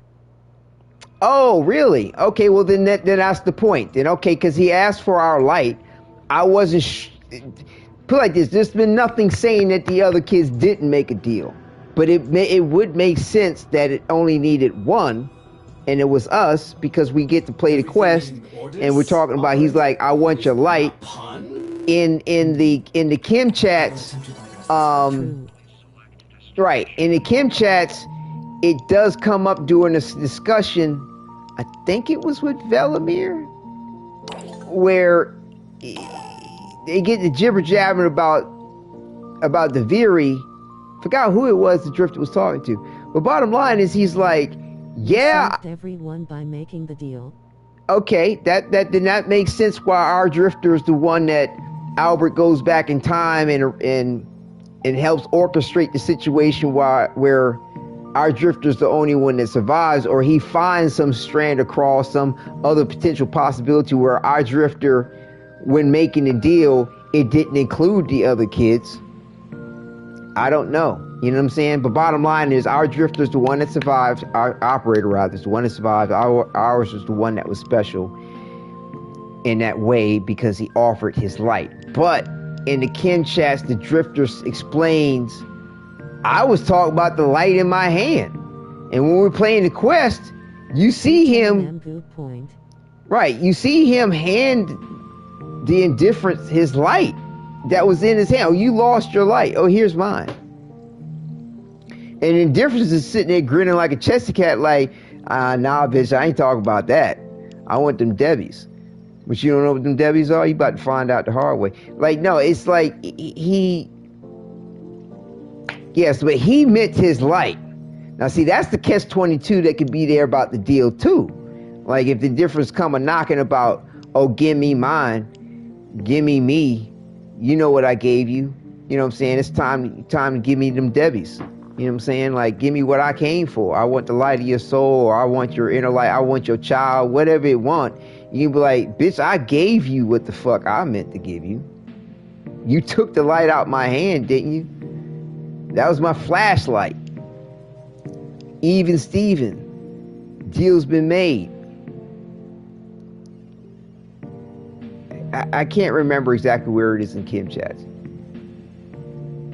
But either way, the point still remains the truth of the point that, like I said, our Drifter was talking about his light in his hand, not anything else. And so that'll be interesting to see what comes back around as far as that. But the point being is that we are also to seeing the sins of the past. And again, Tau does mean sin, depending on which region of the world and history you're talking about in relationship to the meaning of the. I think it's like 4 different meanings in Hinduism or something like that. And Tau and sin is one of them. Either way, we're also too referencing the sins of the past. We're getting the truth, the zata of the operator, in the way of what sins may come back to haunt them. And like I said, because when it comes down to the end of things, people have been theorizing about how we may have to sacrifice the operator or the drifter to stop the indifference in some way, shape, or form, or the indifference is going to latch on to the operator. Because in Lotus Eaters, saying the Lotus is how about it wants you and I want to give it to you. It ain't talking about the drifter like that. It's talking about the operator like that, because because apparently, as we understood, based upon what went down, the indifference has had its hand all up in the operator before. You know what I'm saying? He's been all, and manipulating him, puppeting him in various different times in the past. Has assumed his identity. Like, I don't know if I've noticed the indifference assume the identity of my drifter. That is one thing I cannot say that I've noticed.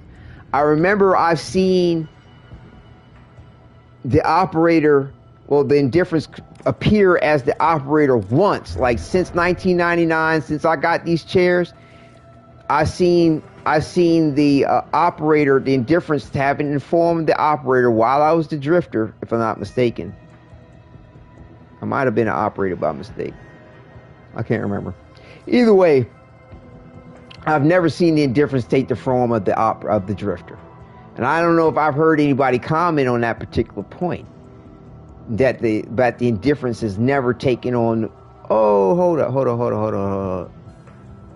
No. Like even in the quest, and it's funny because it just dawned on me. Like even in the quest with 1999. Save the Hex, even when you see the indifference sitting in the office chair and spin around, it's not the drifter, it's the operator. The indifference is never taken on the form of the drifter, if I'm not mistaken. Y'all correct me if I'm wrong on that. But yeah, so again, I feel like everybody's definitely on to something, in that there's going to be some type of ultimate sacrifice that the means, once again, will have to justify the ends. Now,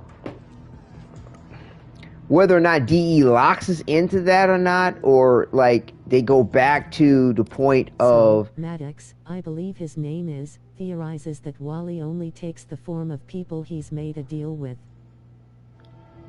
Nah, it ain't. Wally will take the form of whomever. It's not. I don't think it's reliant on the deal.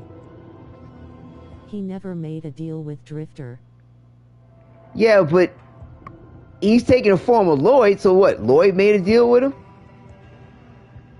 You know what I'm saying? He's taking the form of like. I mean, trying to think who else.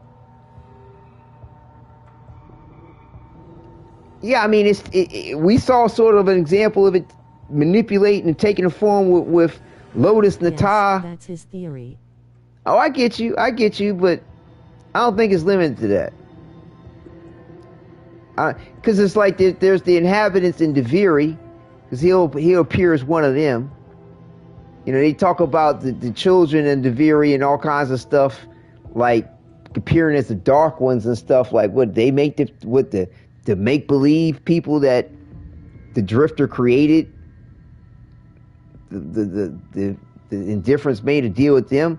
Like I see the point of the theory that they're going with. I get it, but I don't think it's limited to that. It could be. I don't know. but it definitely hasn't assumed the guise of the Drifter. And but like I said, if they're going with that, like, we know that it can take the form of anything it's come into contact with. Yes, I see what you mean. Right. How did Wally get Nessie? Right. We don't. She says that it held her severed arm, her severed hand, talking about it being held out. We don't know fully, like, you know, Nessie's full story of things. Okay. I mean, she goes into it here with the Codex in her tale of the girl and the spider, which is rather poetic. Once upon a time, there was a little girl. An envious little girl who watched as the whole world had more than she did. Once upon a time, there was a little girl. A frightened little girl who ran and hid. Eat it all up for her. Was so afraid, but she hid her fear away in the her. arms of a stranger. But most of all, once upon a time, there was a little girl. I'm trying to remember, she says it here, or was it just you run around Deviri? The world went wrong. Once upon a time, there was. She's basically talking about her family, her life. A joyful little girl whose life was filled with meaning and happiness. She's telling the spider. Once upon a time, there was a little girl. Because she was denying the deal up until this point. Whose life was filled with fury and rage. She hurt and maimed, and was hurt and maimed in return. And along came a spider, who told her that everything in the world always ended in anger. But the spider said he could eat it all up for her. But she turned away and realized she had nothing else to fill her life with. The spider smiled, and he ate her all up. See, I think this is referencing about the indifference in him coming in it, the so-called indifference, Wally coming in contact with her. I think her analogy of the spider is referencing the indifference, and it ate her all up. Again, like I said, when you're in Deviri, she talks about how she held out her severed arm is part of the negotiation with it, I think. So she may have made a deal with it in some way, shape, or form. Again, like, did Lloyd make a deal with it when it's appearing as Lloyd in the Hex Quest? I always felt like the indifference could take the form of whomever it wanted. Right. I always felt like the indifference could take the form of whomever it wanted to, especially if it's come in contact with them in some way, shape, or form. Like I said, the Hex Quest, even at the end where the indifference appears as the operator before it wants to disappear again, it just never appears as the Drifter. You don't ever see it appear as any one of the Hex. You've seen it appear as Albert and Trotty. Did the indifference make a deal with Albert and Trotty? There's been nothing alluding to that.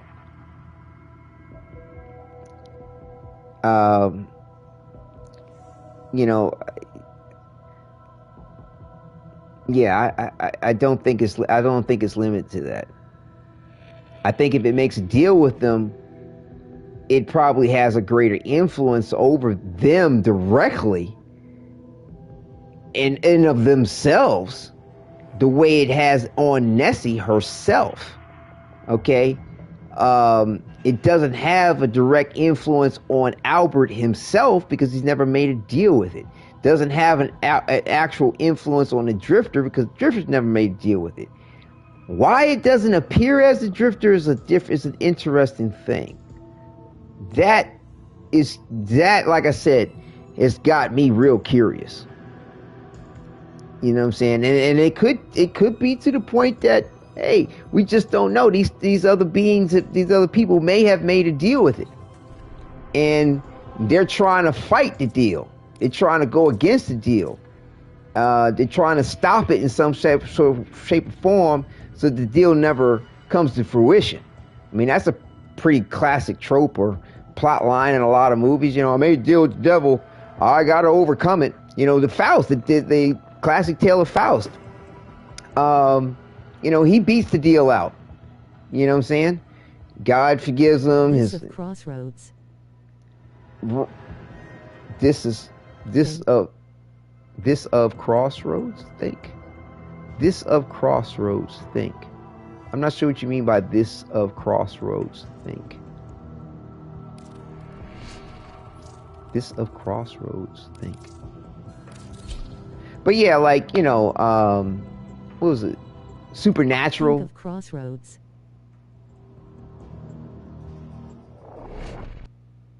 Well, yeah, there's the old tale of, you know, the Devil's Crossroad, where you make the deal with the devil. The devil went down to God. Right. Yeah, devil went. Yeah, right. Right. You talking about the song? I think you're referencing. Yeah. I think I'm aware of where you're going with that. We need the device. Do you have a but yeah, so they all could have made the deal with the indifference, and you know, and that would make sense definitely as to why we're only seeing it appear as various different individuals because they made the deal. Nata, Lotus, may have made a deal with the indifference as well, right? And they're all trying to thwart against it. We know that Nata Lotus is an agent, so to speak, of it. Well, the song is based on the Devil's Crossroads. Right. Stay focused. There's a heavy unit approaching. You're making waves, Dreamers. I can feel it. Use that reactant to open a relic. Sorry, old musician habit of mine using songs as references. No, you're good. You're good. Songs are good references. Still working on it. Continue to defend. Don't forget the reactant. You need more to open that relic.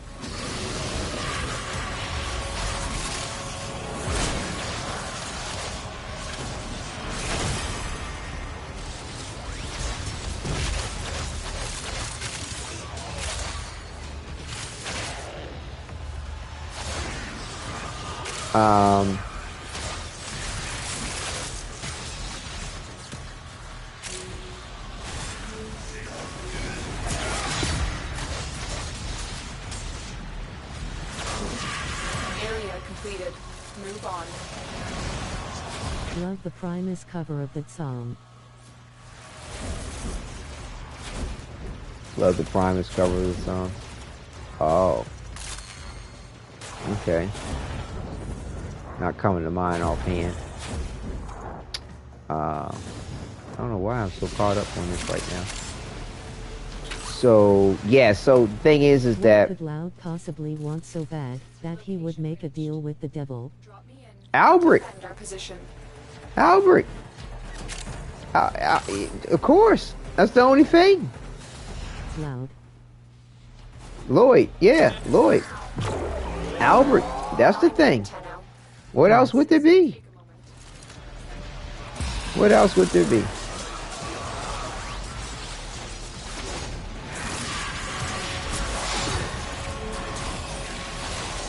Autocorrect low. Right. Oh, is that what happened? Yeah. So. Well done, Tenno. Your relic is open.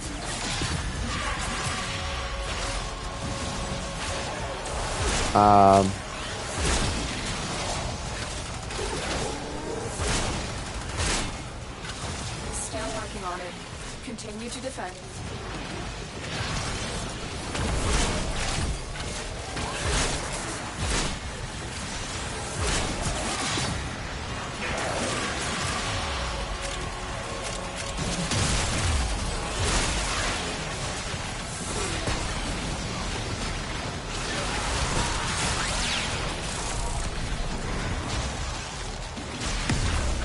Yeah, I was thinking there would be some more people in this mission, but there aren't.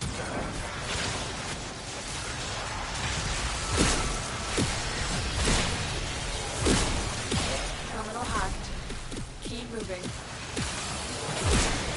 Wise Parvos, the low thief shall never know the cool caress of your crowns. Yeah.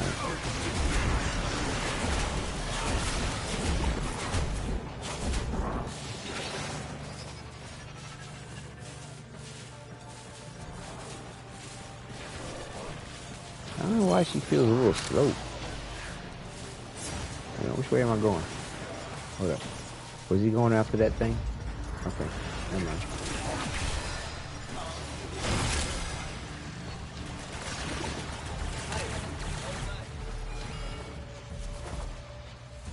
So yeah, like I said earlier, it will be interesting if Dee decides to let us go back in time to alter various different decisions. I typed Lloyd twice. Yup, I just watched it change my word. But you're right about the Duvary, imaginary, people not making deals. Right. So, yeah, I mean, like I said, interesting thought, interesting theory. Just not sure how well that really pans out all the way. I mean, it might, but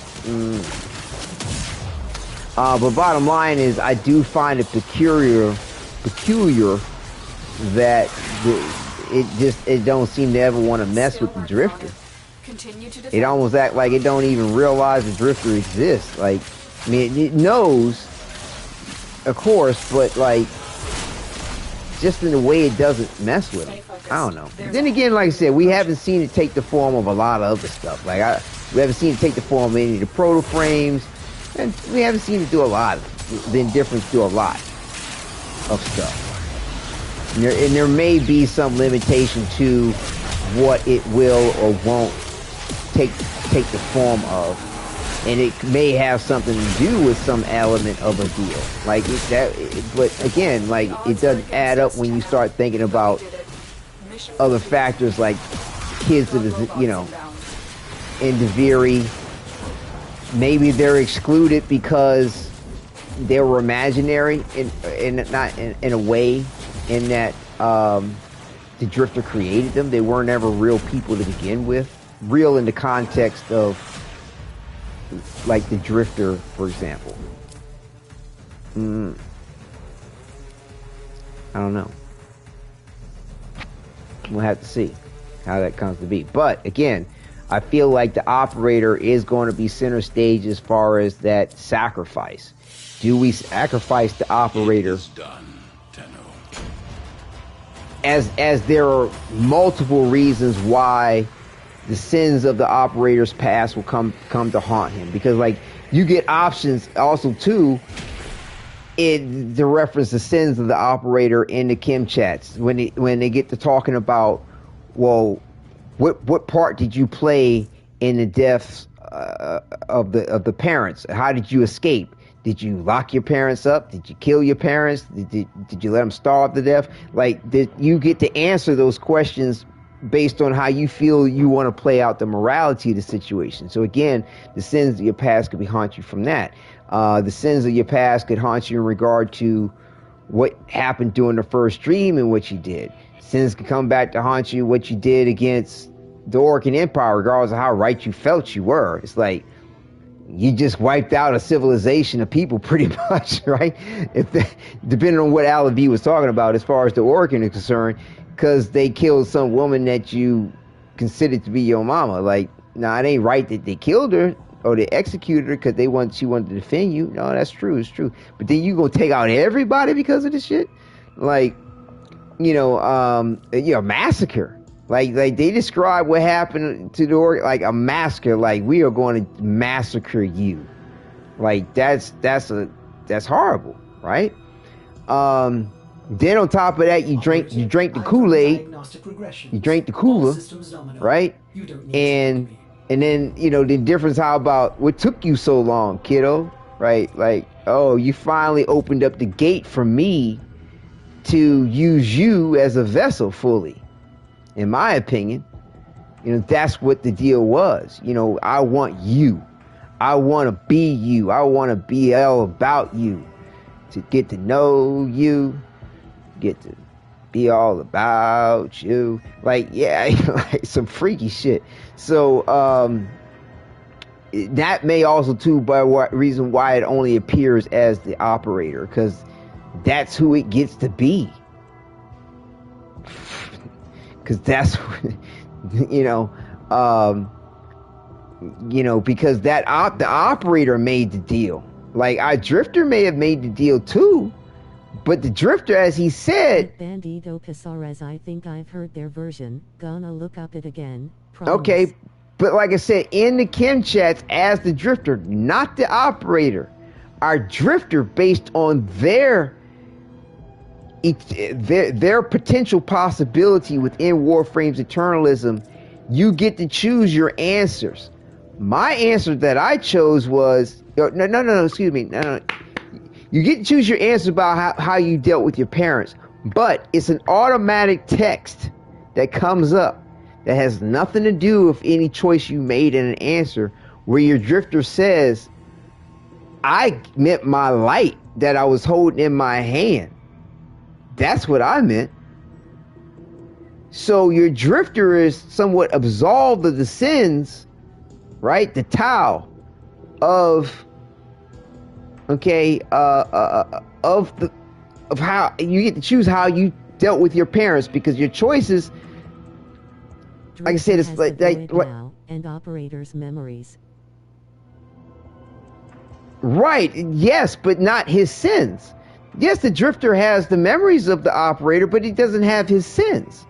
You know, and it doesn't mean that when he was answering the questions, he said, I, me, not us, the Drifter, the operator and me, or little dude and me. He doesn't say that. He says, me, I did this.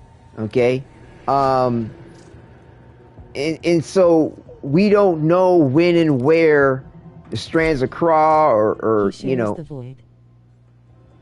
Yeah, that may, yeah, so that don't mean that he shares the deal in the way that it was made with the operator.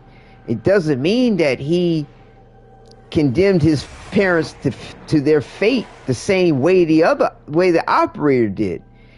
We know he was not part of the first dream and the massacre and the destruction of the the old war, or whatever happened during the old peace, or the new, you know, or the second dream in the way of the massacre of the Orican people. The Drifter wasn't a part of any of those sins, any of that Tau. You know, the Drifter has a different Zata, a different truth. So the thing is for there to be some type of sacrifice in the way of the Drifter, I get it. I mean, the operator, excuse me, I get it. And so, yeah, it will be fascinating to see what they decide to do with it all. So the tree branches on his arm, and what about the tree branches on his arm?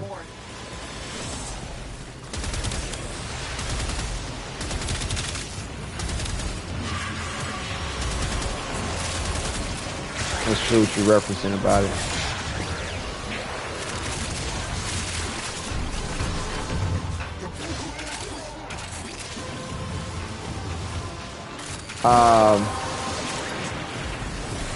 The point I'm trying to get to is that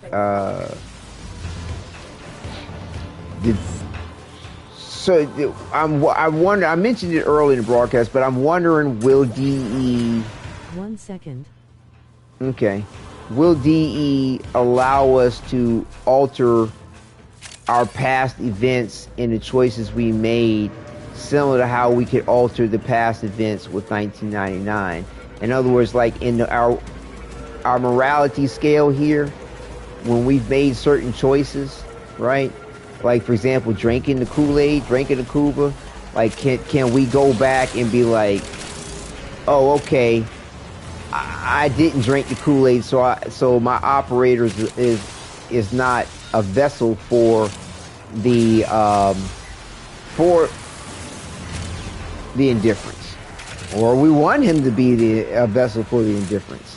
It would be interesting if they decide to let us affect what we've already done in the game, because I don't think they're going to allow us to go back to the quest, replay the quest, and change it that way. I mean, they could, but I feel like 9 out of 10, if they do allow it, they're going to do some type of like setup the way we did it with the Hex Quest finale.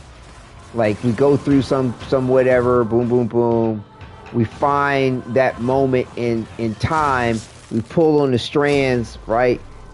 And we then interact with a small cutscene to affect the difference in the way of things, so that the potential possibility changes to what we may want it to be, or what we want to role play through in the game.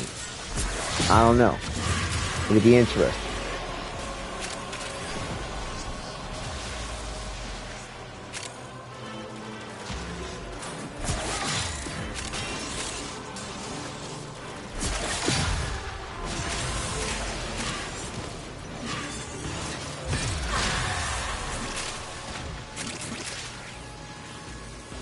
I can fly.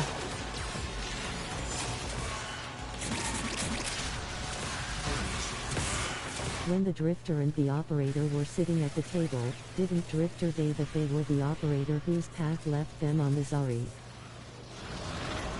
And let me see what you're saying there.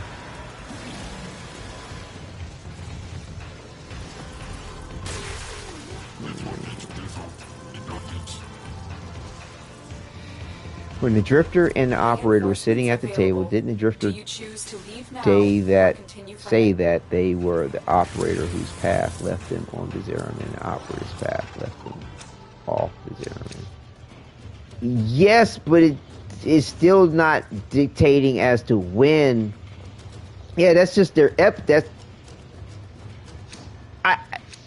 I didn't interpret that as that is the split. That was the moment of the split. Until the paths split. I didn't look at it as that's when the paths split, where their paths split. And the Operator's path. Yeah, it led them off.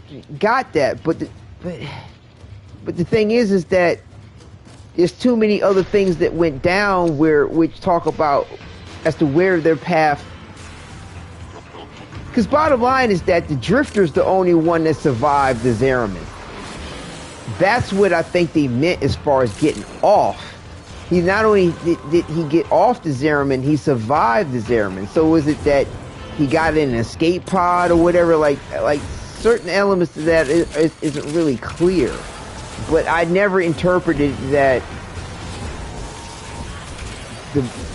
the getting off part was the moment of the split, per se.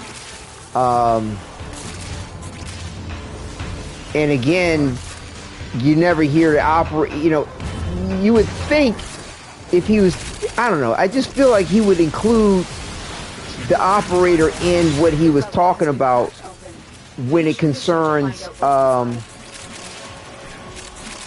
decisions that were made. Like, you know, me and the kid, or we. And he says I, you know, when he's talking, having these conversations. He said that I am the you that stayed here. Yeah, but that does not exclude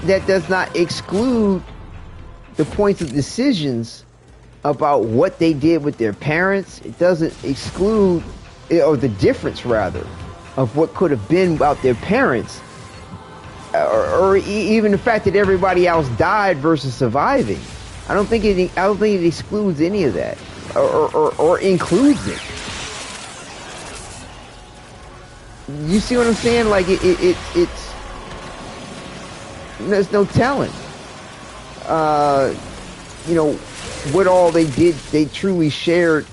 What is this thing? No. I think, because to me their paths changed with whatever Albert did. I think Albert had a hand in the whole point of our drifter surviving, and had a point somewhere along the way of probably allowing all the other kids to die. Again, the means justifying the ends. I can see Albert going there, no problem. You know, there had, you know, so that the indifference wouldn't have its hand on anybody else. Okay? In the way of things. He needed all the power, potentially, that may have gotten spread out by the deal to be focused on the drifter. Maybe, right? Maybe the drifter's in a way more powerful than the operator. You don't see the operator turning back time the way the drifter can. Right? Not that I know of. So I think Albert was instrumental in the point of the separation in the path, the true separation of the path, the true point at which the potential possibility of each one of them happened. Yes, it's easy to say, yeah, I'm the you that you know, got off the ship. You're the me that stayed on the ship. Yeah, sure. That doesn't speak on when the potential possibility of them actually split, when that moment happened. Because in my opinion, like I said, it had that happened. We don't know when that happened, but I believe that happened most definitely in a way that we don't know yet, because it has a lot to do with Albert, and I believe him orchestrating certain events to take place in some way, shape, or form for the other children not to receive the power and to die. Plain and simple. He sacrificed that potential possibility of children to an ill fate, so our drifter had all the power. You know, kind of like The One in Jet Li, the movie called The One. That shit was badass. Where he was going through. Special in that as an adult being exposed to the void, thus now having void powers, did not go insane. Good dance. Yeah, because he was touched by it as a child.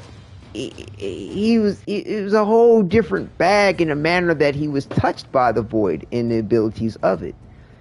And of course, he had the teachings of Albert's daughter, you know, the love of his parents, you know, the grief of the loss of everyone, the fantasy world that, you know, his wonderland that he was able to create, you know, as Deviri.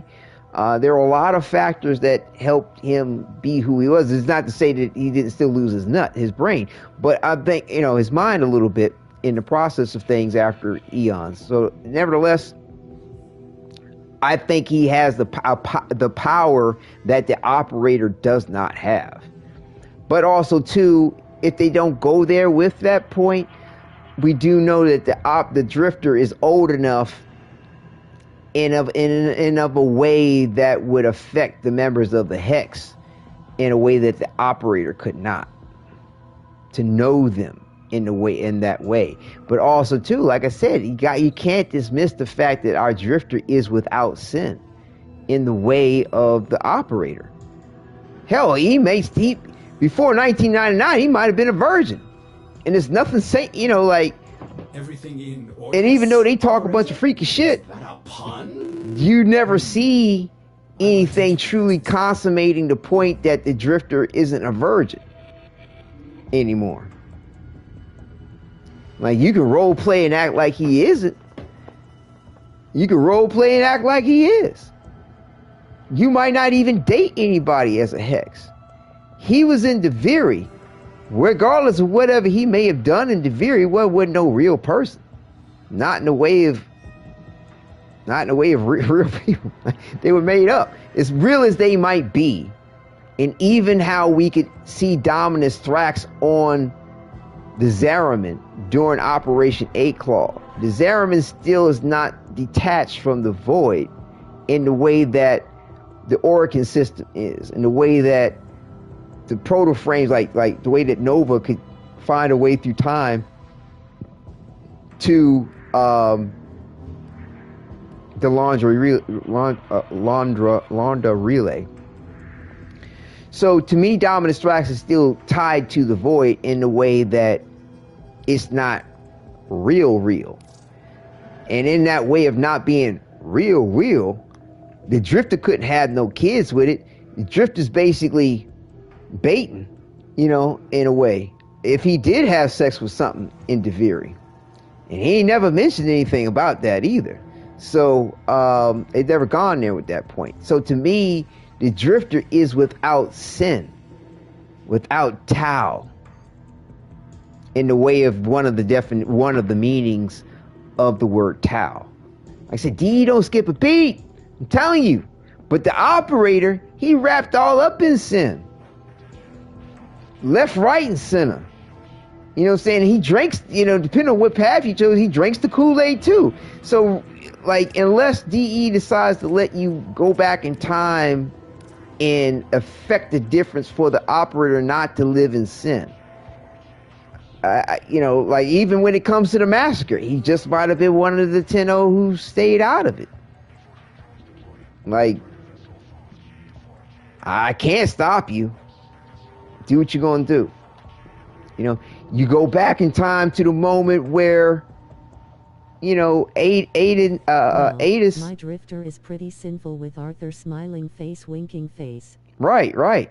Well, yeah, but this is now him all grown up. But I'm talking about to the point of where we are now. But again, that's your role play of it. There's nothing in the game directly stating that. Right, that's your role play of it. And the thing of it is depending on how strict you are about the nature of virginity, oral sex, depending on how strict you are, even booty sex. If it isn't vaginal, penis, hey, I'm sorry for folks if you're not grown enough to handle this conversation, but I'm being as polite as I can about it. But the point I mean is that it's fairly strict about what it means to still be a virgin. I mean, hell, even certain laws act like certain other aspects of sex doesn't constitute losing your virginity. And a lot of people tell you, unless you have a child to prove the point that you're not a virgin, you can. Arthur tells me he can still taste me on his lips the next day, and it's very distracting, lol. Yeah, but what is he? He could be talking about your lips, the taste of your saliva, the taste of your tongue. It doesn't have to mean anything other than what you decide to take it for. It doesn't have to be one's sexual juices, so we say. It could be your kiss. You know what I'm saying? You have some of that pizza in the mall that he's still tasting on. you tasting some of that pizza on his lip. Or it could be whatever you want it to be that he tasting on his upper lip.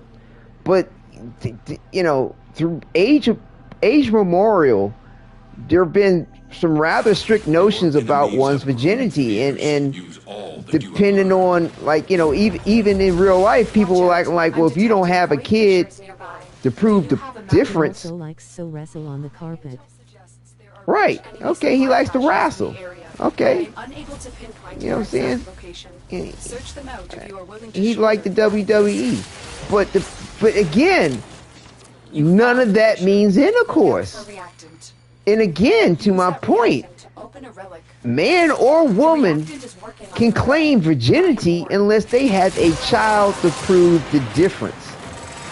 And even still, with today's technology, and heck, even in the technology of the organ, a woman could be artificially inseminated and still be a virgin. It's in real life today. Right? You could have some version of an immaculate conception, of sorts.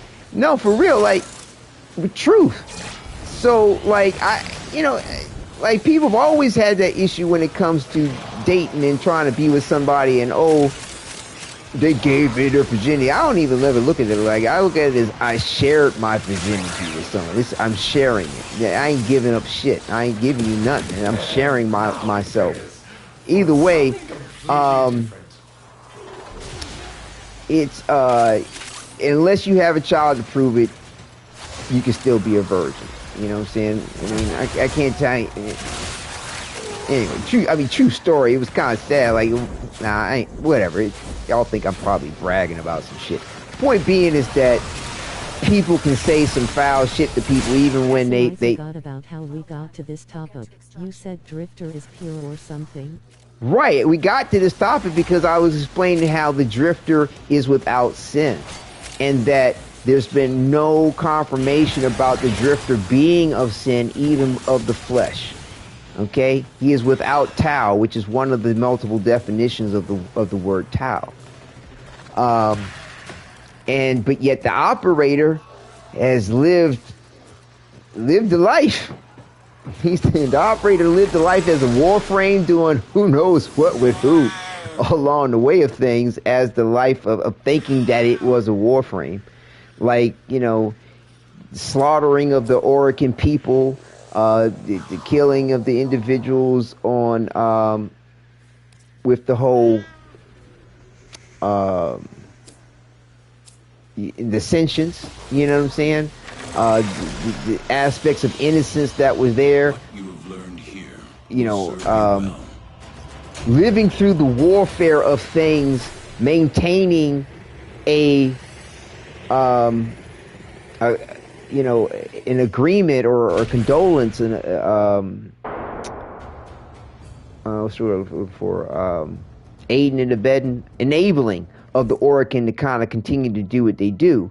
And I mean, even the Drifter talks about that too. He was like, yeah, but we didn't see nothing wrong with that. But he still wasn't talking about from the context and the point from the operator's path to things and his path of things. He was speaking on it pretty much prior to before the operator and Drifter had their... The only verifiable mating is between two operator-less frames.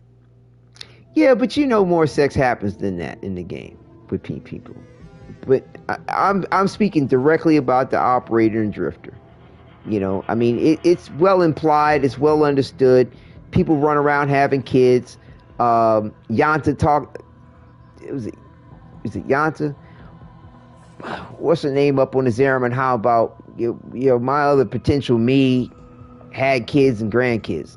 There's been reference to people getting it on. Bang, bang, bang, bang. You know, just having fun with themselves or whatever. Well, I didn't notice your current frame. Yeah, she's pregnant. Yeah, I know, right? Very poetic to the point of the conversation. It's Jade, rather. I will attempt to bypass this. So, like I said, there's a lot of phenomenal points where the notion of living in sin and the operator and the Drifter having that difference. And maybe that's the reason why the indifference doesn't take the form of the Drifter.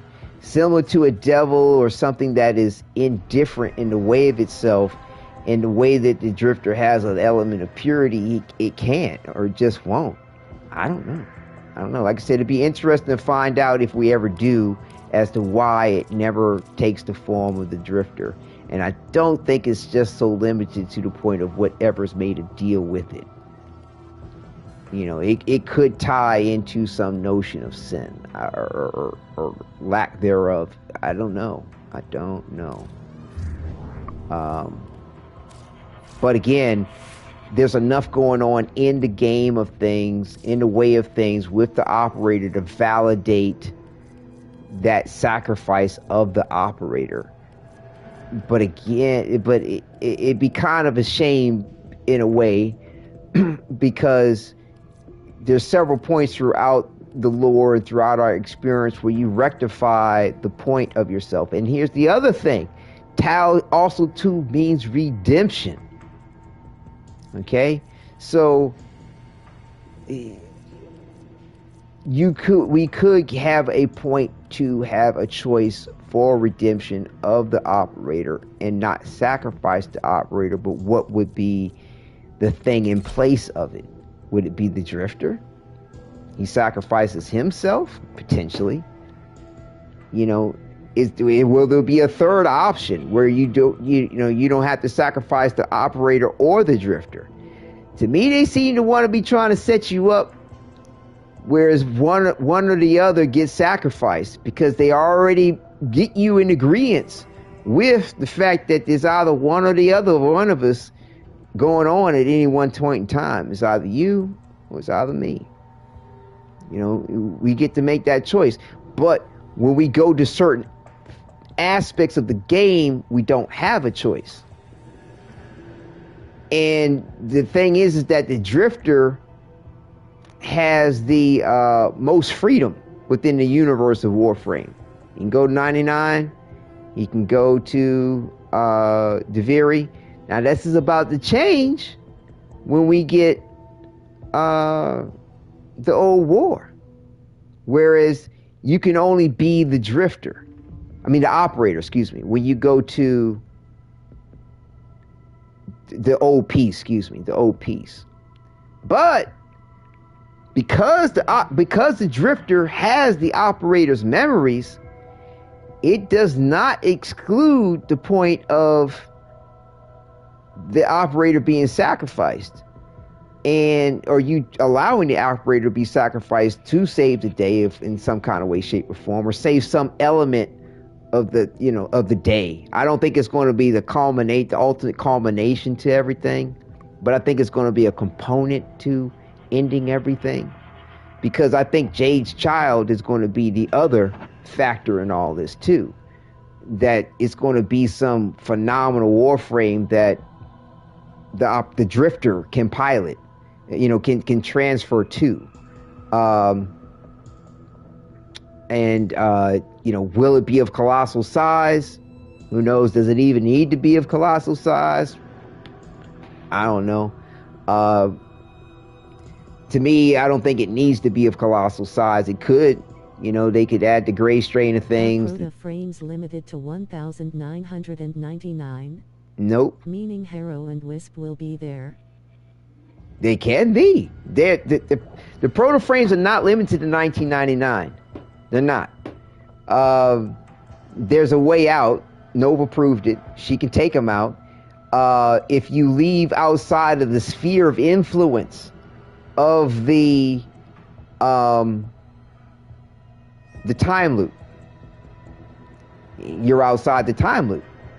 You know what I'm saying? Like, because they talk about, Flare says, oh, Nova told me about this comet that comes by. I'm going to get on that comet. I'm going to go into hibernation, go to sleep. I'll be back on Judgment Day for the Oracle. I'm going to serve them their ass too. Be in the new piece. I'm going to serve them their ass too with you.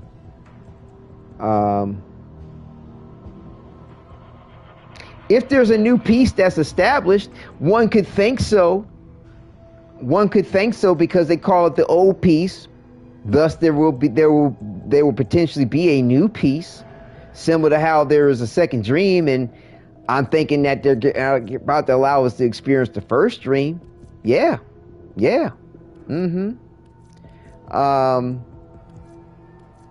So yeah, I mean, because to me, I think it's going to take everybody on board. I'm sorry, the old piece.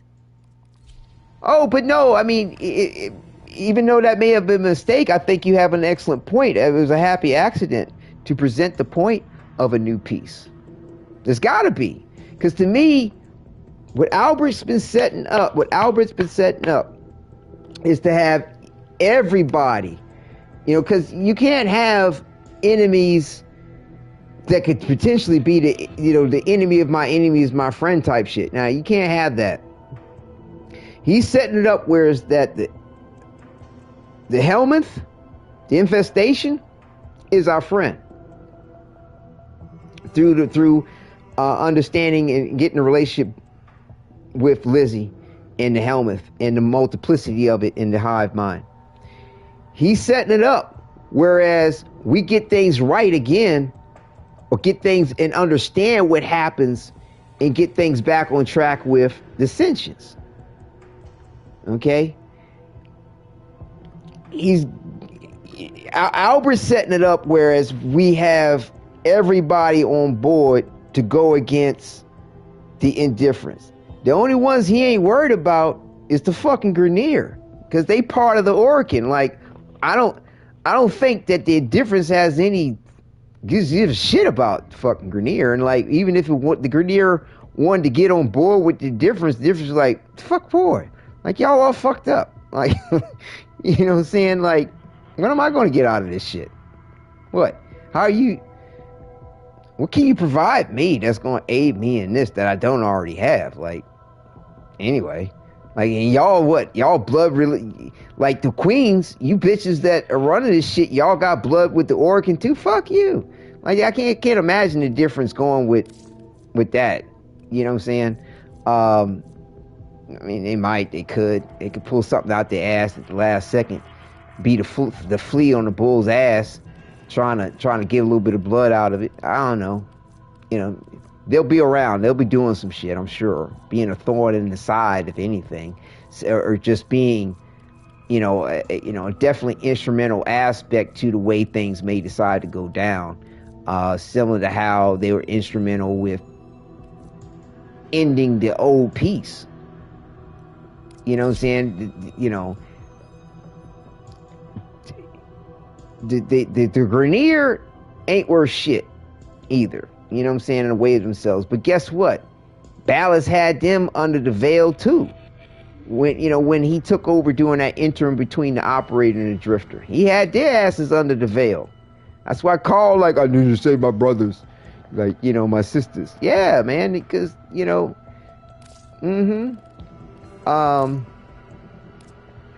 would think that if the Indifference was like thought that the Grineer of any use, you would think that they would have written something in with that by now. Well, I don't know, they might. Grineer, Corpus, they're background characters. They're set pieces to help carry the plot and of everything through. But I don't see them being some final players. You know what I'm saying? Like the Indifference getting with the Corpus or some shit. But bottom line is that you also too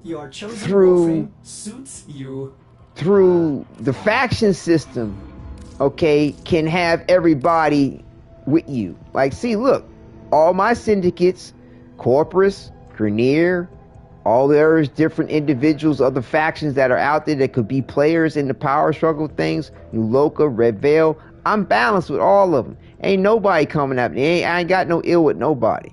Nobody. So, yeah, it's it would be interesting if DE gives us the option to go back, do the strands similar to how we did with the Hex Quest finale,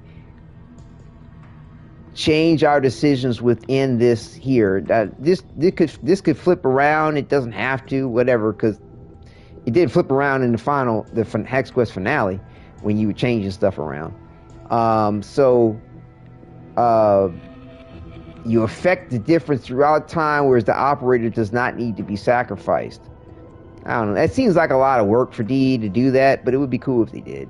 And let us really role play the scenario out in different ways and have the different potential of an ending. But like I said, there's so many different areas where the Operator is caught up in sin or in Tau in a way that would allow him to be a sacrifice. Or again, like I said, Tau also too does mean redemption. It also too means life. So there's a lot of things that could happen towards that in the end of things to be, or in this transition to what will be further beyond it. Because again, I think that Soulframe is an evolution of a far, far distant future of Warframe and humanity starting over again. So, like, what's the interim between that and that? I don't know what DE decided to give it to us through Warframe and other backstory and lore in Soulframe. I don't know. But DE said this is the start of a new era. So whatever they got going on for Warframe, I'm thinking that if they're calling it a new era, it's another 10 years worth of content that they can have in the making. which would be phenomenal. So, like, explaining things the way I have, like, there's a lot we still don't know, a whole lot that can be explained over time if they're doing one big major content drop in regard to the lore. Yeah, I wonder the connection to the Soul Frame character having a blue arm. Correct. And it's called Soul Frame, like Warframe. Like, I don't think there's any mistake in that. Steve could have called it whatever he wanted to. You know, it's just, like I said, what was the ultimate goal of the Oricon? Immortality. And throughout the eons of things, myth, lore, legend, all this stuff, religion, the soul in its eternal, the frame is in the game. The soul in its eternal life. The soul is the frame. You know, the soul, whatever being is being embodied, is the frame. I mean, the way the demo or the way the game starts out, like they show you from birth inhabiting this child, the soul. The frame is the body. Right, the frame is the body, not the soul. I said the soul at first, my bad. The frame is the body, and so yes, the soul. And I mean, this goes to a lot of theorists, philosophers talking about the acorn of the soul, like you know, and then also to this notions that they say that angels reincarnate themselves as human beings to have a human experience, to take that knowledge and that wisdom back of what it was like to be born still, or to be born handicapped, or to be born a pauper, or to be born a rich man, and they take that life experience back heavenward. There's the notion of the eternal soul, in that it's like an acorn, like you basically reincarnate, or you not necessarily reincarnate, you have different lives to have different experiences. Like there's a non-angelic version of that. Then there's also the Hindu versions of things and aspects of reincarnation of the soul. You know, there's Chinese, there's a lot of different versions of where the soul goes through various different planes of existence for the experience of existence. Okay, so to me, Soul Frame is tapping into that. Like, to me, like most like anime that you see, okay, in the way of itself, plays out to me like somebody died and is having, because there's a oh gosh, trying to remember the name of it. After what I've been through this week, I can't imagine choosing to live this experience. You'd be surprised at the wisdom the soul gains, you know, through every element of existing. Take morality out of it. You got to take morality out of it completely. Get to understand the point. It's yeah, of course not.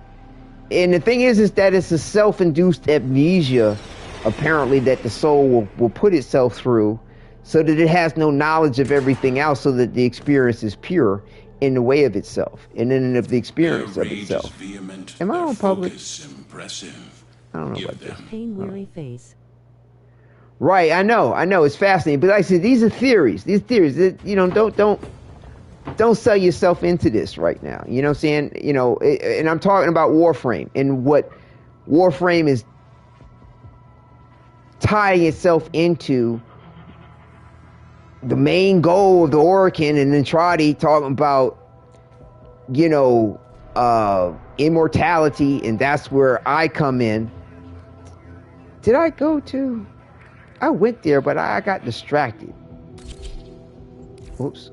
I got distracted with what I wanted to do. I don't remember playing this out. So, right. So, yes. So, the Eternal Soul that aspect of immortality, humanity has finally tapped in some kind of way to willingly and actively perpetuate itself eternally through this aspect of the soul frame. I don't know, just a theory. Who knows? You know, it may not be a willing, active thing. It could just be what's how Steve is showing everything to come that's coming to be for it. You know, like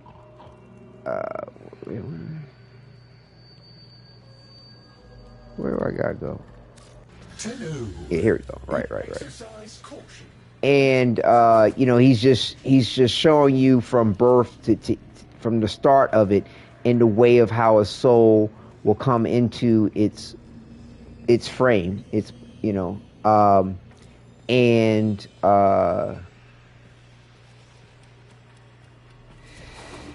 have its experience to gain the knowledge to take heavenward, shall we say, to enrich its existence.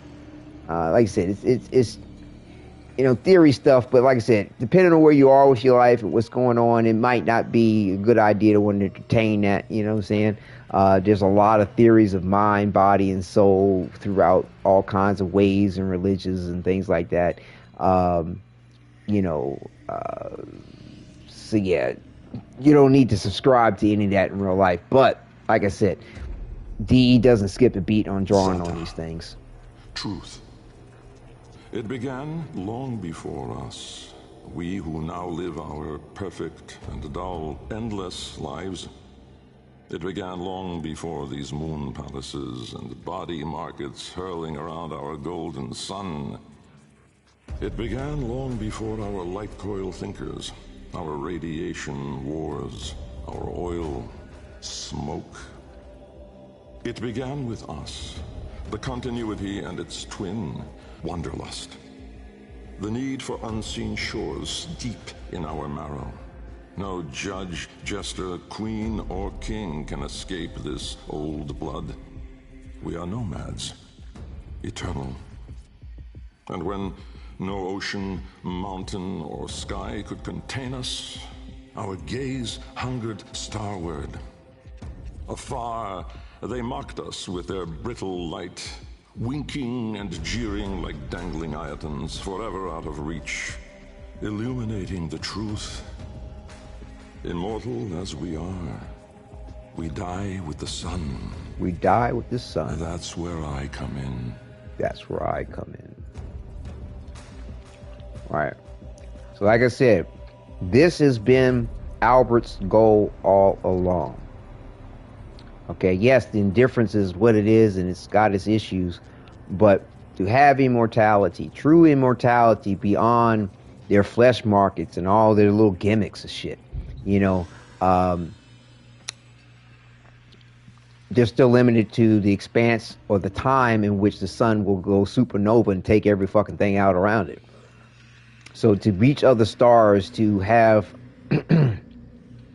other sources where, you know, you're not limited to the lifespan of a sun is what's up. But then, you know, it's like, well, you'll want to go beyond that too at some point in time, because you're going to run out of suns. So either figure out how to create suns, perpetuate a sun so that it does not die, or get beyond the point of needing anything like a sun.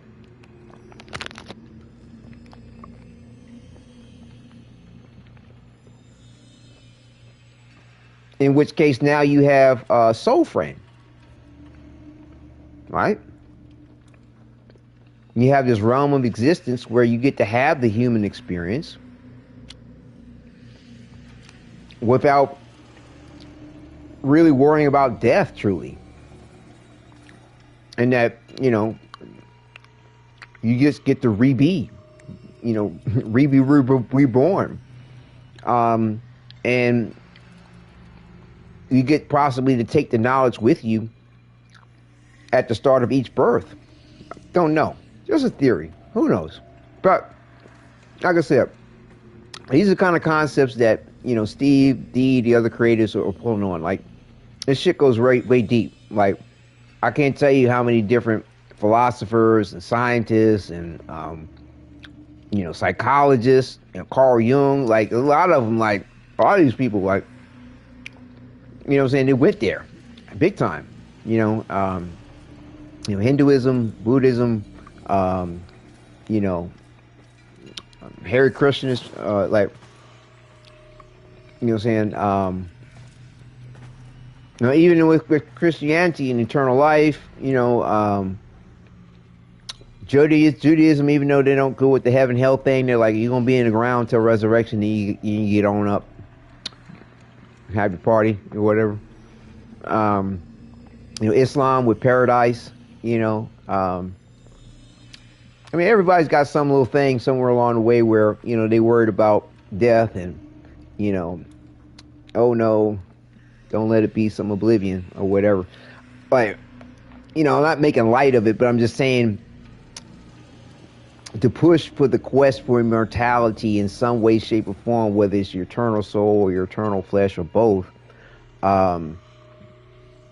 you know, some would say is a violation to things. Some would say, oh, that's the ultimate quest. That's the ultimate goal, you know, to achieve. You know, he's thrown on that. You know what I'm saying? I ain't trying to write no right or wrong about it all. But again, it's interesting how that is the notion of truth that Albert Intrati explains when talking about Zata. He could explain truth or Zata in a whole lot of different ways, but he spoke about the truth about him and his people, your origin, and what they really about. Immortality. Tenno, the balance like the 7 corporations that are involved in 1999. It wouldn't put it past me that Albert himself was not one of the board members or CEO top brass of one of those 7 corporations. And you know what? It wouldn't surprise me if Ballas wasn't one of the top brass of the 7 corporations. Because one thing you don't hear talked about is Albert and Intrati. I don't remember hearing anything about Albert talking about Ballas. I don't ever hear Ballas talk about Albert. Ordis is picking up a And we talk about Wait.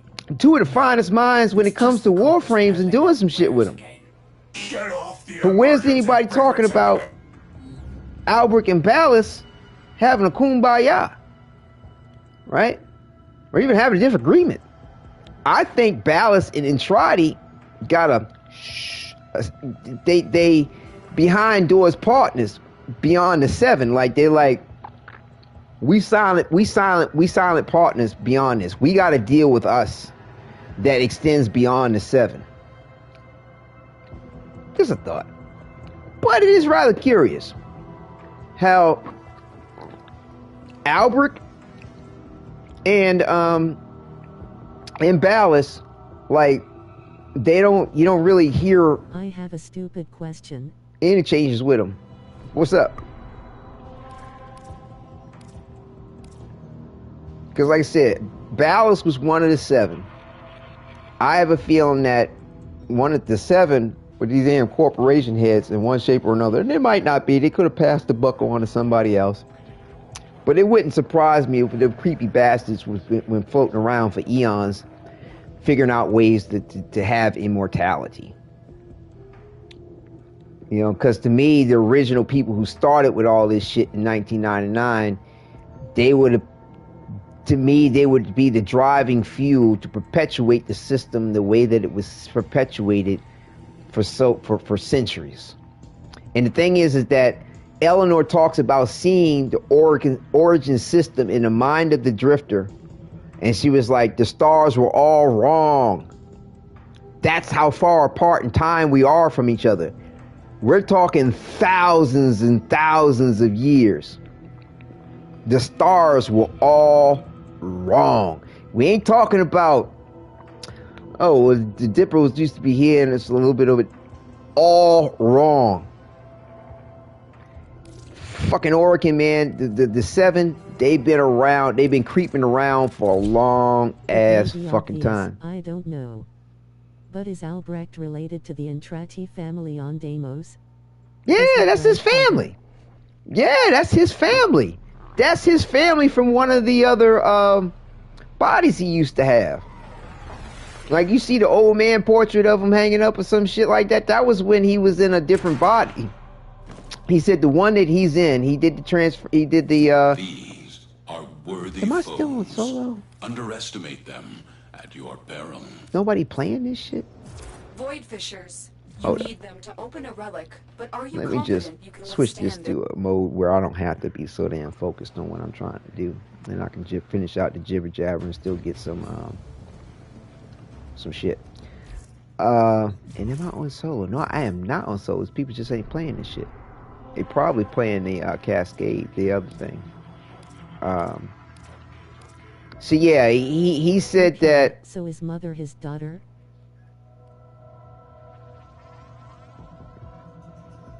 That used.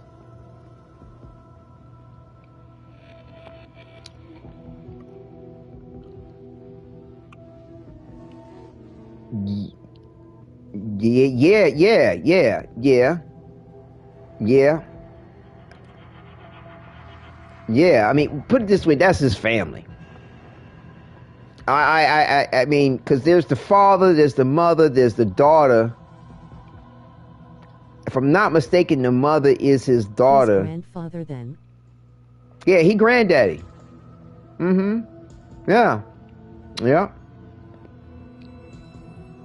Because I think it's the grandmother was the one, his daughter he talks about, giving the knowledge to and being part of his experiments or helping him with stuff. And she's the one that wrote the children's book for the Zariman. I think it's the mother that, and it gets confusing because they have there's the daughter, there's the son, there's the father, there's the mother, and then Albrecht is talking about his daughter, and so it almost want to make you want to think it's that daughter, but no, it's the grandmother. It's the that's the mother. You get my point. It's the mother. So yeah, he's the grandfather of everybody down there, if I'm not mistaken. If I got everything straight on it. Bottom line, that's his family. That's his mother is the daughter. Right, if I'm not mistaken, and she is.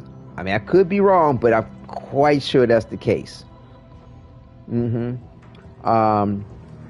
like I said, she was the one instrumental in writing the book for the children to interact with things. But again, I think Albrecht, that's part of Albrecht going back in time and fucking with shit to get things set up a certain way for the Drifter to have sanity, to have these stories for him to get through what he got through in the Void. Albrecht could have dealt with this shit in multiple times already. Had a version of the Drifter that survived the Zariman, but his ass went batshit fucking crazy because he didn't have a children's book to help him through the shit. I think Albert has seriously masterminded and planted seeds to get this shit right, and he's had the time to do it. He's had the time to do it and the ability to do it. But again, there's several things that are special about the Drifter, and I don't think it has, like, the fact that he even got older in the Viri, but yet he stopped aging. I think it's just a state of mind for him. It's like, I thought about myself getting older, so I got older. I stopped thinking about getting older, so I didn't get older. The children of the Zariman might have that potential, but I don't know if that's really the case, because they're outside the Void, they're outside the Viri. I think that's something that's because it's in the void. In that aspect is the reason why. And you know, he's outside the void now, so he thought he got older, so he's older too outside the void. I don't think I don't know if he would have to have a completely different frame of mind, a different homunculi in his mind. He could possibly do that, go to Devere and think, I want to be a kid again, and he's a kid again. But the theory of mind to be able to do that with himself at this point, solidifying himself with his personality, I don't think he could do it. The children of Zeramin ain't gonna get older. I wonder if Operator would grow up. If he went to Devere, stayed in Devere, and thought about what it would be like to get older, probably. But the fact that he exists outside of Devere, nah, he ain't gonna get any older. Because of the way the abilities of the void and the void grow up, I mean. The operator's grown up already in the head. The operator's thousands of years old in his head. He's not a child in his head. You know, and he's not really a child either. Like, I think that theoretically they're all between the ages of like 14 and 18 or 19 or something like that. They're all teenagers to young adults. You know, I think the oldest might be, 18, 19, somewhere around there. Or they're all between the ages of 14 to 17, like high school age, something like that. Yeah, so they're all late teens. You know what I'm saying? They grown enough. You know what I'm saying? They got hair down there or whatever. But what I'm saying is that they've lived for thousands of years, right? They existed for however fucking long until the Zeramin came out, the other end, right? They had the motherfucking kids. They doing whack shit. Margulis like, well, let me help them. They fucked Margulis up. They put him in the first dream. Don't know how long that went on. You know, then they put him in the second dream. You know, they had the old war. Forget about the old war, however long that went on. You know, and which was part of the fourth stream. This takes us into the new peace. However long that went on. Then, you know, the new war. However, you know, in the way of, them taking out dissensions, and then, you know, Margulis trying to stand up for him for whatever it was, because I think that the Tenno, after winning everything in the war and being as bad as they were, you know, as Warframes, they started getting, like, you know, probably big heads on themselves. Like, everybody started worshiping them, you know, and the Orkin were probably like, nah, we can't have you competing with us like that, partner. Like, and you got what we want without going through all the shit we go through. You are immortal, bitches. Like, you ain't dying. Fuck y'all. You know what I'm saying? We gonna get rid of you some kind of way. Margulis like, how about no, don't kill my babies or whatever the fuck. And they like, okay, you treason, bitch. We think you gonna stand away with what we gonna do? You know how long we been doing this shit? You ain't nothing new. Get the fuck on. Ballard's sitting back like, oh fuck. Damn, woman, why you gotta go fuck up like that? Now I gotta be behind, I gotta kill you. Fuck everybody. Like, I'm done with this shit. And so Ballard's big ball ass is like, okay, all right, I'm out. Again, the Tenno, the children of Zeramin, living thousands of years through all this shit. You know, then they go to sleep. Like, after they defeat the Orkin and everything, don't know what the trigger of that was. Like, why did they decide to stop? Why are they like, okay, we defeated who we wanted to defeat, you know, we're done. Don't understand that. They haven't provided any real answers to, like, why did they do their little bow shit, drop to the knees, you know, I'm going back to sleep type shit. Don't know. Like, did they even know? And, like, far as we understand, they didn't even know at that point in time that they weren't the Warframes. Far as I know, like, they thought that's all there were. So where did they think that they were sending their consciousness to go to sleep? I don't know. Maybe they could have outer body experiences in some way, shape, or form. Like they're going to the, it's like almost like going to sleep, sleep. Like when they go to sleep, transference happens. They're just not aware of it because they're in the second dream, and they go to sleep, but they're in the transference part. That's the best that I can guess, right? As far as keeping it simple. And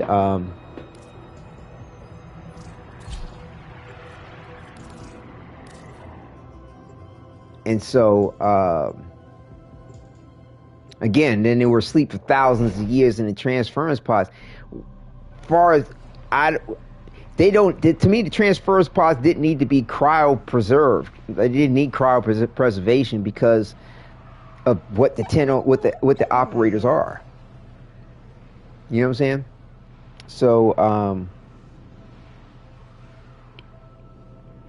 they're old in mind and through experience.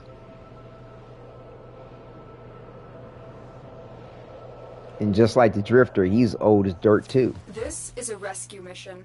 We need to find and liberate the hostage before any harm comes to them. There are void fissures in the area. Use these to crack open a relic. Yeah, definitely go through that last part of Warshade's video, through the dialogue. Use it to crack open a relic. Is it something he says? Then what is it about the last part? Stay focused. In particular. There's a heavy unit approaching. The reactant is working on your relic. Find more. There's no telling what the captors are doing to our rescue to let me know what target. it pertains to? Holding cell immediately. What is it about the last part that you want me to listen for? The relic has been cracked open. Because I played the quest too. Like I got footage of explaining everything to the operator. Oh yeah, I replayed the quest not too long ago, and I have, footage of the quest of myself playing it as well. Like, yeah, I'm pretty familiar with it. What is it about? Second to type. Okay, I'm just trying to figure out what it is about. The point. If the wardens detect you, they will surely initiate the execution sequence. I wonder if Jade feels kind of slow the way she does because she's with child or something. At least that's the way they make it look like she's pregnant. We've reached the prison. Find our prisoner in one of these cells.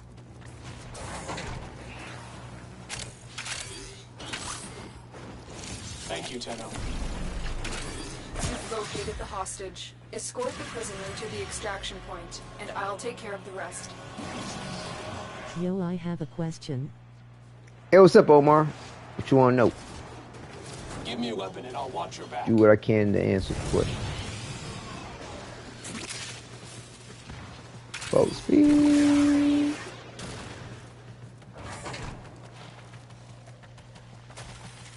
She's running fast now.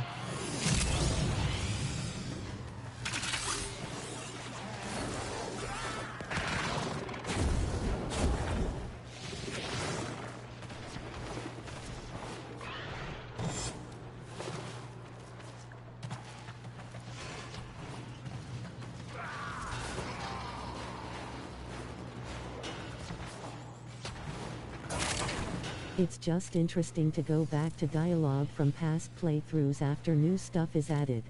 Of course. You might notice something you didn't notice back. 100%. And even if you did notice it then, it's like, you know how many years it's been since playing it or doing it? Like, jeez. Yeah, I'm not expecting myself to remember everything that went down the way it did. That's the reason why the last couple of days since my last broadcast, I was looking up stuff. I was checking out other people's what I said in Discord. Content. No, I hadn't had to reference. I hadn't had to. Would you make a comment in the lore thing? Omar, what is this? Yeah, you mean as far as like Margulis being blinded? What do you mean, what is this? Can someone explain why when I slowed down the video I got this? because that's sort of like a little hidden message that DE's putting out there as a tell. It's like a not necessarily a spoiler, but it's a setup for why the old piece is also too referencing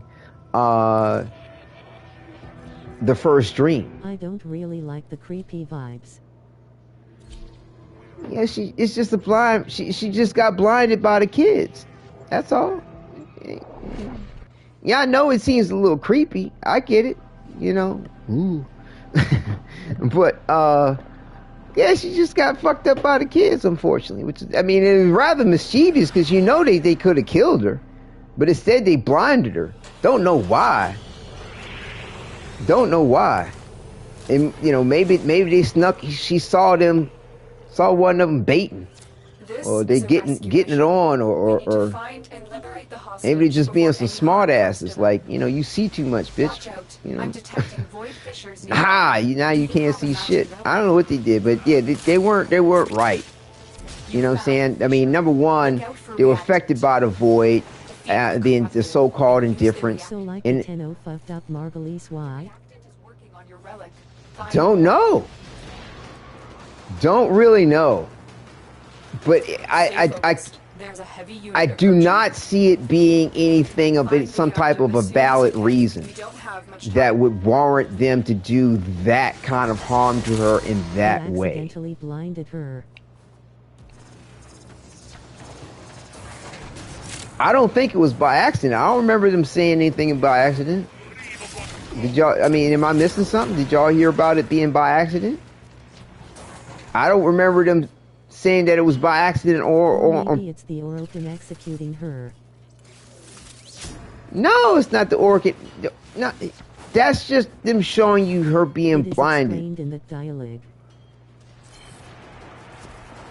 That's just them showing that she's been blinded by this point in time in the lore.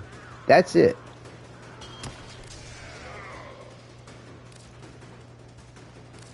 Dialogue.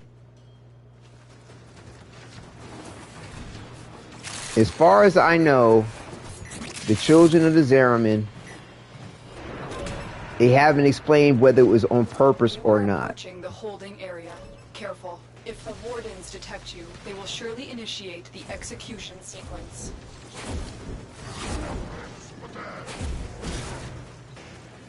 Hold, I'll take a look at what the operator said. Thank you, Tenno. Prisoner located. We need to get them back to command in one piece. Find your way to the exits, and don't leave the subject behind. But regardless of the point, though, Margulies was blinded. Got an extra weapon? They won't just let us walk out of here. I do feel as though her being blinded had probably had everything to do why they were in the first dream. If my theory pans out to be the case, it might not. It might not have shit to do with it. You know what I'm saying? I mean, but bottom line is there's all kinds of evidence about them being twisted up. After the experiences on the Zeramin. Okay, I got that. And in the apostasy prologue heading to the chamber it talked about.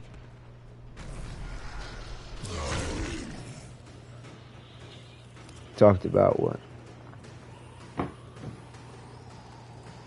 Like I said, do you recall if it was on purpose or not? Because I don't remember them talking about it being on purpose or not. The captive has been secured. And there's all too many things pointing towards the fact that it was probably on purpose.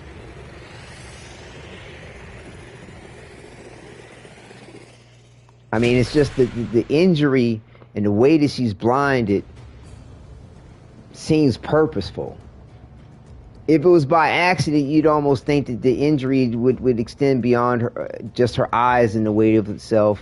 Like, if it was by accident, you'd almost be like, damn, how is she alive? Like, the destructive capabilities of the children is crazy. It seems purposeful to me.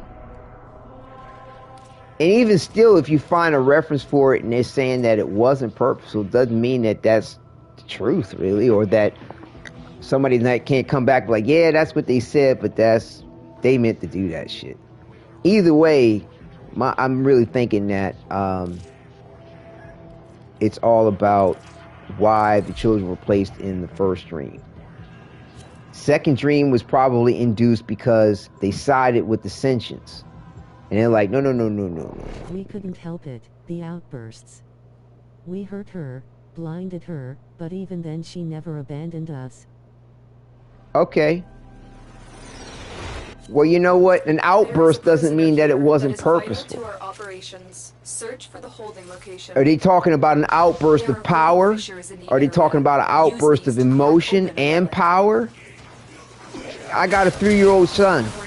He has outbursts. He can't help it. Corrupted foes are dropping reactant. They were chilled. You know, like.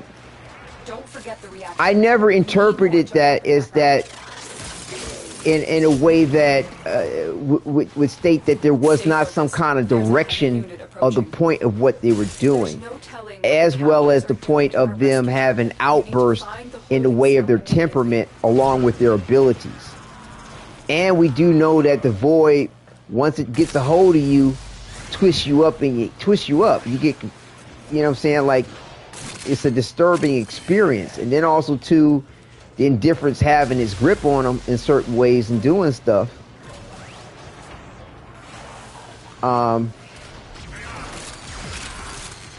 Like I said, there's nothing to still telling me, even with that passage, that outburst or not, there was a direction of the point of blinding her.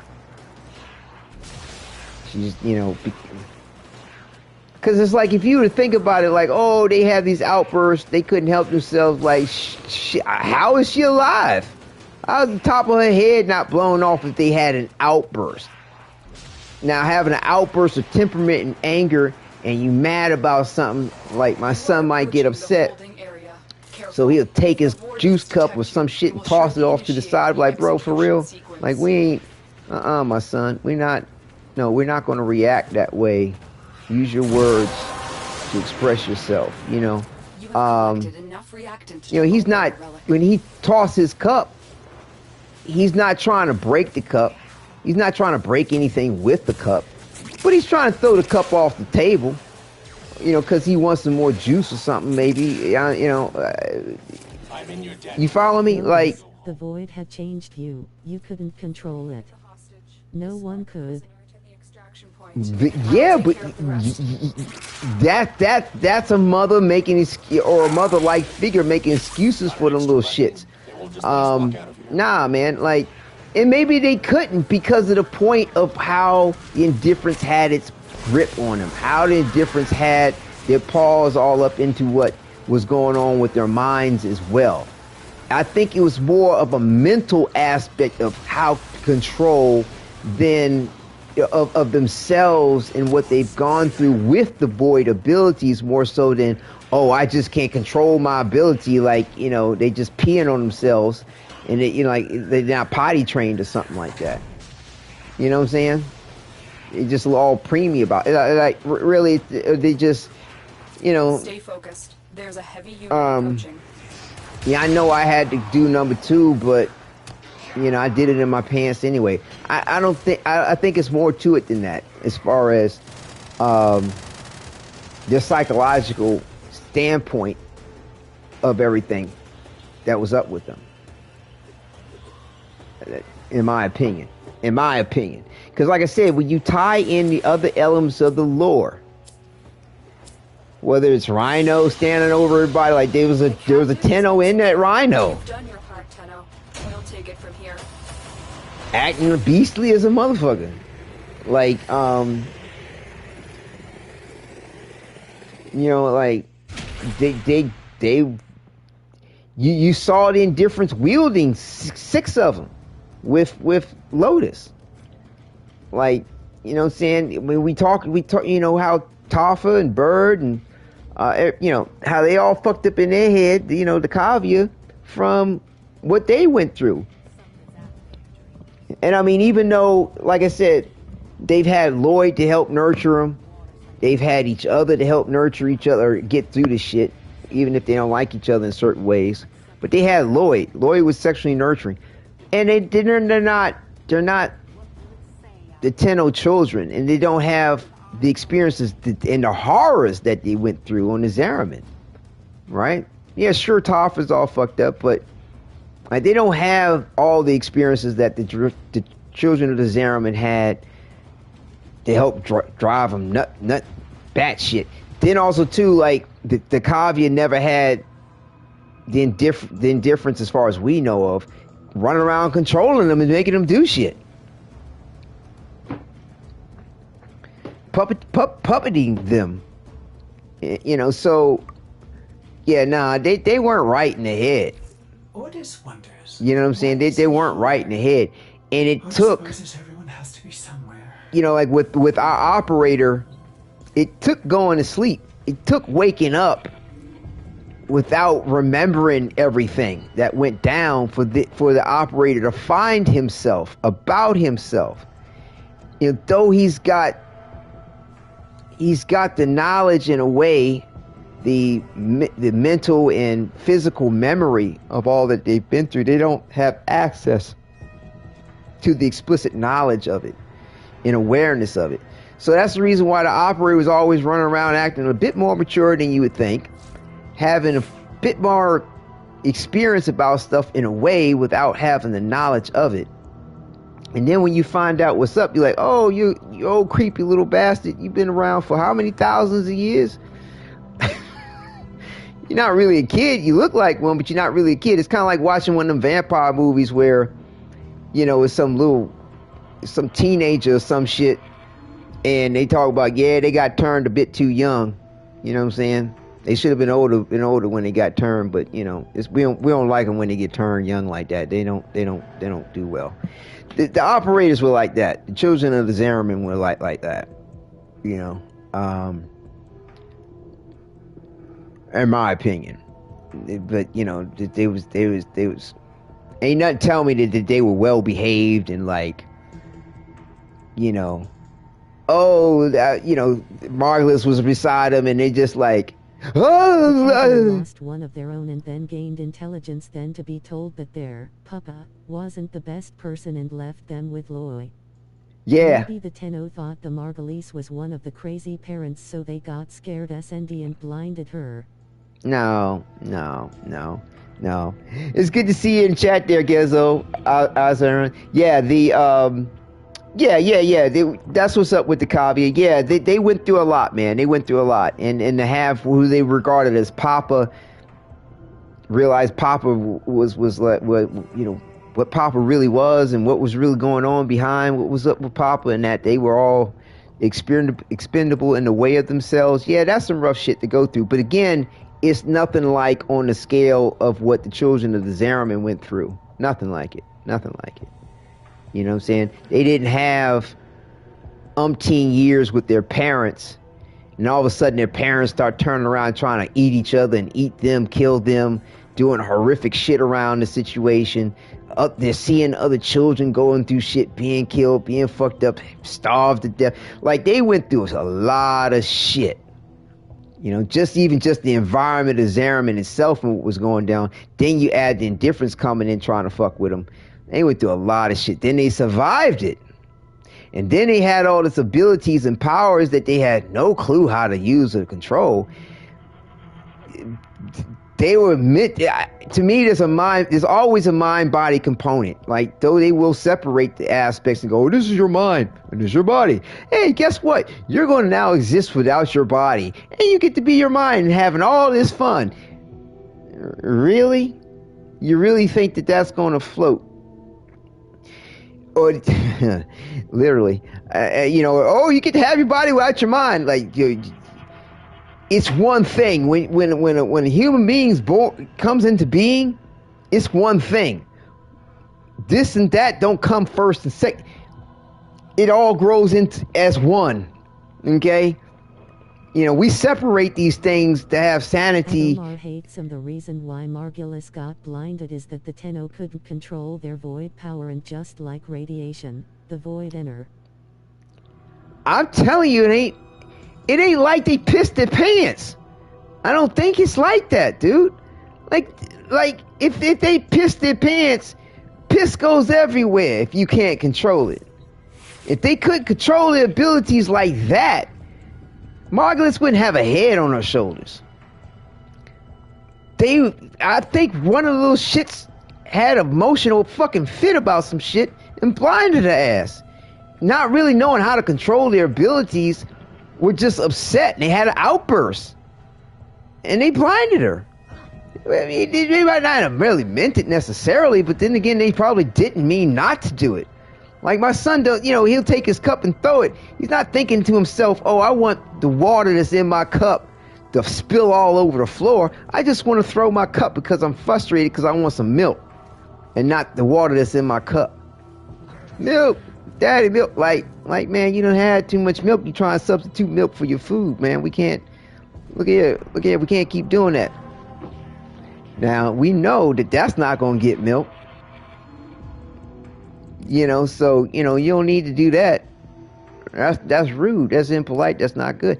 So, like, to me, the outbursts, I believe there's a mind-body connection to the point. Quite simply. 99% it wasn't to spill out, but let me double check. It wasn't a spill out. It was. Right.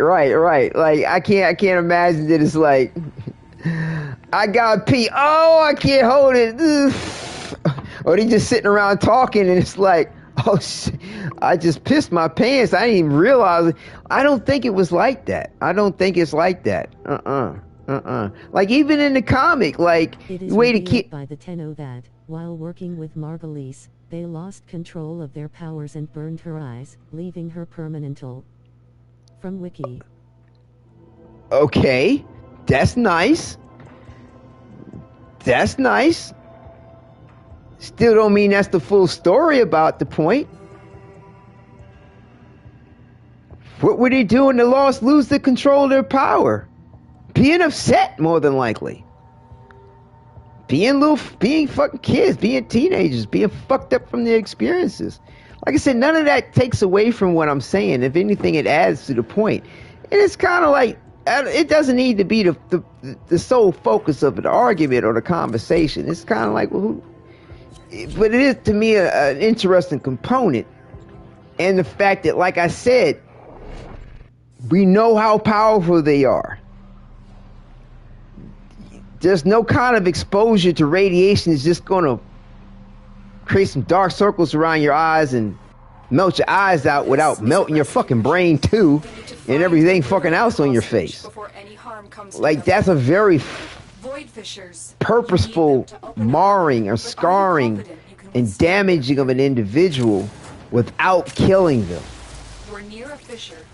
Yeah, to me that's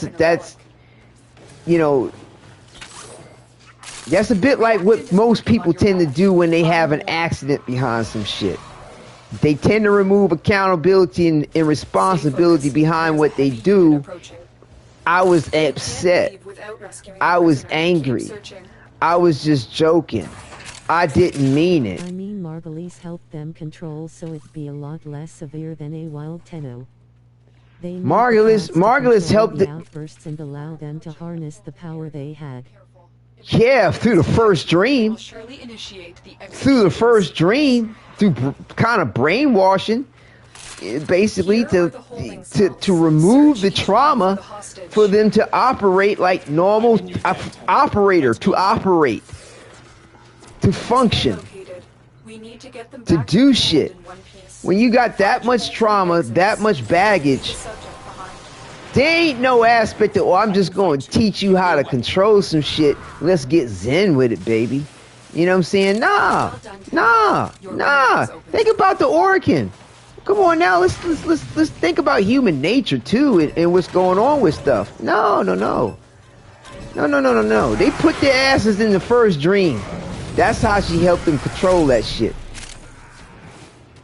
Yeah, and you know, and of course, other ways too, as far as like, okay, now that you got your head about yourself, okay, now let's figure out some other shit.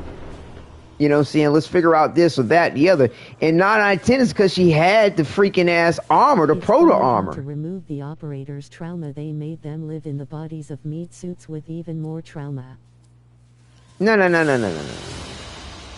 That didn't happen until the second dream, them living in the meat suits. That didn't happen until the second dream. My theory is we're about to experience the first dream through the old piece. The end of the first dream. Okay? The ending of the first dream. Leading you to, and that's the reason why they show Margulis being blinded. To let you know that because of the way they was wilding out, having their outbursts, did, you know. Noticed Lotus acting very strange during this scene, cold and distant. She doesn't even seem to care much about the Tenno anymore. Nah, she do, but at the same time, like, she's conflicted. She's got the element of the void telling her, give that little shit to me. She's got Margulis going, can I control this dreamscape for them to keep them from knowing what I may not want them to know before I'm ready to know it? Like most parents, they're like, I don't want my child to know what they don't need to know too soon until they're ready to know. Regardless of how old the little shits are, they're still little shits and the operators.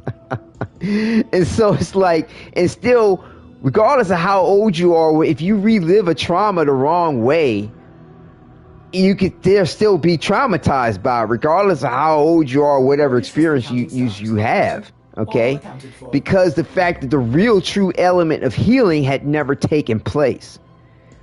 Then you've got also Nata involved with the whole Lotus, got the void talking to in the back of the head, like, give him to me. You got Nata like, I'm the spy, I'm the programmer, I can let you know how to set all this up. Let's go ahead and make sure that they you know, the spell is cast, or the program, the matrix is woven the right way so that they see what we want them to see. And the thing is that we're not quite clear about what the purpose of why they're really there. They're there to figure out something. They're there to find something. The aspects of them gaining the ultimate abilities with the Tenno school and the focus, that does not seem to be the original intent or purpose for why the operator's there. They're there for some other reason. To find some clue about Entradi, to find some element of how to navigate to Tau, something. They're trying to find something. I don't know what. You know, something that Nata can't tell them, you know, in the way that, you know, the Lotus is of Nata. Perhaps because of the way the voids got going, or perhaps of the way that they reprogrammed, you know, Nata to be what she was as a spy. I don't know. I don't know. Keep fighting. So, you know, we'll see. We'll see. But yeah, like I said, man, I don't buy it that it was an accident. It's rare that things are accidents. Accidents happen, sure. But more often than not, somebody's being careless. Somebody is being temperamental. Somebody's going to wind up blaming something else on what the circumstance was when they could have taken accountability and responsibility for their actions. I'm not talking about guilt and shame. No, you don't need that to be accountable and responsible for your actions. No. But all too often, people will turn around and be like, I didn't mean that. I was joking. All right, Omar. Have a good night. Get some rest. Sweet dreams. I didn't mean that. And it's like, did you care to want to mean it? Did you paying attention to yourself? You know, there's a lot. You know, that's the accountability and responsibility to one's actions. You know. So yeah, it's there's a lot of maturity involved with it that most people don't seem to want to have or get. All right, Omar, take care. Enjoy yourself. Subject found. You need to bring the captive to safety. Protect them at all costs. You know, and a lot of people let people get away with shit. Oh, you were upset. I know you didn't mean that. No, they fucking meant it. More likely they meant it.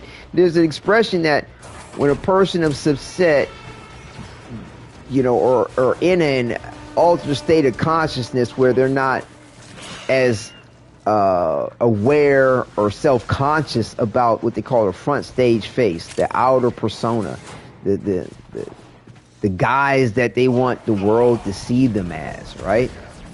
That you'll get to see the true person, the true nature of who they are. And, you know, when you're upset, you're drunk, you're high, you're sick, that the inhibitors about yourself kind of get pulled away, and you get to see kind of more of the true nature of an individual. And like I said, these kids being all traumatized, you know, from the Zariman, get upset. You see the true nature of them. And, you know, like I said, I'm quite sure Margaret's like, okay, class dismissed. We got to do something drastic and immediately, you know, to get these kids under grips. And we're talking about the Orokin Empire. So we're not just talking about, well, you know, we're just going to put them in a corner somewhere. No, they want to use them. We're at war with the sentients. You know, no, they have a purpose that need to be fulfilled. We're going to fulfill that purpose, and we're going to help them too. Margaret's wanted to help them too. It's not like she just like, we're going to use you and that's it. As far as we understand things to be, you know, that might be another reason why Lotus is a bit nervous. Maybe there's something more to it. Maybe Margulis did some shit that wasn't cool, and the Tenno blinded her on purpose. You know, maybe her wanting to control them went to a point where it was like she's spying on them and everything that they doing. She using her eyes to look to see, you know, in ways where the kids felt violated.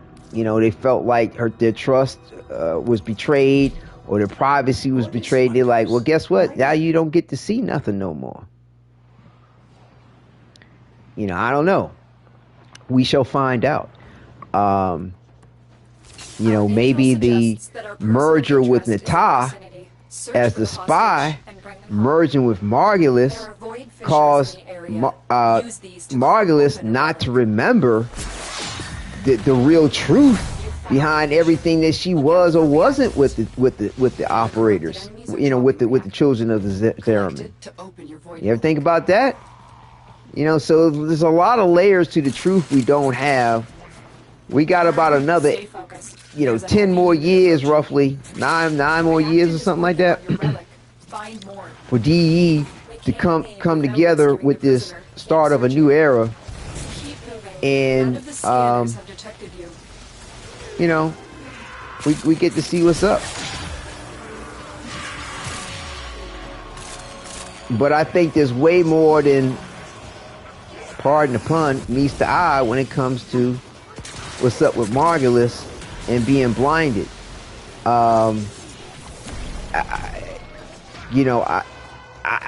Shit. Like I said, the operator and Margulis might not be innocent to this. That's it. Margulis could have did something funky. The children, the operators, the survivors of the Zariman could have been like, oh, hell no, you did what? Which wasn't cool. And they turned around and did something which wasn't cool. And two cools don't make it hot. You are approaching the or make it right. Careful. I don't know. We shall see. The part, the pun yet again.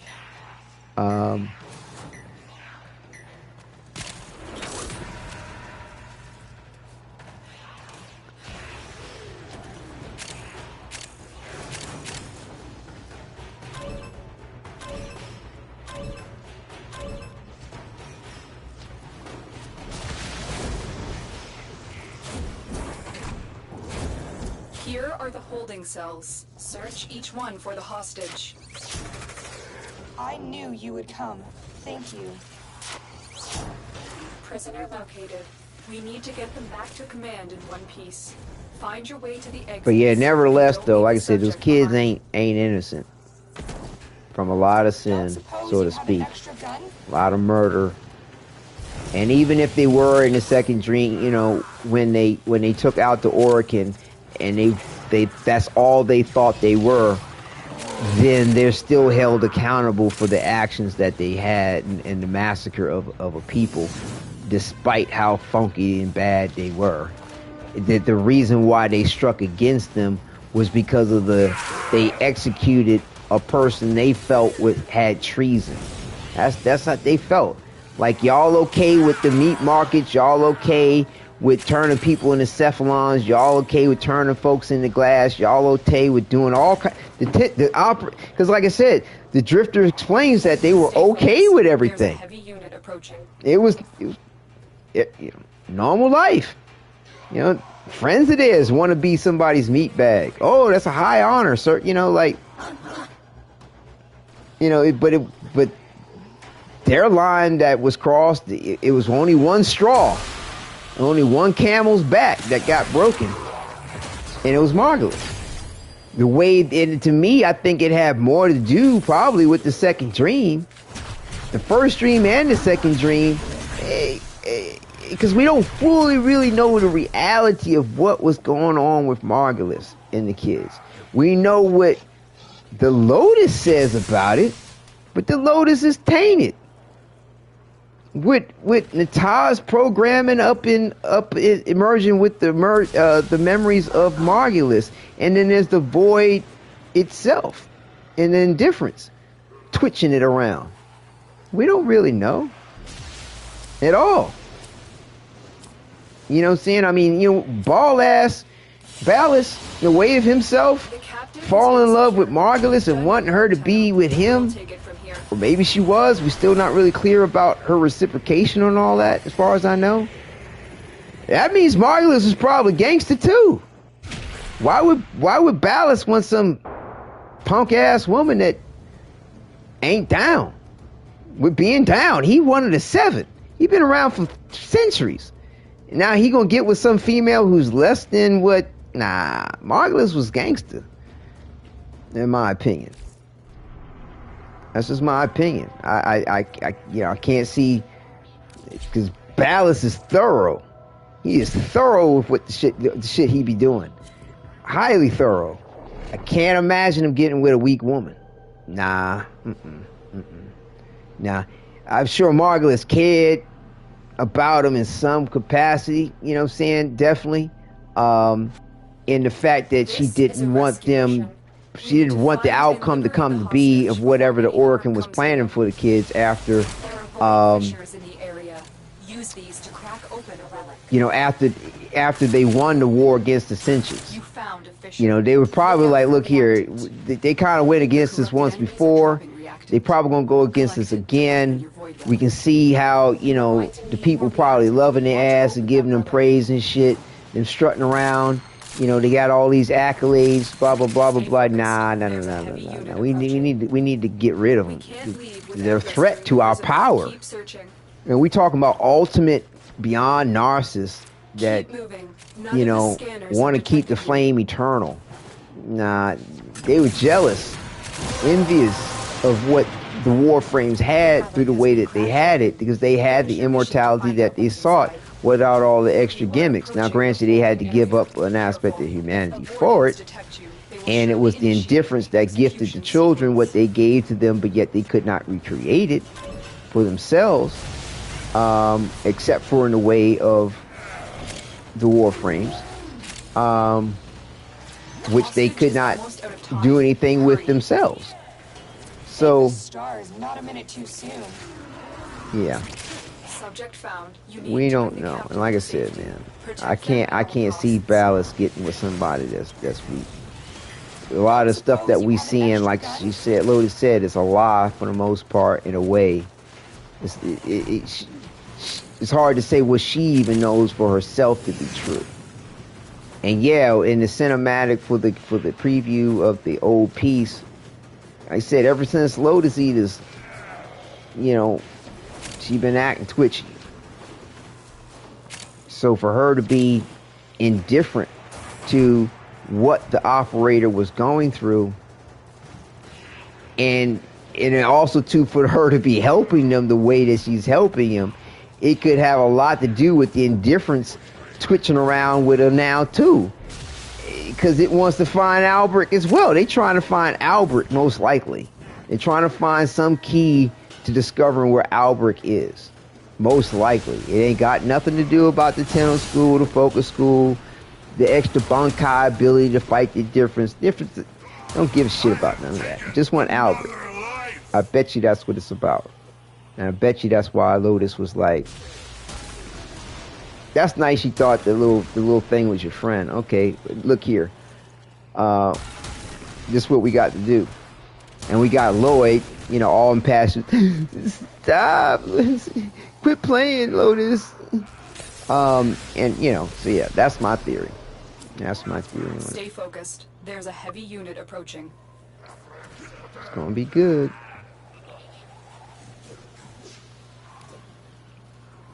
Spread the vital essence around. It's all worth the same shit, isn't it? Yeah. Escort mission complete. The hostage is safe now. Let's get out of here. But yeah, I'm gonna go ahead and take it on up. Cash in these Ducats. Ducats. Go ahead and wrap it up. But yeah, I believe I covered all my points to everything. But yeah, like I said, looking at this picture of Margulis, like I said, you take a look real good. That looks rather purposeful. Because as powerful as those kids are, they could take her head clean off her shoulders. Like I said, they did, you know. But again, you know, the history's told by the victors, by the conquerors, and they get to write it however the fuck they want. And how are you to know any different? Unless you have evidence to the contrary. So we'll see. But I'm excited for it, patient, thrilled, and looking forward to these new proto frames. You know, definitely the chem aspects of it, finding out more about that. Like I said, my theory is that they're going to be within 1999, coming from 1999. Albert Entrati seeding his inside plants with the indifference by, you know, the Haro proto frame to go on to be the Haro frame that Rel has. All right.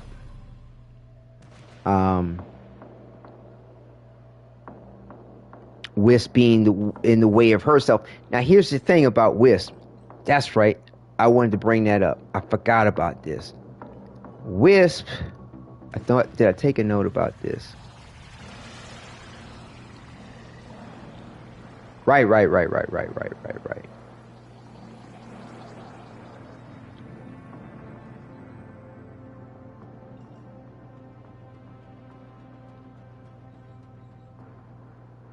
Right.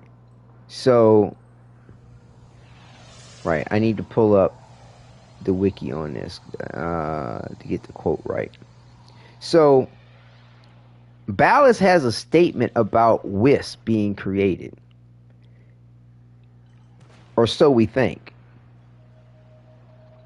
But again, Ballas, I'm telling you, I think Ballas is tight with Entrati in some ways that we don't know yet.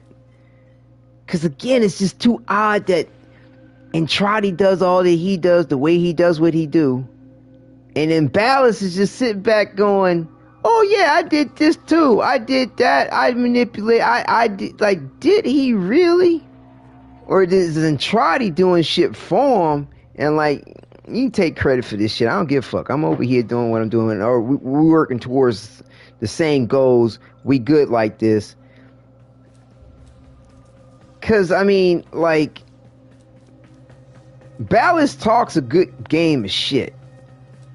But at the same time, like, I can't, like, he doesn't talk in the brilliance of Entrati to make some shit like, you know, the bolt that's controlling Umbra, to really create from scratch the technology to brainwash the people between the interim of the operator and the drifter. I'm thinking he's pulling off the technology that already was there from what Margulis was using to control the children in the first and second dream. I'm not saying Ballast isn't smart. Not saying that he can't do some shit, but I just had the feeling that Ballast is like piggybacking off of other people's shit. And Ballast also too may have a partnership with Entrati in some kind of way, may have a little deal with Entrati in some kind of way, because it's just so peculiar that you don't have no interchanges between them two.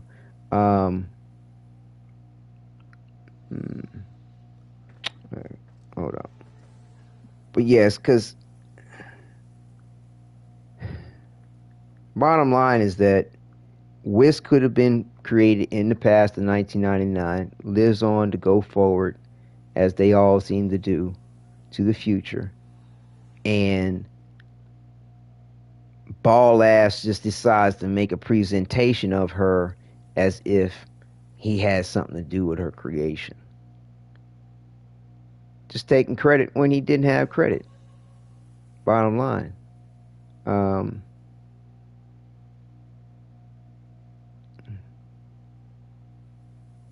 Trying to find out. See, I pulled up. Man, fuck it.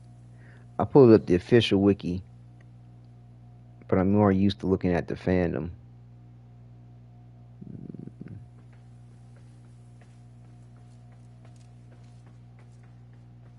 What was it the information I was looking up about Haro? Oh, I think it was Wisp.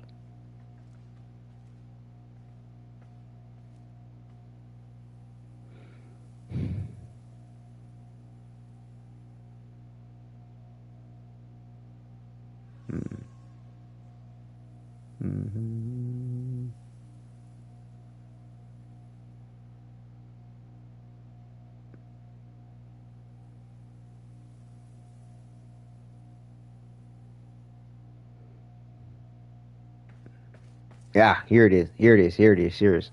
Right here. Ball Ass makes this statement right here about Wisp. And to me, it's some grandiose shit. It's some grandiose shit. You see, I don't know if you can make it out, right? It's the fandom wiki. And it's not that it's not true. It's just that I couldn't come across it fast enough on the official wiki. But the official wiki takes everything from the fandom wiki that's been around for, over about a decade or so.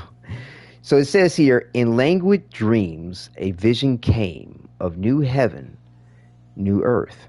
I breathed life into its custodian, a subtle sprite to seed life. Yet as I reached for my savage warden, she slipped from me. So now, I cast her in flesh, yours. Let her be real, incandescent, this fugitive form, this wisp. Ballast. He talk a good game of shit, and he's a master player, you know what I'm saying, as he plays the game, the Comey game. Is that the name of it? Either way, like I said, he ain't no joke as far as wanting to go against him on some shit and how he can plot out some stuff. He's a master manipulator in that way. But I don't think he has the brilliance of Albert to do half the shit that he actually takes credit for on a scientific level of shit. Like, he'd come up with an idea, but it's like, who's going to put it in, actually make that shit, Albert? Why is it that, Ballast is so intricately tied to all these Warframes and this, that, blah, blah, blah, blah, blah. I don't know if that's really him behind that. That sounds like too much fluff to me. You know, like, nah. Mm-mm. So I wouldn't doubt it if Albrecht and, like I said, Ballas has a little little something on the side, a little secret something on the side, a little secret sauce that they've been in league with from jump, some time ago. That's my theory. What's your theory? Epitaph.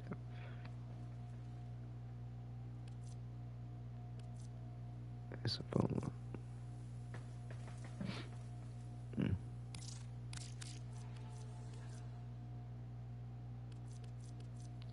Fang. Fang. Fang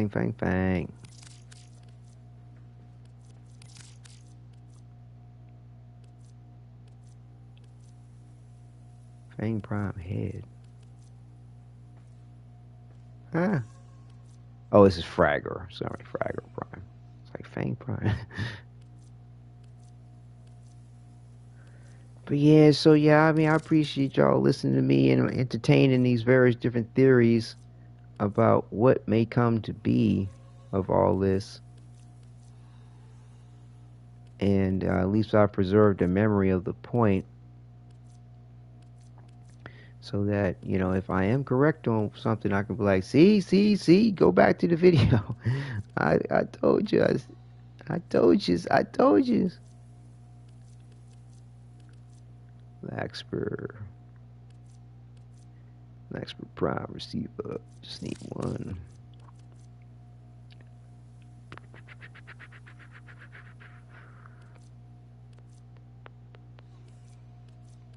So you got the regular X Prime, you have the dual X Prime. So you need 3 of these things. 3 of everything. 2 Magistars. Don't need 2 handles with Nikondo. But yeah, if anybody's floating around and has a question, now would be the time to ask, because I'm going to sell the rest of these prime parts I'm not need to hold on to. And Prime Blade or Okaina. What the fuck is the Okaina? Okaina. Warframe. Oh, it's the Tonfas. Not the Tonfas. The size, excuse me. They're considered size. The type of weapon.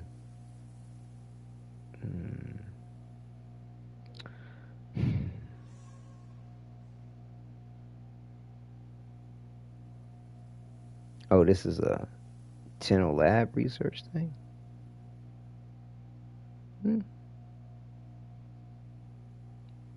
Oh, that's the regular version. I hate that. Shit. Oh. Well, it shouldn't matter. It should be the same amount of parts, types. Well, it's a size, so it probably needs 2.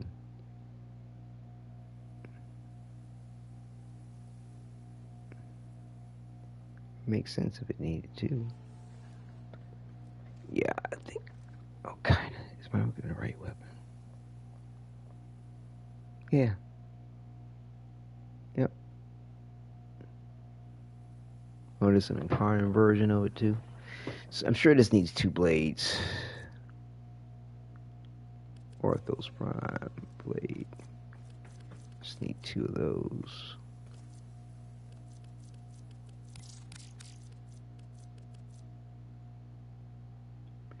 Paris Prime grip. Paris Prime grip. Just need 1. It's all about that grip. Protea.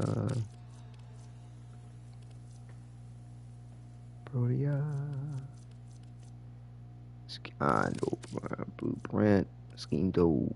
Skindo. See how we got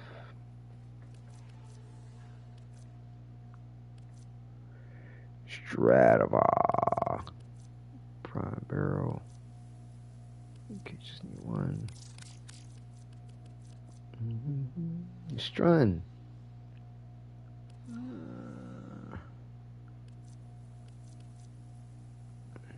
I don't think that's a dual weapon.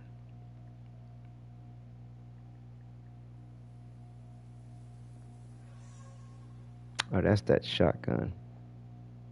Strun.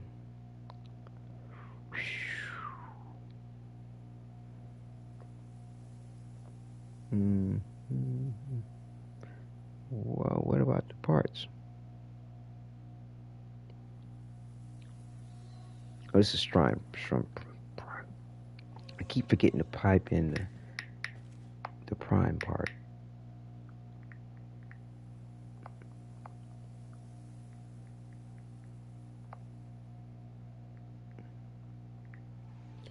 Strun Prime. I'm sure it's got to be one.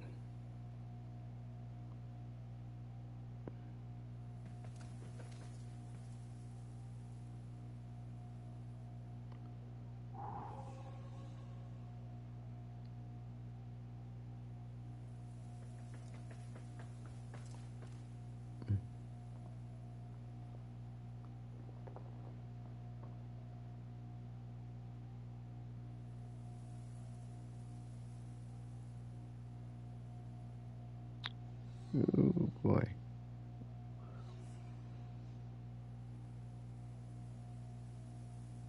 I'm seeing everything else but what I need to see.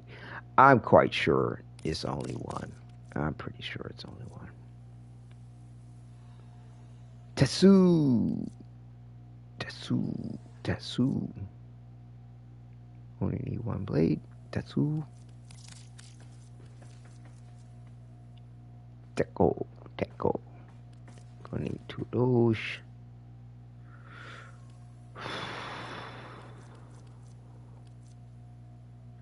Fastro. 183. Because it's the AKA Vastal. Alright, I think that's it.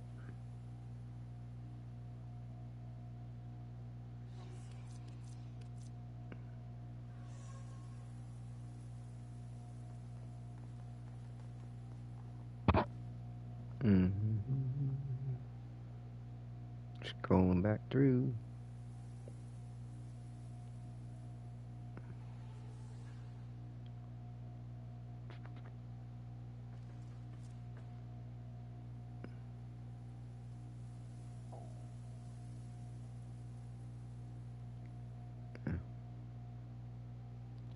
Didn't I put that up there? I know I did.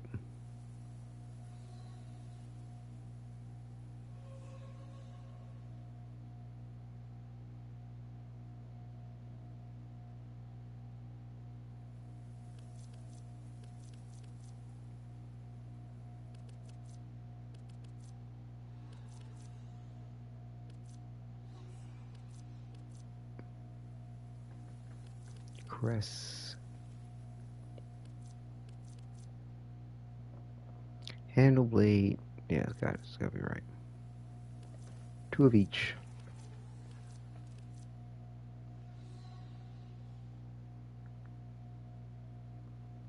Yeah, with the Bronco, there's a singular Bronco Prime, isn't it? Yeah, it's a singular one, and it's an AK Bronco Prime, so you actually need 3 of everything. For you to build a singular version and the dual version. Yay.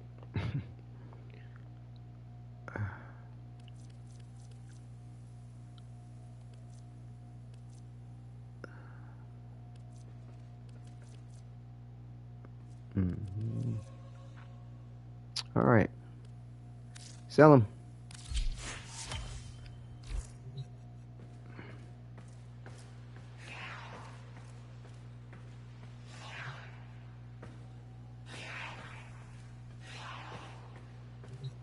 checking out the animation. Do have a look. Okay, Who knows? You may turn so into a we paying got customer someday. 1,200 that we can spend. Let's check the mods.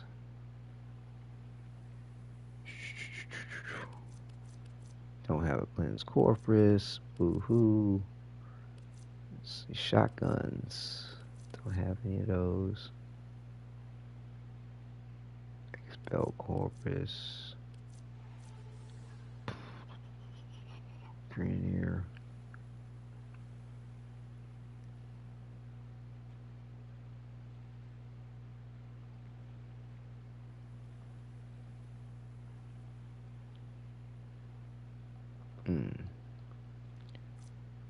Prime Deadly Archer.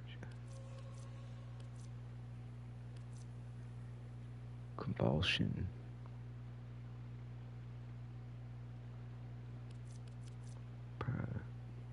Prime Counterbalance Weapon we call. That might come in handy. What a pleasant surprise. Perhaps there's hope for you after all. Smite Murmur. Murmur. Fishery. On reload from empty. 220. Oh, wow.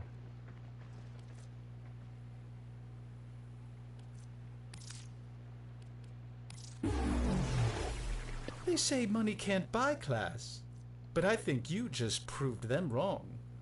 His lips aren't moving.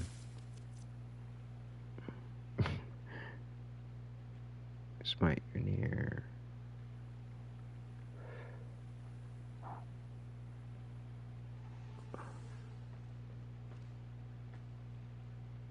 Cleanse Corpus.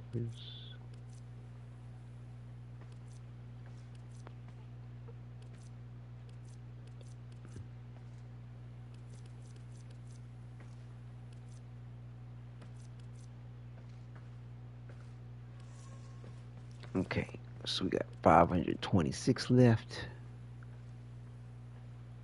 This is cosmetic stuff.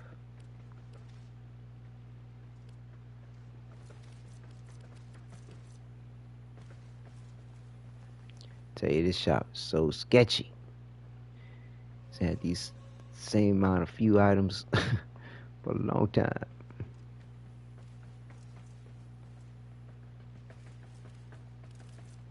The silhouette, good. I've got one of those.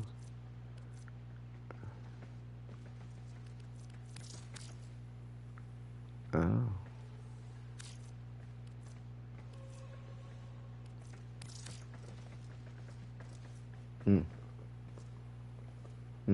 Oh yeah, the Damos. Clathoric. Oh, that's nasty. From you. A curious fungal life form encased in zero gravity. Curious fungal? And you gonna bring it to your house? No. No.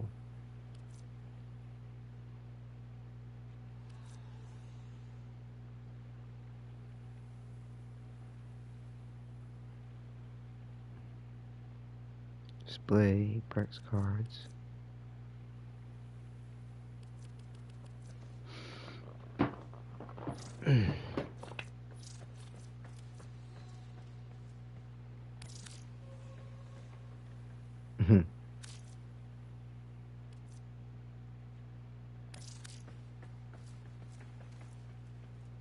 That's nice. 100.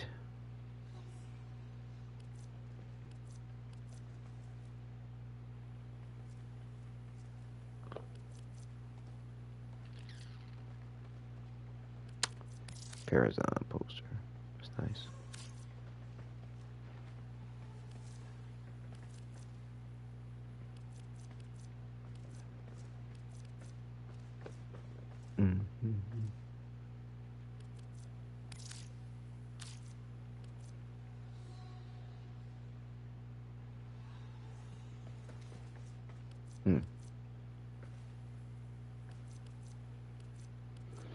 It's that carpet.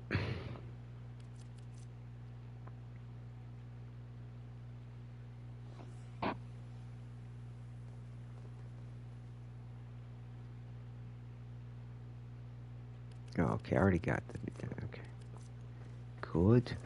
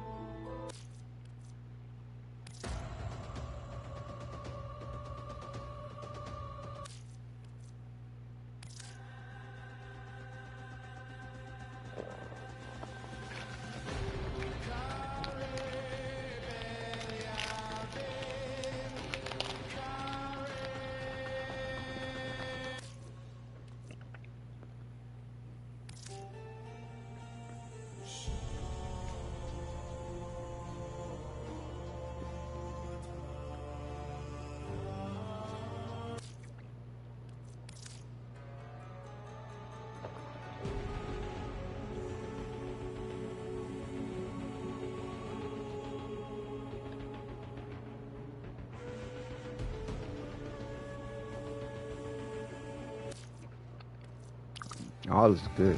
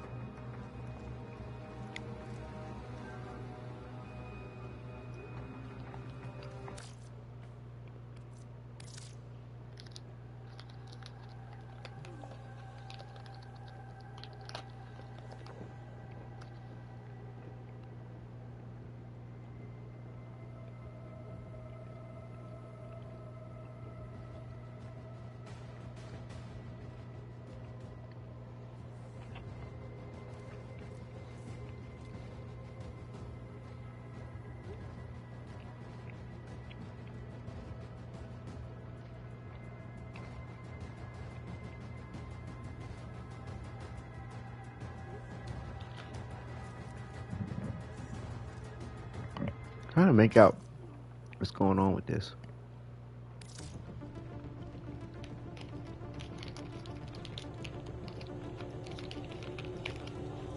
I didn't realize there was so much music I was missing out on.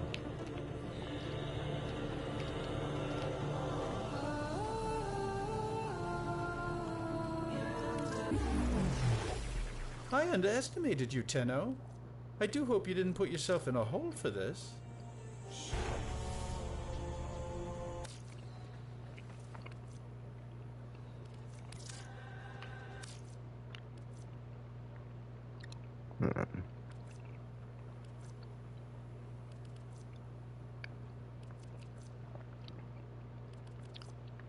Shit, there was something else I was thinking about getting.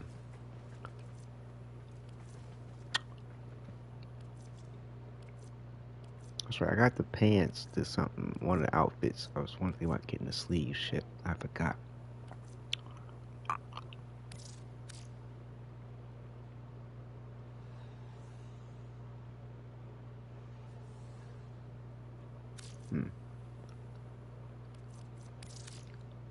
Oh, these are the sleeves? Oh, they're terrible.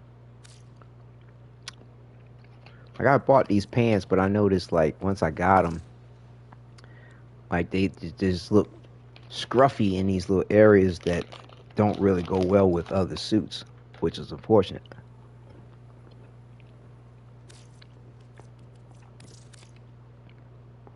Maybe I need to get the top.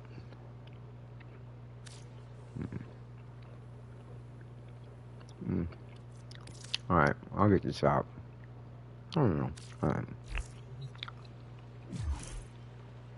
Alright, let me see something.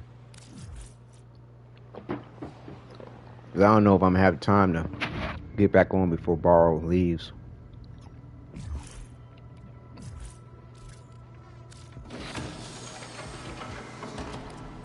Because that's what I was trying to do with the operator. I was hoping that those pants were going to work with this suit here.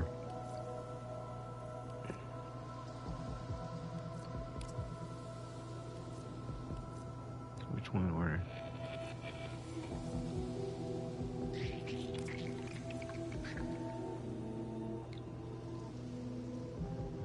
Got the long shoes.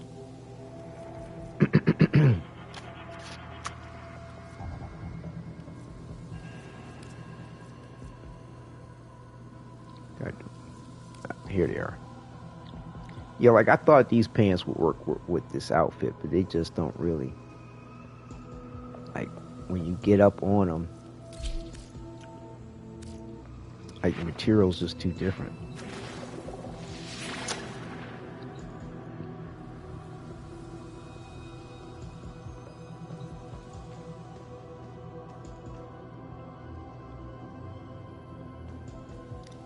And I'm not getting a proper angle on this shit.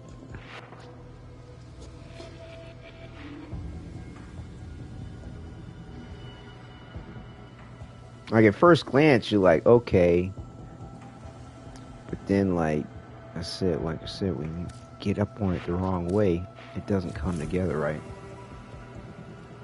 And I don't think getting that top it's gonna make it any better. And plus, too, I really like this top. Chest piece is real nice.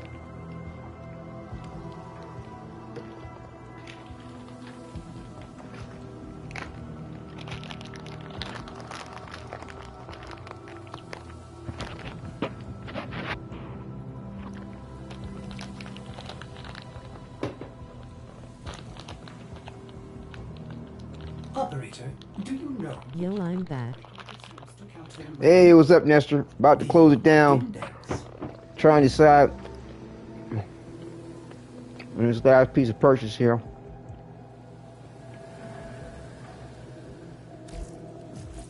Phone died, then got lost watching crap TV with my daughter. That's cute. That's awesome. Little TV time with your daughter. That's Have sweet. a wonderful night, everyone. All right, Quentin, definitely. You have a good evening, too. You guys was able to come through, join in on it.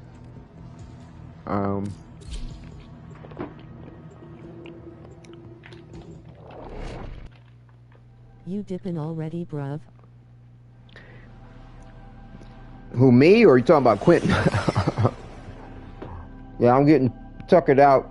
Gonna close up shop here in a minute.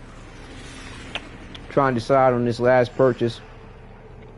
I think I'm gonna just go and get this top just to be on the safe side. I want the music though, but Good night. I was gonna ask about that weird creepy video with the lotus eyes gouged out. what about it? Later, Quentin. Like I explained, I mean, that to me is just a tell about. Tenno, may I extend an invitation To me, that this is dealing with the first dream. That was the culprit and the reason why. Yeah, it's for real. Margulis got blinded by the children. Yeah, that's for real. Yeah, that's real canon lore in the game. Ain't nothing made up about that. You know, the only debate is to whether or not, you know, was she doing something that caused the kids to do that? You know, what's the real history behind it? Is what we know, you know. On accident. When do we find that out? Grinning face with sweat. They said that they had outbursts. They had outbursts. Okay, would they piss their pants? Were they, you know, having an outburst emotionally? To me, I think Tom or something. I think this the detail. Yeah, we don't. Like I said, we do not know the full truth of it, and even if we do think we know, other aspects of the truth could come to light as to what was really going on. Glad I was able to catch you online. Just came home from work. All right, guys, you back? Welcome back now. Again, we don't know whether Margulis did something to cause a Tenno to be like, you know, hey woman, you know, you wrong for what you're doing. And came on to me while I was baiting. I was trying to smooch up on somebody. Maybe she was just violating their privacy too much, or something strange in the way of just peering into their life that they didn't approve of. Maybe it was just as simple as it was stated. She Can you help me with Raxi, a loudly crying face, please? She they didn't mean to, you know, they had an outburst in some sort of way, shape, or form, and she got hurt on the process. But what kind of outburst is going to have like a very distinct scarring the way of itself, and just her eyes in the way of itself? Why do you need help with Raxi and Nile? Yeah, that's what I was about to ask too. Why do you need help now? So yeah, I mean, I think it's a little suspicious, a little suspect. These arms are terrible.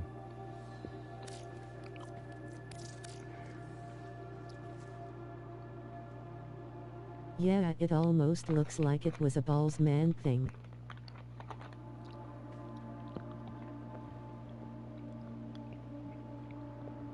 Well, balls man, Ballas. I'm finally able to play from my exile. I'm free, starstruck. Right on. I'm about to jump offline here, man. Get some rest. Yeah, Ball asked me. I had. I don't think he had anything to do with her Margulis being blind. He loved Margulis. Now, I think there's a clue about that in the fact that if Ballas loved her, if Ball asked one of the Council of Seven, the ruling elite of the Orcan Empire for thousands of years, if he loved Margulis, there's a good reason why he did. Tears of joy and I'll try. There was a good reason why he did love her, and I doubt it's because she was a weak woman, or she was less than a woman that would be right for Ballas, perhaps. Unless it was just an unrequited, you know, she never loved him back. He wasn't worried about when and where. He just loved her. I don't know. I don't think it was that benign. We don't really know the full truth about the Lotus, other than that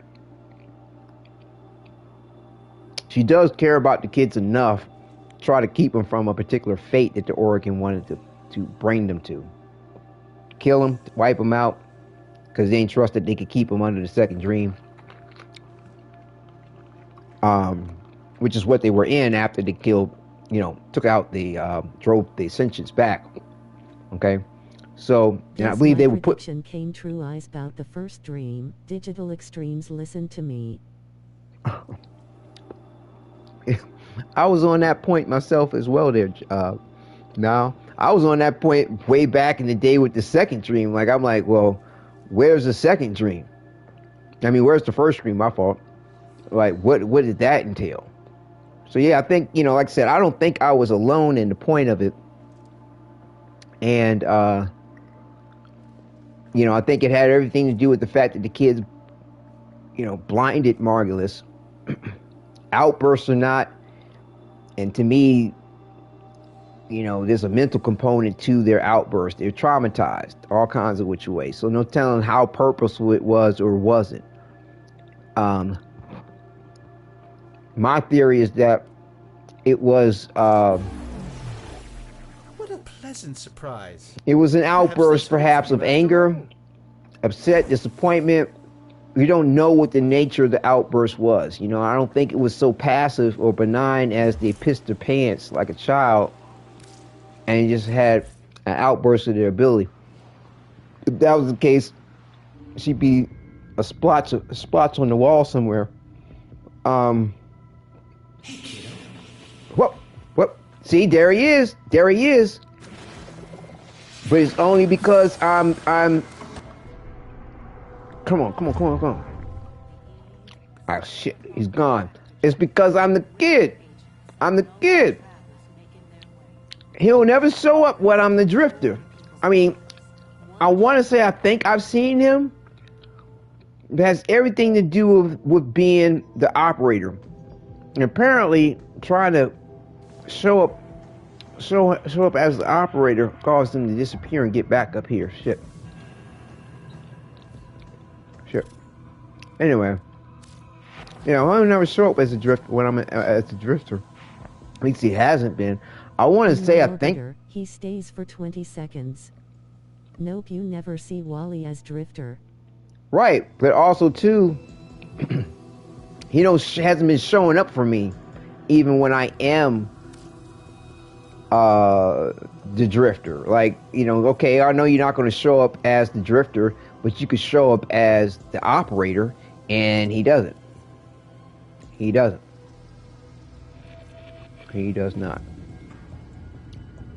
So, and I want to say I think I've seen him do that before, but I can't fully remember. This is not coming together as nice as I would like it to. Always trying to find options. Oh, look at this. His neck. His neck. All glitched in. Ugh. Man, I'll be glad when they do this pass over to get this neck right on these suits.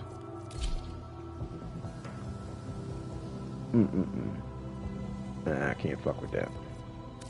I might at some point in time, but not for this not for right now. I said they got a lot of nice fashions, a lot of nice cool shit, but if you can deal with it clipping, good for you. And it has a lot. I think it has a lot to do too with how the the Drifter's standing with this stance. But that doesn't matter, because as soon as he goes to move around or do something, you're going to see the clipping that's there with what's going on. A new keyboard. Fuck. Unless they just don't perform some particular motion or movement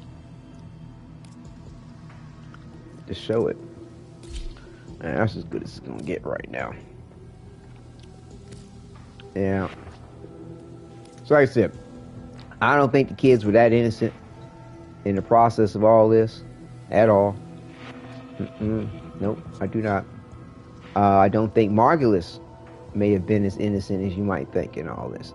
She may have cared for the kids. She may have defied the Orokin Empire in some way, shape, or form, which had Ballas have to kill the woman he loved and fully turned against the Orokin. Like, I've been thinking about dipping for a minute. Now I know I got the dip, and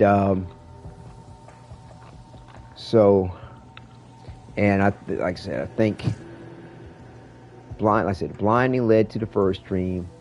Them, the 10-0, we're about to also to see why the end of the first dream and why they have to be probably put induced in the second dream, because they streaming next went against the Orokin Empire to probably side with the Sentients.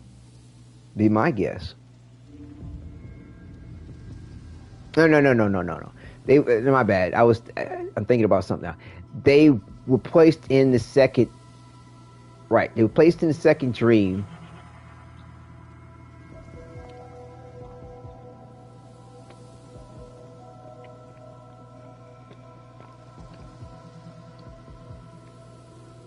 Yeah, because of siding with the Sentients. Right.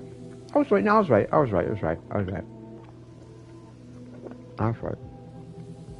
I mean, that's the only thing that makes sense to me. Because it's like, they were all whacked out in a lot of ways. I mean, maybe just showing Margulis blinded because that's what will happen. Right now, they were able to get a grip on all their abilities. All that trauma was no big deal. Like my son, no big deal. They're skipping along. They're having, the war against the Sentients. No big deal. Now we're all buddies, kumbaya. No big deal. None of that shit sounds right. And then, of course, they're still having outbursts after having all that go down. Or it's just one of the other ones that's floating around, right? That can't control his shit, but everybody else is fucking up shit, having wars and having parties and jamborees. pulling out motherfucking, ultimate weapons out of the void, but then there's some little nut job over, I don't know, some little, so one of the Zariman is just still pissing his pants, basically having an outburst. And then that's how Margulis died, gets blinded, is after the events that we're about to uncover as far as the old peace. I don't believe it. I don't believe it 1 second. I believe that, what happened with them, and the outburst had a psychological component to it. Whether it may not have been, I can't even say that it couldn't have, it had to have been malicious to the point. Whether they regret the point or not, whether they wish they didn't do it or not, doesn't mean they didn't do it. It's like I said, like when my son decides he's 3 years old, when he decided to want to pick up his water, he knows not to pick it up and throw it. But he pick it up and throw it. Because I said, no, you need to finish some vegetables before you eat some milk or something. Or just that maybe he had too much milk during the day and he's pissed. He doesn't do this very often, and he's just done it maybe once or twice. Either way, he'll pick his water up and throw it. He'll throw the cup. You're not trying to spill the water all over the place. If you wanted to spill the water over the place, plus he could unscrew it and spill the water out if he wanted to. But he might pick it up and throw it. Well, similarly, the Tenno just have an outburst. They pissed about something that's going on. They do some shit that causes her eyes to fry, melt out of her head. They weren't trying to kill her. They wanted to kill her. They could kill her. Easy. Okay? But they weren't trying to not hurt her. I in my opinion, they weren't trying to not hurt her. Plain and simple. Because the way those injuries look on her eyes and the way of that situation is too deliberate up to the point that she was blinded like that on purpose. That's just my theory. That's just my theory.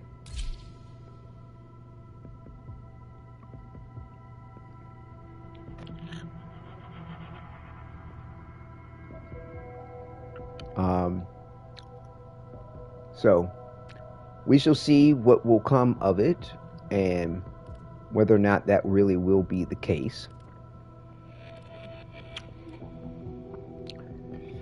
Later on this year. So what does it mean with Margulis with the haunting white eyes? The haunting white eyes? What do you mean about the haunting white eyes? Her eyes are seared out like they and black.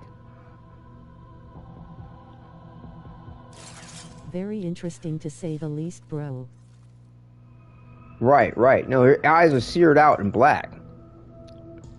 Like, you know what I'm saying? Like I said, the scars are... We know the Tenno. We go around playing these cats, bro. Like, something that specific in blinding her, regardless of how malicious it may or may not have been, it was purposely done in some kind of way, not to kill her, but to blind her. My theory is the kids were all messed up coming off the Zariman with all that. Like, there's too much documentation talking about them being not right in the head. You got the also to the void entity, the so-called difference, messing with them too the whole time. So yeah, and like I said, Margulis was an Orokin, an elite Orokin, trusted with these powerful children to shape and mold them. Yeah, okay, she fell for him as far as like wanting not the worst of whatever the Orokin had in mind for them eventually. But she's still an Orokin. The ways of their society and the ways of their culture was naturally normal to them. That's what the Drifter explained. Like this shit was every day. It's milk and cookies and apple pie. So, Ballas being who he is, how he gonna love some woman who weak-minded about that shit, about the way of their people and what they do? Margulis was gangster. It's just that, yeah, she had a soft spot for the kids in that she didn't want what the Orokin ultimately wanted to do with them, despite being blinded. Like I said, the Orokin, after this first dream, you know, like I said, you know, they rebel. I'm sure it's probably along with the sentience. They go, oh, okay. Well, this first dream ain't good enough. No worries, we can double down on that one, sure enough. Margulis, we about to double down. Let's go. And Margulis doubled down. Okay. They finish the war with the sentience. They come back. Everybody like, woo, y'all so cool. Because like I said, there was no record of them walking around. People didn't know anything about them prior to after the drifters, or rather the operators, until after the war with the sentients had been done. Asterisk Margulis gets a tap on the shoulder. Asterisk. Yeah. Like, look here, partner. You know, you was brainwashing us. Like, I know you might care about us for not the worst to happen, but no, like I said, for them, the way of their society, even if they knew she was doing that to them, they probably wouldn't have a problem with it, because, like, that's what they do. That's what they do. You know what I'm saying? This ain't a new ride in the park for them. It's old attractions. So they might even be okay with it if they knew. Either way, the Orokin wanted to take him out, in my opinion, and she didn't want that. And so that's what drew the line. And, you know, ball ass, being a baller, being hard, like, okay, I can't give up my shit like that. Like, not for you, not for nobody. Like, I love you, I know, true, but like, fuck these assholes. Like, I've been wanting to dip from this shit from a minute, you know. Me and Andrade both. I think Ballas and Andrade both in on the same shit. Like, you know what I'm saying? When Andrade was like, I'm done with this meat market, I think he found a common ground with Ballas. They may have had a common ground well before that. But either way, Ballas, I mean, obviously Ballas was done with it if he's talking about dipping from the Orokin, unless he's going to take certain technologies with him to perpetuate the situation. But then he out of stock as far as people concerned to want to keep that going for too long as far as his immortality. You know, they killed a woman, you know, had to kill a woman he loved. He thoroughly done with the shit. He permanently in bed with the sentience. I mean, you saw what Ballas became. They split him up from the asshole up to his sternum. Like, he ain't got no nads no more. Like, he lost his nuts over that shit. For real. Pay attention. You know what I'm saying? Lost the woman he loved, and he ain't got no nuts. Bruh. I hope that shit was worth it. Anyway, so Ballas got neutered. Loudly crying face. The hard way. The hard way. And bitched on top of that. They got a chain around his neck. Like, bruh. Really? So like I said, Ballas, he is plotter, he is schemer, he a manipulator, but the intelligence to do what's been done with the Warframes and this, that, and the other, like I said, he taking somebody else's work and taking credit for it. Same thing I think he's doing with Wisp, right? When like I said, on the Warframe wiki,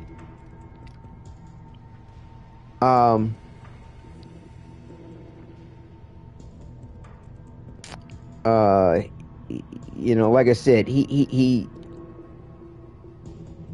says some old audacious bullshit. Where is it?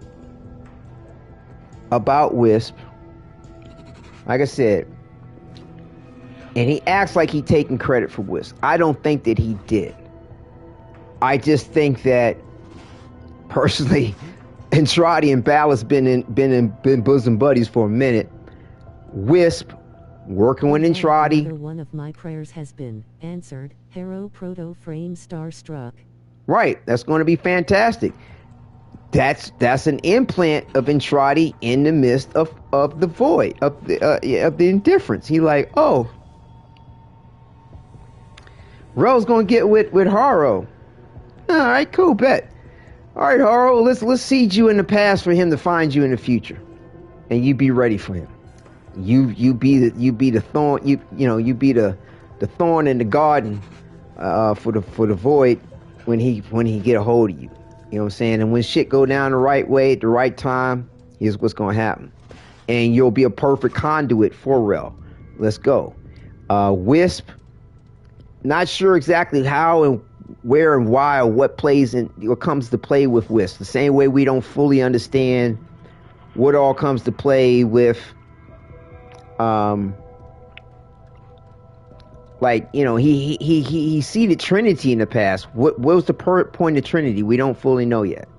I mean, we obviously understand about Mag. Okay, she was instrumental in keeping the nuclear device from going off. We understand about we understand about Amir. He's fast enough to reprogram the shit. Eleanor, Arthur, we know about Arthur and Eleanor. They seem to be instrumental DNA wise as far as his vessels and all this, that, and the other. But again, like Flared, it's like it's just certain Warframes, like we don't fully know what the reason why Entradi would want to seed them in the past. Same thing fully, I don't know about Wisp as to why. We'll find out, I'm sure, at some point in time, because I'm sure Entradi is the mastermind behind everything. The mastermind planner, mastermind inventor. Ballast is just a crafty fucking opportunist, I mean, in my opinion. He's smart as shit. Ozzy Osbourne. Yep, rest in peace, Ozzy. Hulk Hogan passed away, and the guy that played Fresh Prince of Bel-Air. Oh, man. I don't know what his name is in real life. Darn, my brains haven't mentioned his name in a while, and it came up earlier in the stream. But yeah, 3 people of some good prominence passed away, which is unfortunate. But again, so like at the end here, Ballast says, in languid dreams, a vision came of new heaven, new earth. I breathe life into its custodian, a subtle sprite to seed life. Yet as I reached for my savage warden, she slipped from me. So now I cast her in flesh, yours. Let her be real, incandescent, this fugitive form, this wisp. So, not sure what all he means by some of this other cryptic jibber jabber, but nevertheless, though, he seems to be trying to take credit for Wisp. Bottom line, ball ass. Look, this is the Warframe fandom wiki. Okay. Ball ass is words. See, BALL, and then the word ass. Tries to take credit for Wisp. And again, we know that ain't right. So we'll find out what's up. And then we have the Devil Frame, which I believe is considered Uriel. And Trotty been busy. Trotty been busy. Okay? And I'm looking forward to seeing what he been busy about. See, I'm going to close it out here. It's been a pleasure. It's been fun talking about the theories of it all and talking about what is in store for this first stream and the way of it. Like I said, I couldn't help but recognize that when like I said, when you see the 2 suns that are blue, when really they should be yellow. Okay, you see the water that they're submerged in, and the fact that they hooked up to Lotus, Natah / Margulis, as if she's has the means to put them in this dream state to relive the past.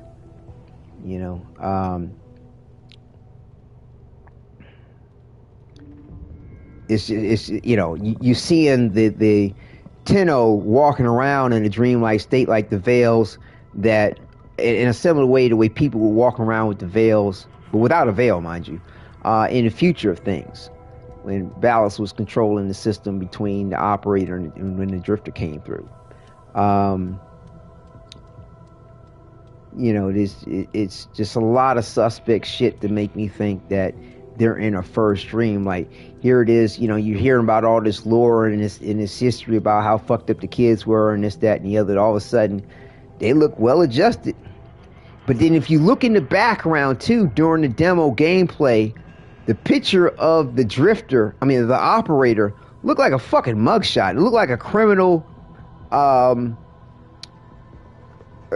report sheet on them. The way the dress, she had an eye patch, looked like she was a thug. Go watch that demo thing again. You look on the screen when she goes into the training hall. You got the Sentient there talking about blah blah blah. You got Adis there. I think the Sentients knew more about what was up with the Tenno than they let on. Like, they're like, oh, we know they're in a first dream. We know they high, basically. We keep them high all the time, because they fucked up if you don't keep them high all the time. You know, like, and a matter of fact, they may have wanted it. They were like, yeah, give me the drugs, give me the pills, put me in the first dream. I don't want to think of my life like this. This shit's fucked up. Okay? And because if you look on that screen, I found it peculiar. Like I was like, they not wearing some old fancy clothes. Their hair ain't looking all nice and shit like that. What's up with that eye patch? The fuck? Like, but yet you see the Tenno, the operator, don't have an eye patch. They got an eye too. They just have a scar.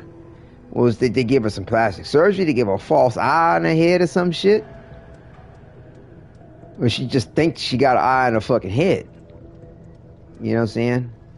They're just manipulating certain little elements. Like, the best truth is a truth told through lies, or the best lie has some element of truth. That's another very poignant thing. The best lies have some element of truth. Okay, we got to give us some element of truth to believe in this. Yes, there's two suns, but now they're blue. Yes, okay, you've got a scar on your face, but you really don't have a left eye. You know, you got a patch, but we're making you think that you have a left eye. Because the screens, I kid you not, look like a criminal report. The way the mug shots basically look like on that back wall. Since just know what the fuck's up, I bet you, more so than not. And you know, so yeah, I think we're gonna find out what's up, because like I said, for them to walk around in some nice ass prime outfits and clothes and shit, like, oh, we brand new, we you know, we got our Sunday best, you know, all that shit don't fucking bother us. You know what I'm saying? Our parents ate each other, they ate the kids, all this fucking disaster and shit. Nah, fuck no. They ain't that well adjusted. Fuck what Margulis was trying to teach them to do. She put their ass, she got them high. She told them, y'all gonna be all right. Just keep the supply going. You know, put you in this first waking dream state. And you know, we're gonna let you do your thing. Here's some smooth ass prime Warframe, some smooth ass prime gear. You brand new. Then in the process of still being, you know, that they weren't horrible people to begin with, as far as we understand, but yet they were twisted from the Zeraman and the indifference. And so now they have decided to help out the Sentients, feeling guilty from everything that's going on. You know, they Imagine a Snoop Dogg cameo while we see the Tennos getting high. Yeah, right. On the first dream, right? That would be ridiculous. But yeah, so they know that you know, this is the whole point of us gaining this faction trust with the sentients, to build that relationship with the sentients, to know for ourselves, to know them yet again, right? As Andrade told us, you must, you know them. If you want to save them, first you must know them. Not just the people of 1999, but even Ascensions too, and who else, right? Who else do we for that matter? We don't know. So,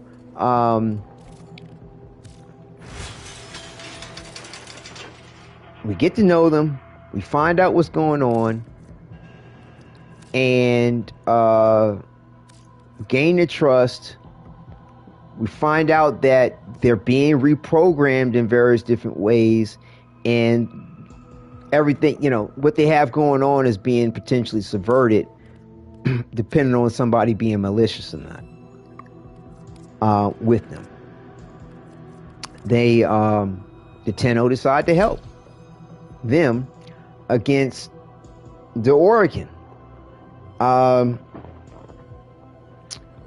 You know, I mean, the Separatists are doing what they're doing. The Separatists, because bear in mind, the Separatists are constantly, like they saw in the demo, the Separatists are letting them know as they're engaging against the enemy, yo, you don't really know what's up. You don't even know that you half sleep the whole fucking time. You don't even know yourself. And you mean tell me you think you understand what's going on with these sentients? You don't know shit. And so, but yet, you know, the Tenno are friends with them, so the Tenno side with the ass, and the Orkin like, oh, nigga, like, nah. Number one, you don't need to be going against us, regardless of what means we do for our ends. Serve them, and you served your place, period. Stepping outside the box for any fucking reason is no, period. Doesn't fucking matter what you think is right. No. And they go ahead, put them into a second dream state, have them actually defeat the sentients. The sentients already always do about the truth about the Tenno and the operators being half fucking crazy and high, just in a different, you know, they just out of their mind. And the racial slurs masked in the new demo, I skull face with tears of joy. Right, that's what I'm trying to say. They know what's up with the Void children being whack and in a dream state. Like I said, the one that called them the Void Sluggers or Void Slaggers or whatever the hell, look behind them at the imagery on the wall of the operator in question in the scene. Looks like a different person. Look like a mugshot profile. No. They're deceived about everything going on. Yeah, the Orokin Ortis said Lugger skull face with tears of joy. Right, Void Lugger, right. Hey, and nobody was like, yo, chill out, bro, don't be calling that. What the fuck wrong with you? Fuck no. They just didn't go along with it. It didn't add to it. That's it. You know what I'm saying? So nah. We'll see. I'm not like hard up on my theories that I presented. I'm not like, well, oh my goodness, if they don't do that, I'm gonna be disappointed and cry. I'll be okay, because I know I have faith in DE. I have, you know, and not faith in the unknown. Everything I've experienced and what I have known is telling me that it's going to be a good experience. It's going to be interesting. It's going to be excellent. I'm not committed to anything that I presented to the point in a way that I will be disappointed if it doesn't come to be. But I'd be surprised if it doesn't. To me, it just makes too much sense. And I'm not talking myself into it. I'm also too pointing out the evidence of it. I'm not grasping at straws. Like, how else could this be? Unless there's just stuff we don't know. Unless there's pieces to the pie and other aspects of the history of things that we have not encountered and we just don't know. So therefore, it's no way to really piece the whole situation together. That's all. So yeah, we'll see. But it's going to be good. I love the way this Valkyr skin looks. This is gorgeous. Wow. Beautiful. Absolutely beautiful. Absolutely beautiful.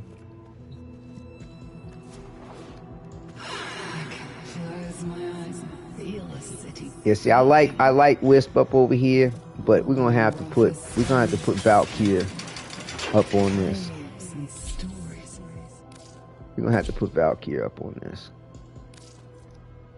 I always do that. Oh wait, hold on. Well, I was doing that. We should probably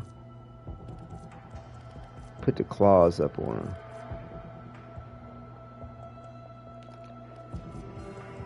And then, let me see. Put the Valkyr Prime maybe.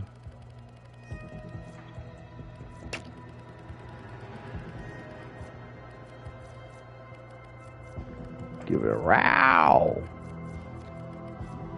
Big bad kitty. Row. What do you think? Yes, no, maybe? Should I repeat the question?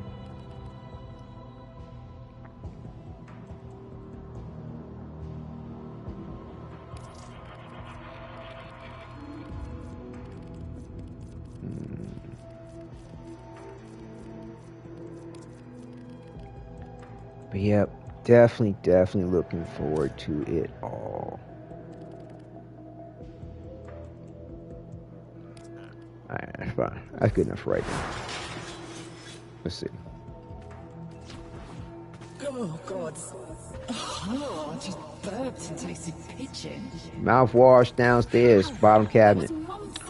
Let's see.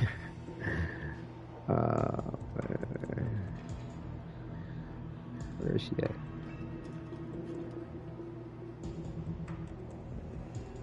Huh.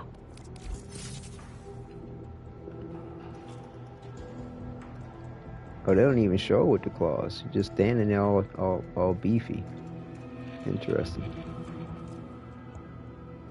Okay. Okay.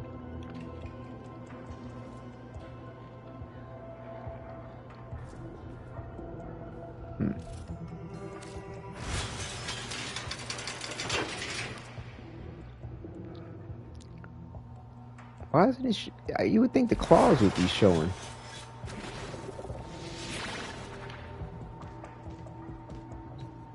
But they're not. Interesting. Alright. Alright. Whatever. So we got... I changed it up, the helmet for Ember. I liked the way this looked. A little bit better than the stock. But I can't. There's nothing about this I want to switch up. New I don't hairstyle, think. huh? New hairstyle. What you talking about now? On my drifter? I've tried this hairstyle before. On my drifter.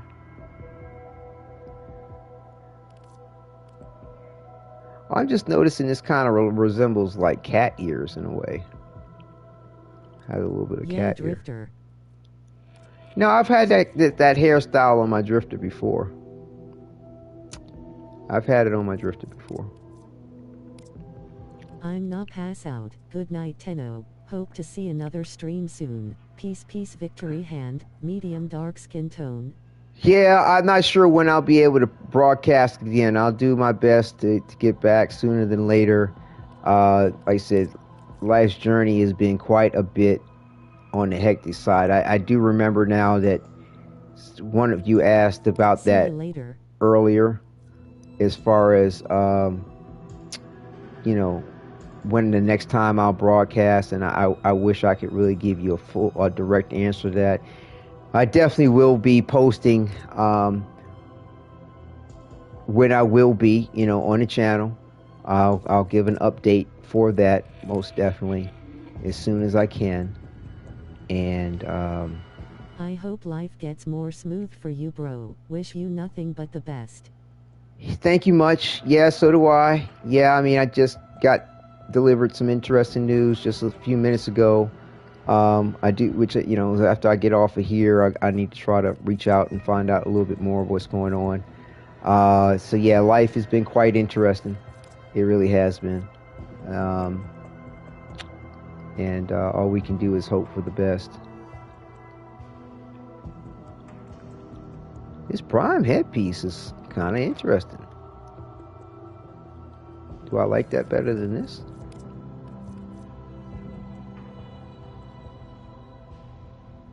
Definitely gives more of a cat vibe to the face.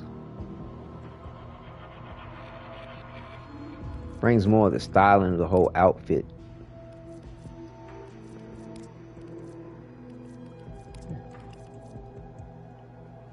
But the Prime headpiece is kind of interesting. I don't know, I'll probably change this at some point, but let me just see something.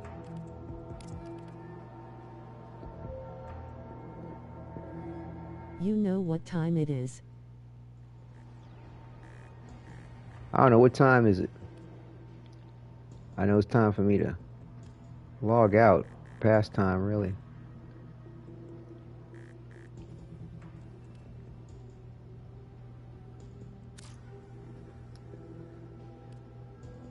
What do you mean, do I know what time it is?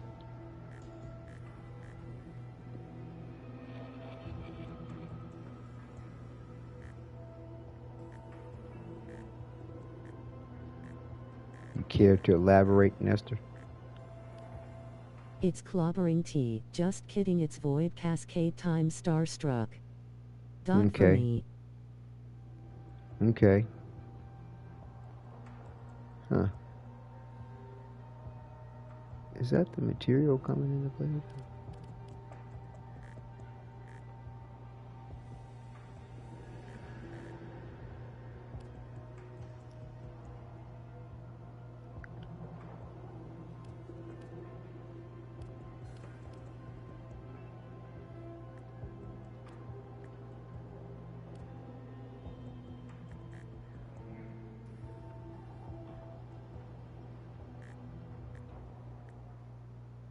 Trying to set this up in a way where it is kind of clipping, but it's clipping the right way.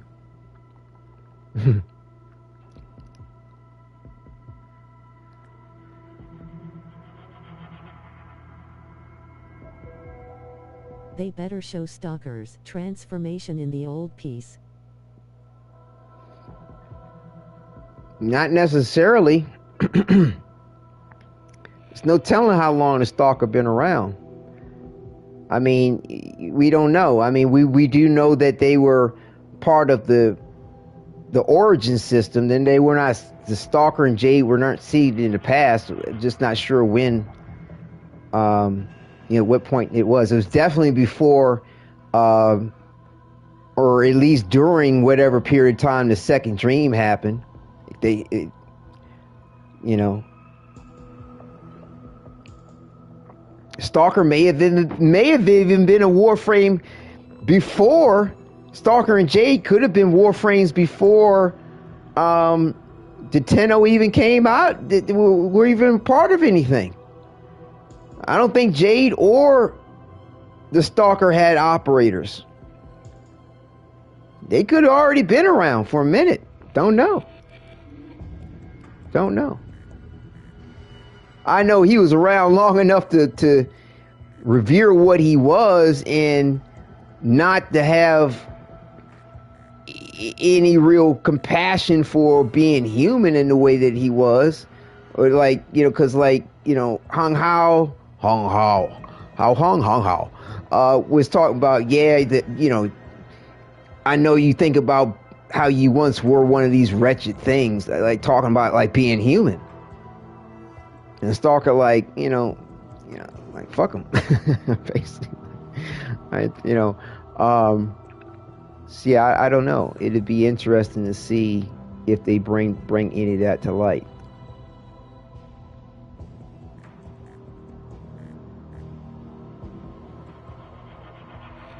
Stalker got Jade pregnant before they transformed into Warframes?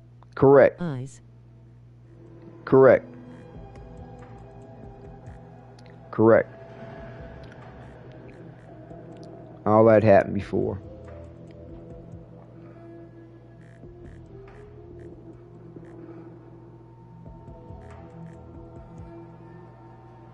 And, you know, she was in some elongated form of pregnancy. Drifter helped set all that right. I'm gonna try this out for a little bit.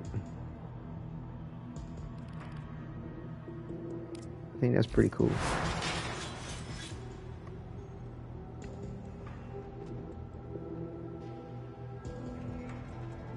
But they have some cosmic cake going on here. Like, this is just, it's straight cosmic with a thong.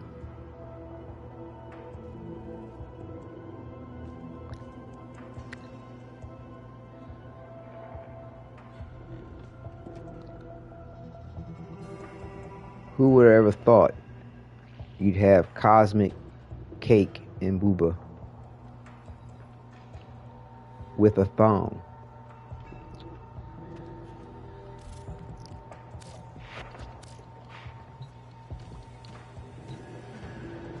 On a pedestal. Oh, now she got the Vanka on her arms. They weren't showing up before. Lovely crying face.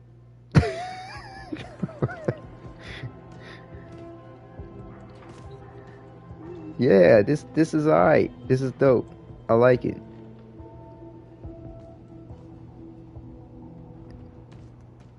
I like the little switch up on them. Like I said, we got both the ladies up on the pedestals here.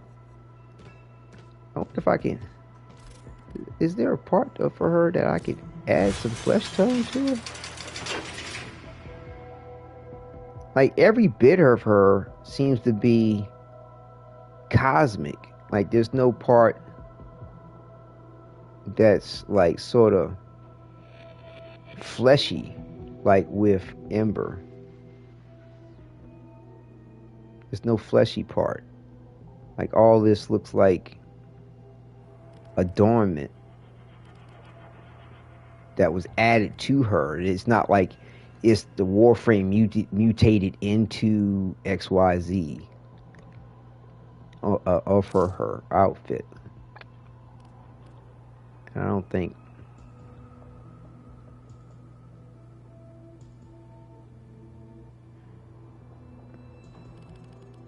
think adding some kind of fleshy thing to it is going to really work.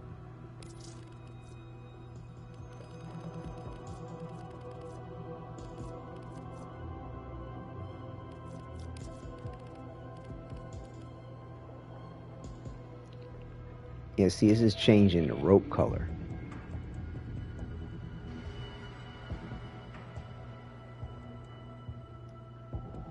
Either way, that's not necessarily helpful.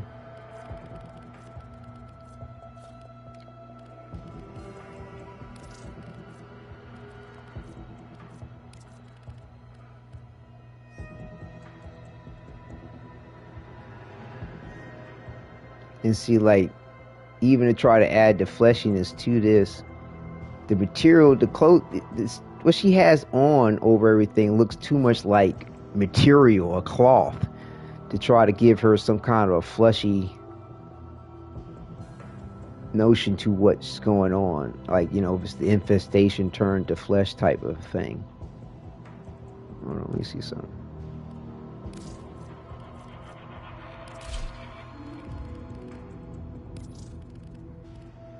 Yeah, it's interesting how they really wanted to try to give you more of a cat vibe with this. Definitely cat vibe with this. Oh, but that's another thing. Like, Tau means lion as well. And it's interesting they decided to go with the Valkyr Heirloom skin. Wow.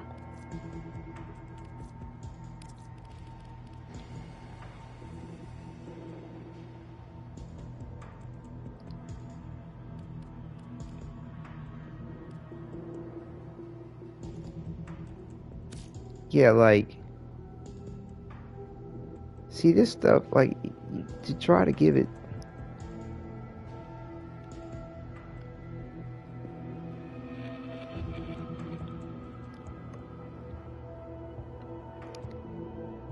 Yeah, like, yeah, you'd have to change too much of it in a way with parts don't really look like they could be considered flesh. Waifu. Waifu. You see. Cosmic Booty!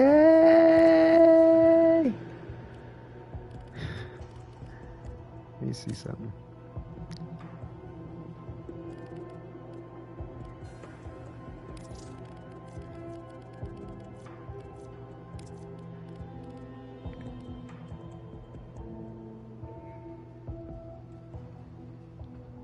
I know that looks a little bit more like about flesh. I'm supposed to be getting off. Not living. That didn't sound right either. Logging out. Yeah, I was just trying out something you here. Here for the hunt, are ya? Right? No, I am, man. I trust me. I'm in it for the hunt. I was just considering something real quick to try to add a fleshiness to it.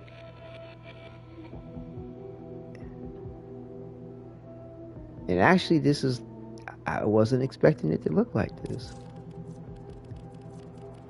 I just tried it on a humbug. I don't know if I'll stick with the point of it.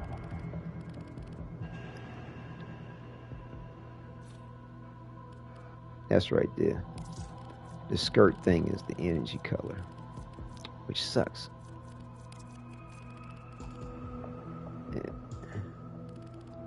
I wish the skirt was not the energy color, man. Like, it bums me out. Let's put this like this.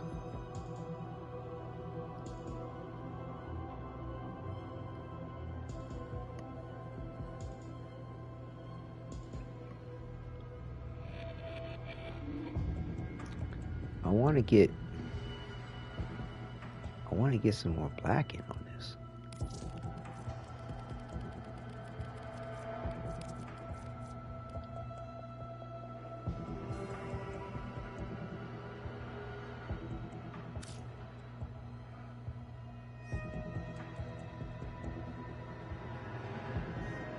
Get some more negro up on this, more black.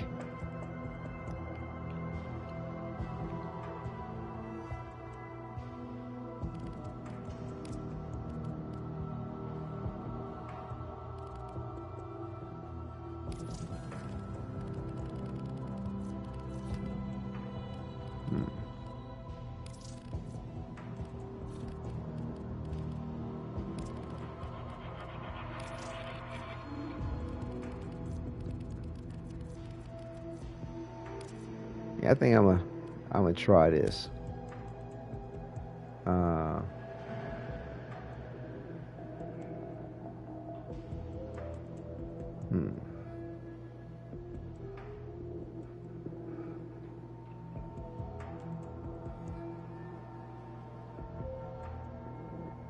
Actually, I could do it like this. I don't know.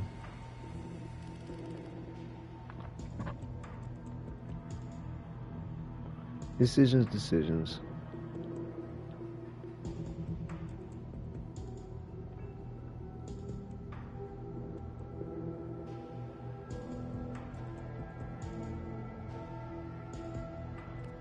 Yeah, I mean, there's a couple of things I was thinking, like I could go this route.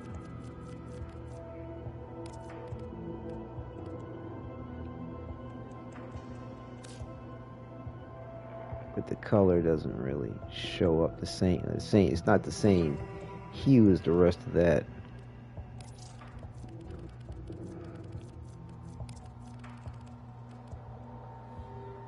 That don't work.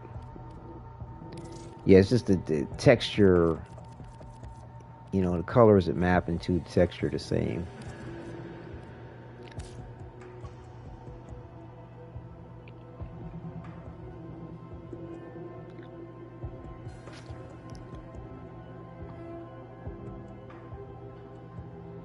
Yeah. Well, I mean, they're black. We got the Araxia build. I can use eyes. Do I have an Araxia build? You wouldn't want to fuck with my Araxia build, probably. Tenno, My Araxia build is a little unorthodox, but I'll show you what I have real quick. Like I said, I was enjoying using the evade.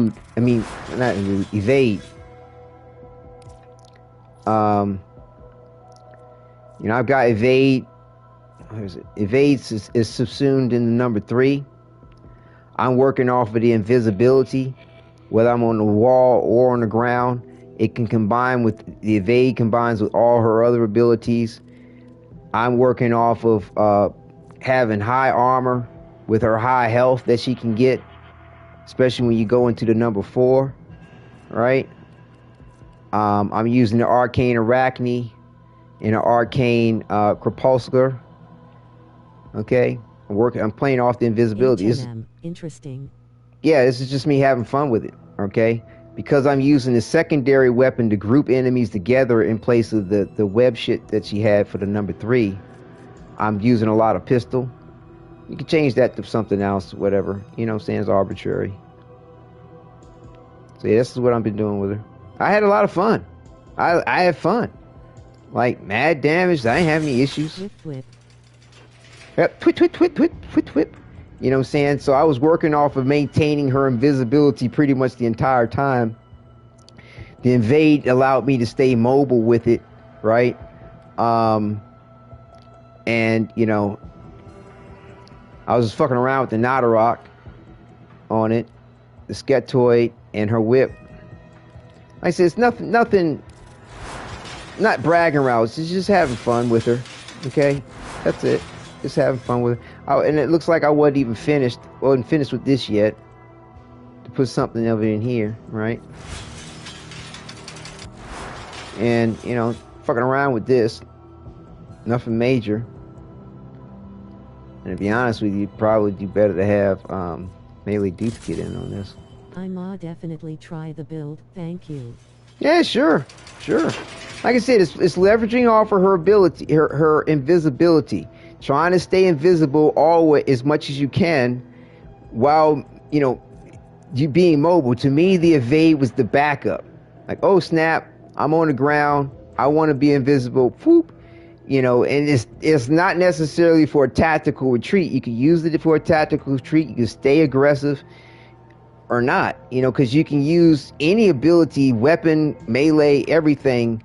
You're not limited to something, and then you're going to not be invisible anymore.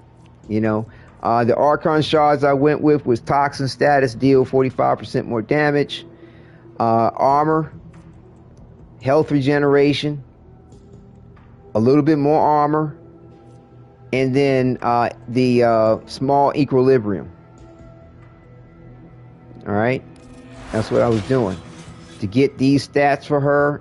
To have some strong armor values to make the health not be so, like, make it like water. It's just, you know, they ain't worth shit. You know, because when you go into your 4, you know, she's going to gain more health, right?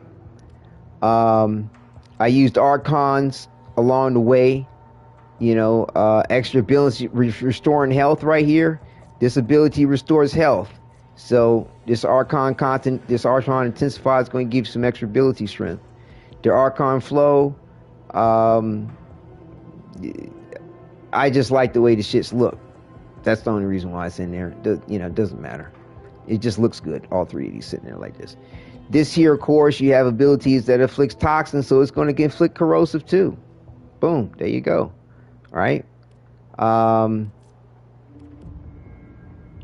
that's what's up. Arcane Adrenaline to try to get some health from the damage that I might take. But, you know, because I'm staying invisible most of the time, you could probably put something else in this. It's just that, you know, you might be in a, you know, I don't know. And plus to her number 1, you can get energy from that. If with the equilibrium thing, you know, with the Archon. So this you could probably put something else in if you wanted to. Depends on, you know. But again, you know, I was just fucking around. I hadn't really mastered this at all. So, you know, you could probably put something else in here, put something else in here. The rest I would keep, personally, if you're going to be playing with this whole invisibility thing. Okay? See you and have fun. Let me know how it turns out. And this this Valkyr here is just a showpiece.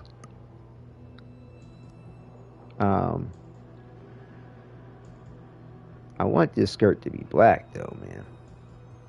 Then it's just gonna, like, I'm gonna lose the red that I'd like to have in this. I don't know.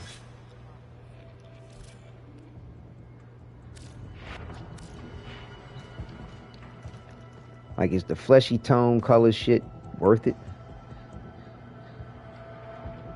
I don't know.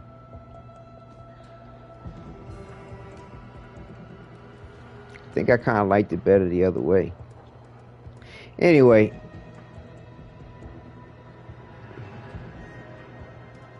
But I mean, this is kind of like what I was kind of trying. I wanted to actually see.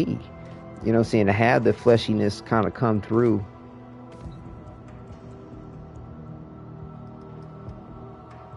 I really like the way it came together there. But see, I was able to get a good amount of black still up on her. With the red as well.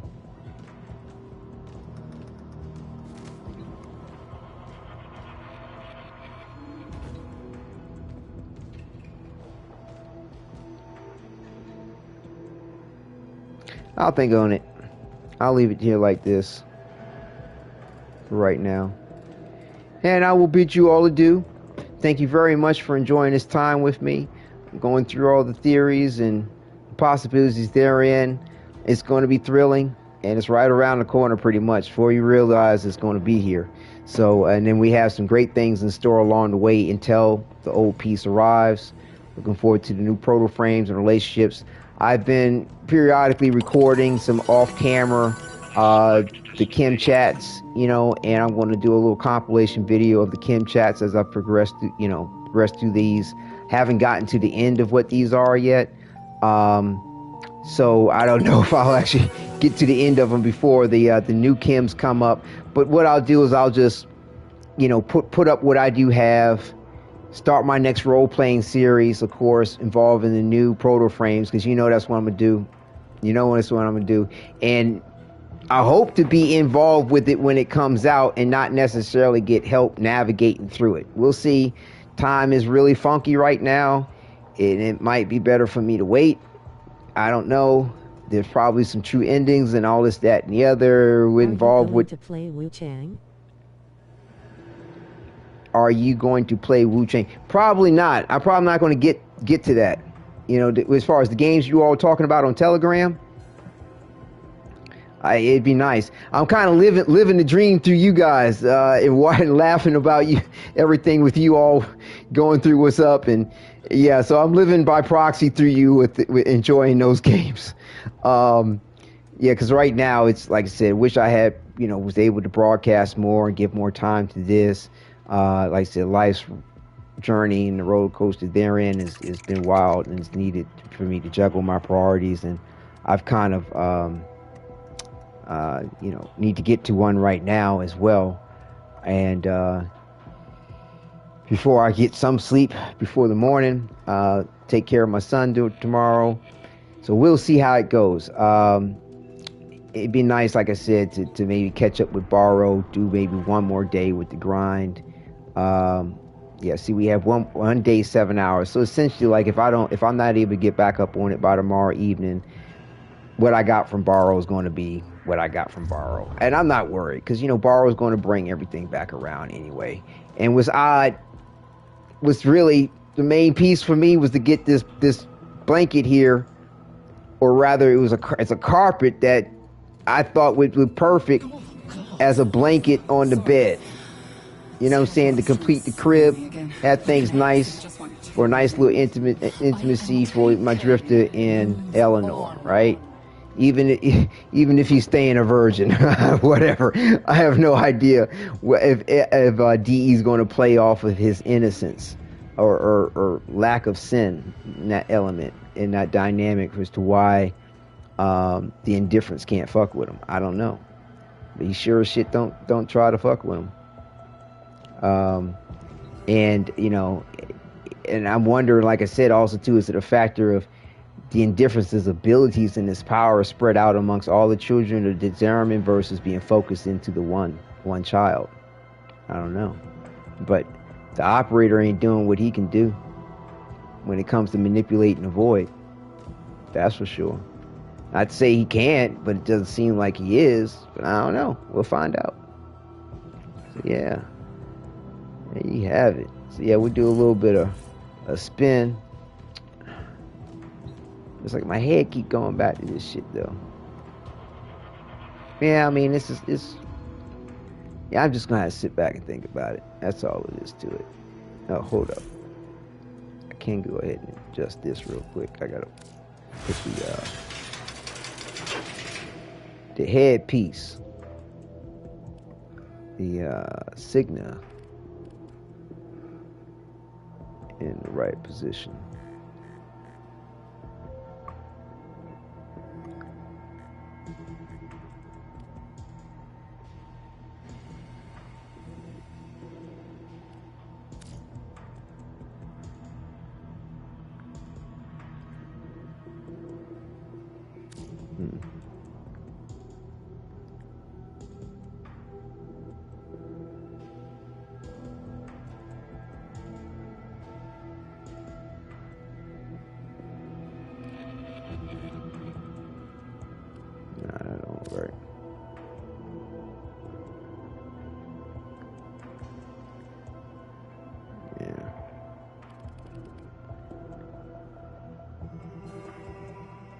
Yeah, I think this is about as good as it's gonna get for you know, adding a little bit of flesh tone to the whole situation on the cosmic booty, right? Because because the Warframes do manifest their technocyte virus into cloth and steel, and this material does look like it's coming from her body. Or do I want to reverse it?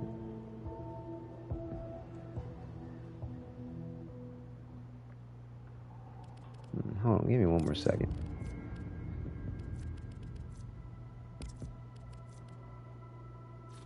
That's not right.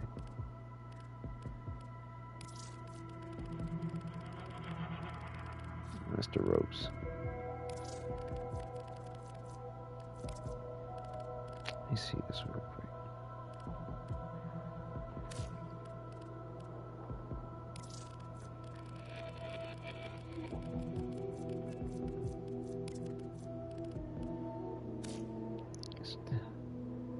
That's what I was trying before. I don't know if that looks right. That doesn't look as good. She looks like a sad kitty in the face or something. Oh, poor kitty. Sad kitty.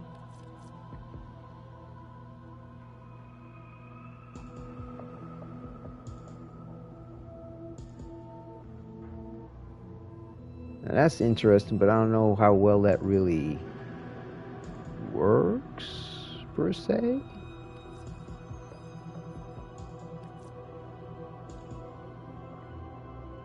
I like the helmet on this better, though.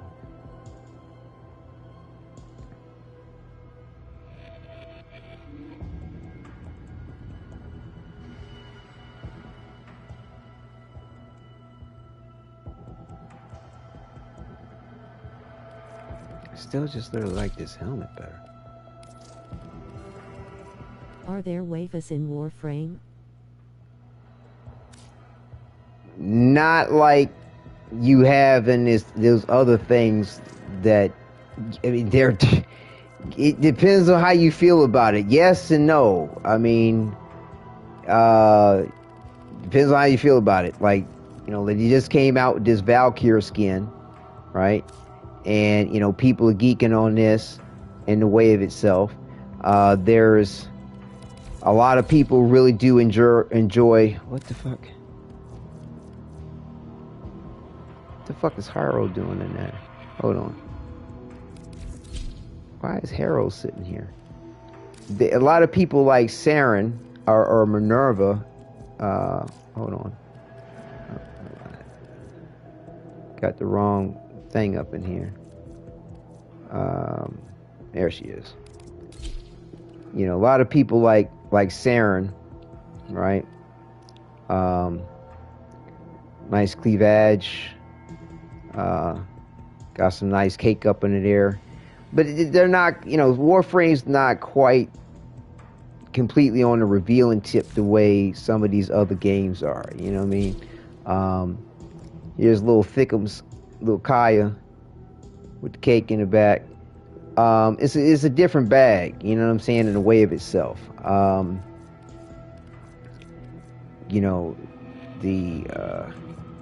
they came out with Ember here, right? And she looks pretty much nude and almost, I mean, there's no cloth around any of this. I mean, it's just completely open. You know, I added the flesh tone to it in a way, because they all used to be human at one point in time, mutated by this technocyte virus to be what they are.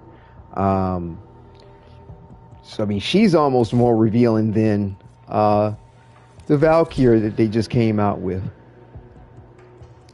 You know, Valkyr looks good, but she's got a skirt covering her over the rear end. She's got a thong. Like, Ember has none of that. Okay, so I still like this helmet better than the other one. Sorry, I just really do. I really do. So yeah, it's a different bag, you know. Yeah, I mean, there's elements of things there, but you know, and then there's also too, like, she's not revealing in any kind of way, but Eleanor, I don't know if you saw some of the clips that I have of hold on, the relationship between my drifter and her. My drifter's in a relationship with Eleanor, and Eleanor has this exceptionally long prehensile type tongue. You know, I mean, that's not the reason why he's with her, but it adds an interesting dynamic to their relationship, shall we say. My drifter in this roleplay has commented that Eleanor is diabolical when it comes to intimate moments with her tongue. So it depends on how you know, what you decide to make of it. Like, here's the New Year's invitation you get when you have a relationship with your character, with a character. You don't have to mention the tongue, huh? So, like, you get a different, if you have a different outfit on for your drifter, you can have a different cinematic. Like, see this one here, my drifter had a different hairstyle there on that. Let me show you one where the drifter's has the hairstyle that I'm currently sporting, and then give you a little bit of closer context of what's up. See, as another example where you get the role play, you have your character style differently, and of course you could have a different relationship with any of 6 characters right now. So it's another example.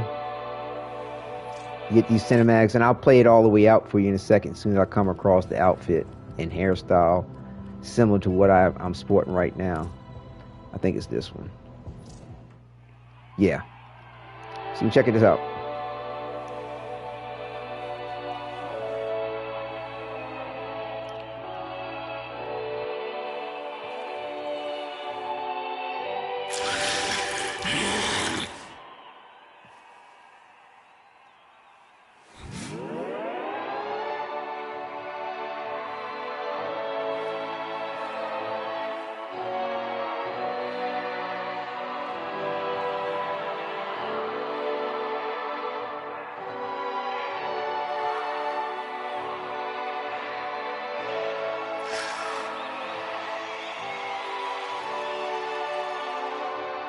Felt the loving heat of you rising like incense, like the first fires ever to warm the earth.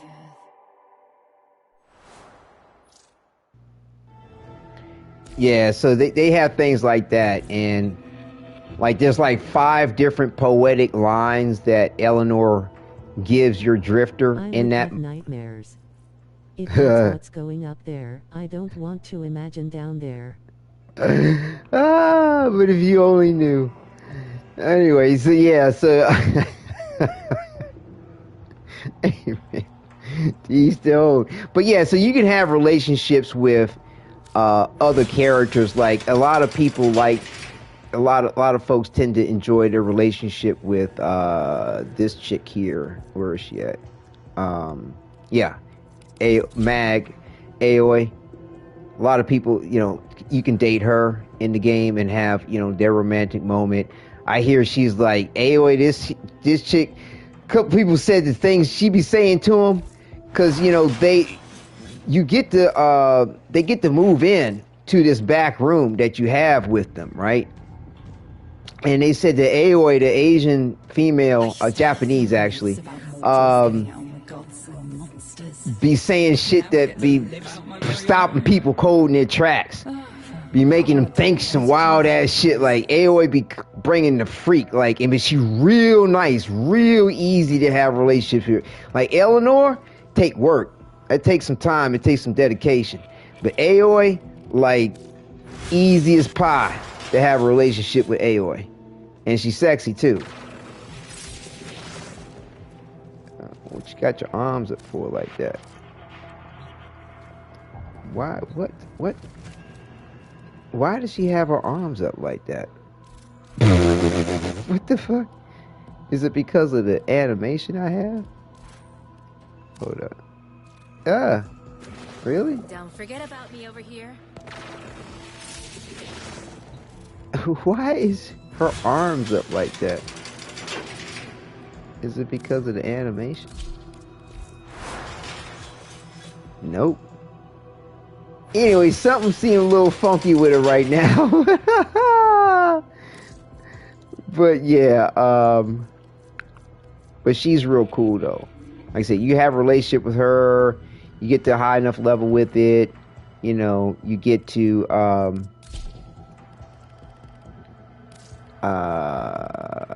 you know, have your New Year's Eve cinematic and kiss and all that good stuff. Man, fuck, what animation did I have for her? Shit, I wasn't paying attention. It wasn't that one. Fuck.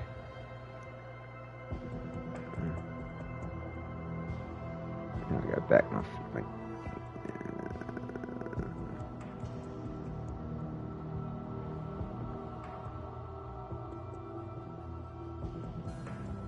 oh, Titania Noble, okay.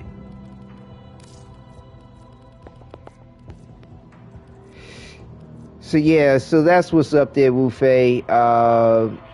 You know, it's a different bag, you know what I'm saying? It's not really overt, lewd, or crude in that kind of way, but very suggestive, exceptionally suggestive, and more than just suggestive of, when it comes to some of the dialogue, with various different things with the Kim chat, as they call it, kinetic instant message dating thing, or whatever. You have this, you date them essentially, or you get to know them through these Kim chats that you can have with them, where you'll go through various different dialogue options to, like Glimmer is her, right? And so you go through these various different dialogue options where you get to talk and you build up your relationship with them. You know, you can become best friends, or like with me and on Drifter and Eleanor, her nickname is Salem, beloved, and that's where you get that cinematic where you get to be, you know, they have a romantic moment during their New Year's Eve. And they're in a time loop right now in this particular aspect of the game, so that moment happens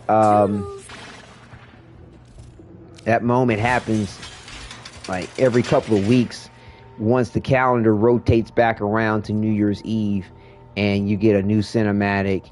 If you've changed the look of your drifter, you can have a different look in the cinematic invitation that you get. It's just kind of cool, just a nice little addition to things.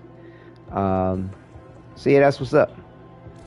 And But yeah, if you got any questions, definitely ask me if you'd like. I got a lot of nice little videos about all this and the relationship stuff. Yeah, I like this helmet way better. This comes together nice. This comes together very nicely. I think I need to adjust the thing on the top of her head again. Yeah. Like I said, D's pretty conservative. Digitsl Extremes pretty conservative when it comes to how lewd and crude they will go, but they will appeal. They will definitely give you sex appeal, definitely, and they'll be a little. They don't mind being very direct in the way of the dialogue or exchange. Like Eleanor, the one my drifter's dating, she goes into how she can type with her tongue. And then you can ask her, like, is that all you do? It's just what you think. Like, there's a lot of suggestive stuff that they'll say to let you know, and let you role play the rest for yourself and have fun with it. Okay? So yeah, there you go. What am I looking for? All right.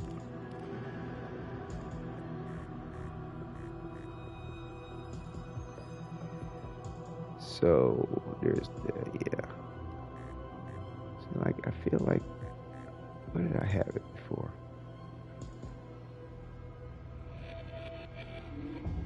Huh.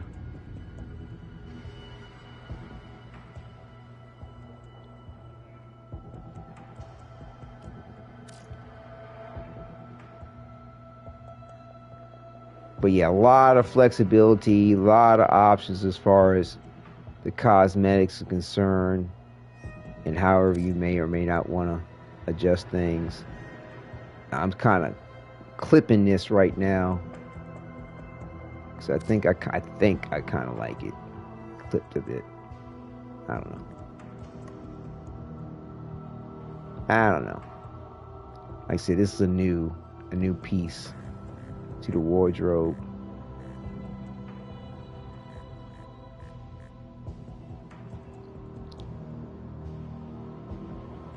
I almost feel like this is too high up. I forgot what position I had this in.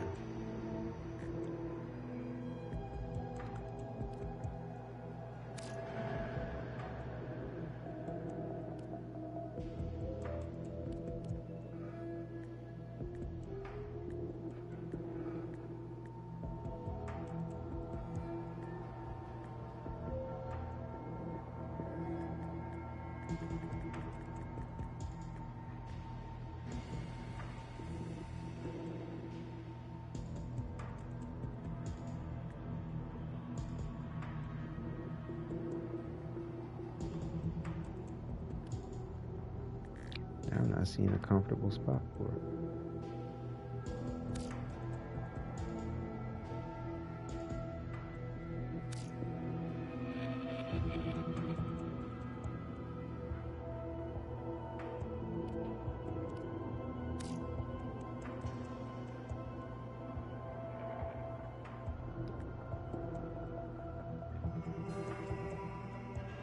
I don't know. I'll have to think on it. I'm not really finding a spot that's perfect. It's not terrible.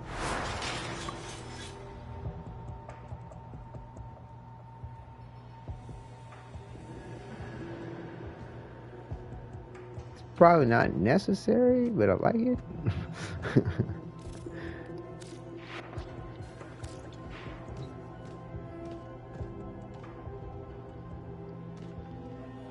Yeah, we'll go ahead and leave it off here. Like I said, I'm past due on getting back to something important here. And just trying to close this out comfortably, wrap everything up, same amount of guys, and do what I kind of intended to do, but I kind of forgot to finalize my Valkyr customizations. And I don't know if they're really finalized, but I think I definitely like what I have here. Let's see what we look like on a revolve. She got her hands up for like that. Oh. It's thinking she has the Like if you just have the melee weapon and that's what the prop has as for her is the melee weapon, it's going to only display them holding out the melee weapon like in this Revolve cinematic. And right now it's not really displaying the fact that she has the weapon, so it just makes it look like she's holding her hands up.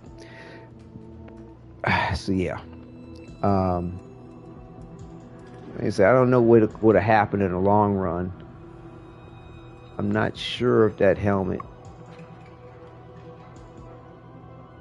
like it looks good at certain points, at certain angles, and then at others it's like, I don't know.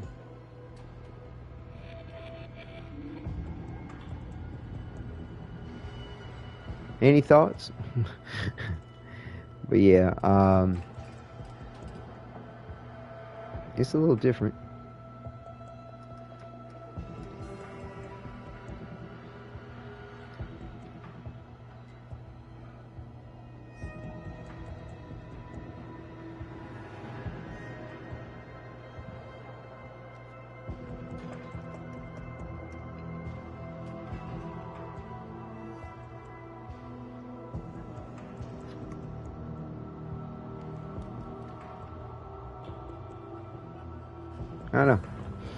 I don't know. Well, we'll go ahead and let it revolve around, and I will bid you all adieu.